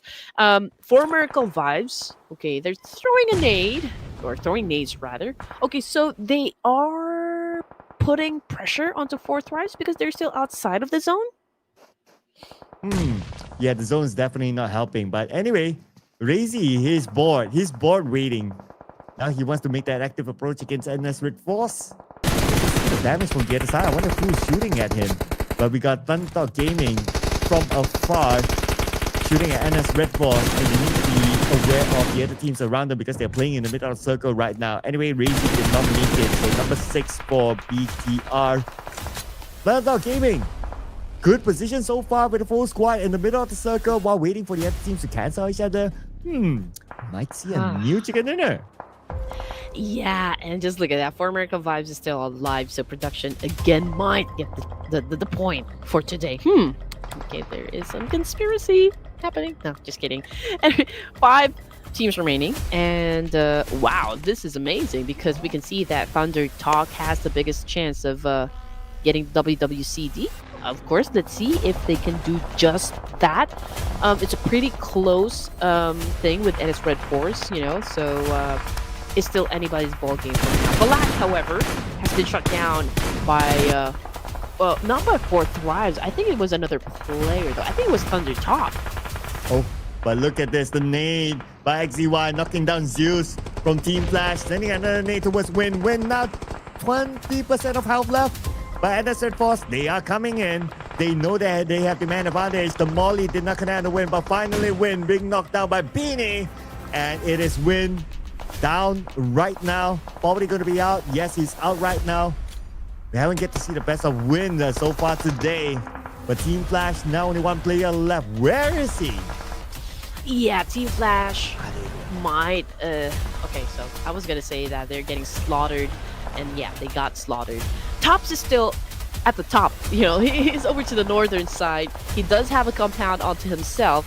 ThunderTalk is right down there in the middle, while NS Red Force is over to the east side of the circle here. And now who was that? T24? Okay, courtesy of Doc, he just got sent back to the lobby, but don't worry, we'll see them tomorrow. Well, yeah, 6 more games tomorrow, so don't worry, ladies and gentlemen. Make sure you still tune in tomorrow. But for now, we're going to focus on our final 4 teams. ThunderTalk Gaming, still a full squad after all that action.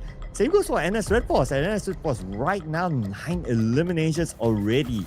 High potential we might see the final 2, NS Red Force and ThunderTalk Gaming. But let's also check out how much the circle will affect these teams. NS Red Force by the edge, but ThunderTalk Gaming in the middle of the circle. Oh man, this is interesting. If ThunderTalk can get the chicken dinner here, oh, it's gonna be wonderful. I mean, they do have the zone control, and Doc, even if he wants to really, go berserk here and retaliate up against ThunderTalk Gaming, he doesn't have enough firepower. The only team that could challenge ThunderTalk would be NS Red Force, who's still in the outskirts and yet to get inside the safe zone. As for tops of Team Flash, again, just like Doc, he doesn't have the manpower as well to pull off a chicken dinner. But of course, anything is still possible. Maybe they have the capacity to pull off a miracle. Yeah, it's going to be a big one here for Doc, right? Let's see if we can start off with this nade. Sends it across. Nade overshot. Okay, NS Red Force, go time. Doc needs to switch back to his SL chain. He gets 1, Whoa! he gets 2, he gets 3! Doc! 4 Vertical Vibes! Oh my goodness me! Oh my gosh! Oh man, that was insane. That was insane. And just considering the distance that Doc has over Nongshim RedForce, It was so close. It was a 3v1, and that's the kind of clutch we always look forward to see in the Ruthless Invitational Showdown. But of course, the rampage continues on, coming from the side of I8 RedForce, putting up 10 elimination points, and now we are looking at ThunderTalk and 4NV to seal the deal because I8 RedForce just got eliminated. So final two teams here, ladies and gents. It's a 4v1, but maybe Dog can pull out another clutch right there. Oh, and here comes, if Doc can pull it off against ThunderTalk Gaming, starting over this day. Whoa! Against Shin. Shin takes a lot of damage. Shin will be gunned down, but from the other side, from behind and back, ThunderTalk Gaming will not let this chicken dinner go. But still, Dog, because of him taking out 3 players from I8 RedForce, that allowed the advantage to fall towards the hand of ThunderTalk Gaming. What's up, Doc? Oh, it was, okay, that is definitely the best thing I've seen for today's set of matches. Yesterday it was all about win of Team Flash, but today it's Doc of former Vibes. But of course, we don't want to take away the spotlight. Of course, a ThunderTalk Gaming. I mean, this is the first time that these guys won a chicken dinner, and they were able to put up massive points as well. It's a total of 12. Right, and it's a monstrous gameplay coming from ThunderTalk Gaming, and we just love to see, you know, for them to bring this kind of energy tomorrow for the last day of the grand finals. Absolutely, right. Tomorrow's going to be the final sprint, so we definitely want to see more of this. And ThunderTalk Gaming, it was from the beginning. It was from pretty much at the beginning that they jumped into action, and then they towards the end, obviously, they scored the chicken dinner. They took the middle of the circle. They allowed all the other teams to cancel each other. And that is where Doc pulled off an insane 1v3 against I8 RedForce to allow ThunderTalk Gaming to have the advantage. They allowed the fights to happen. They came in later and they secured themselves this chicken dinner. So a very strategic move by ThunderTalk Gaming. It was. And a much deserving win, I could say. I mean, like, again, you know, since day number 1, we have been waiting you know, for PL teams to really dominate. You know what? It's not even day number 1 of the Ruthless Invitational Showdown, but still during the what did they play during the night of Chapter? I don't think they played. Okay, so maybe day 1, yeah, day 1 of the Ruthless Invitational Showdown. But yeah, again, it's been a long time coming, and I'm just glad to see that they gave us a very good performance. That is it. That's all I can say. And since, you know, they did so good, they're going head to head. Tianyu and King, 5 elimination points each.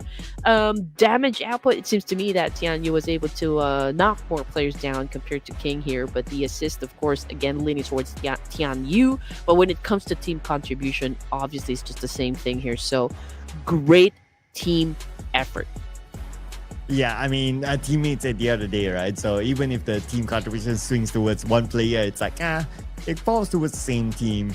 And of course, majority of the eliminations by the team by itself. But yeah, MVP, definitely.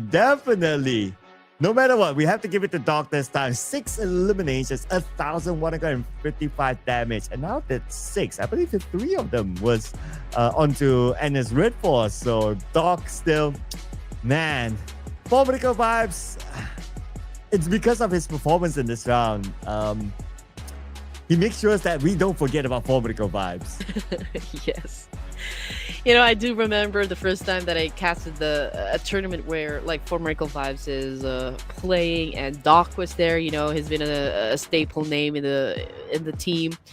And, you know, the first time that he was showing greatness, right? He's been clutching, he's been eliminating a lot of players inside the game, and everyone that I see in the comment section is kind of saying and accusing Doc to be like, oh, maybe he is cheating, you know, he has a cheat code, playing PUBG, he can see through walls and something like that. But, you know, this is with all of the accolades and the achievements Doc was able to get, not just individually, but, you know, like as a team, you know, as a collective. It's one way of just shutting down naysayers, to be honest. And now look at where he is. I mean, he's one of the best players, not just locally, I can say global as well.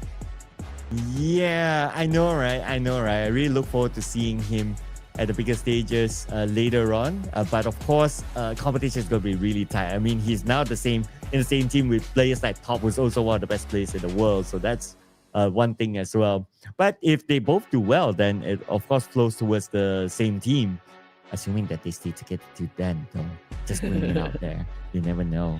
But 135 throwables used. Okay, very, very low. Everyone's really interested in the gunfights in this round. So we're never going to see a 200. Yeah, I don't think so, even with the 6 games tomorrow. Oof, okay. The 3v1 situation from Doc is still replaying in my mind. So yeah, but anyway, let's give recognition, of course, to the MVP of day number 3 of the grand finals, and that would be, of course, Guy of Horaa Esports. 33 elimination points, 5,396 damage output, and he is the one that dethroned Win of Team Flash. There you go.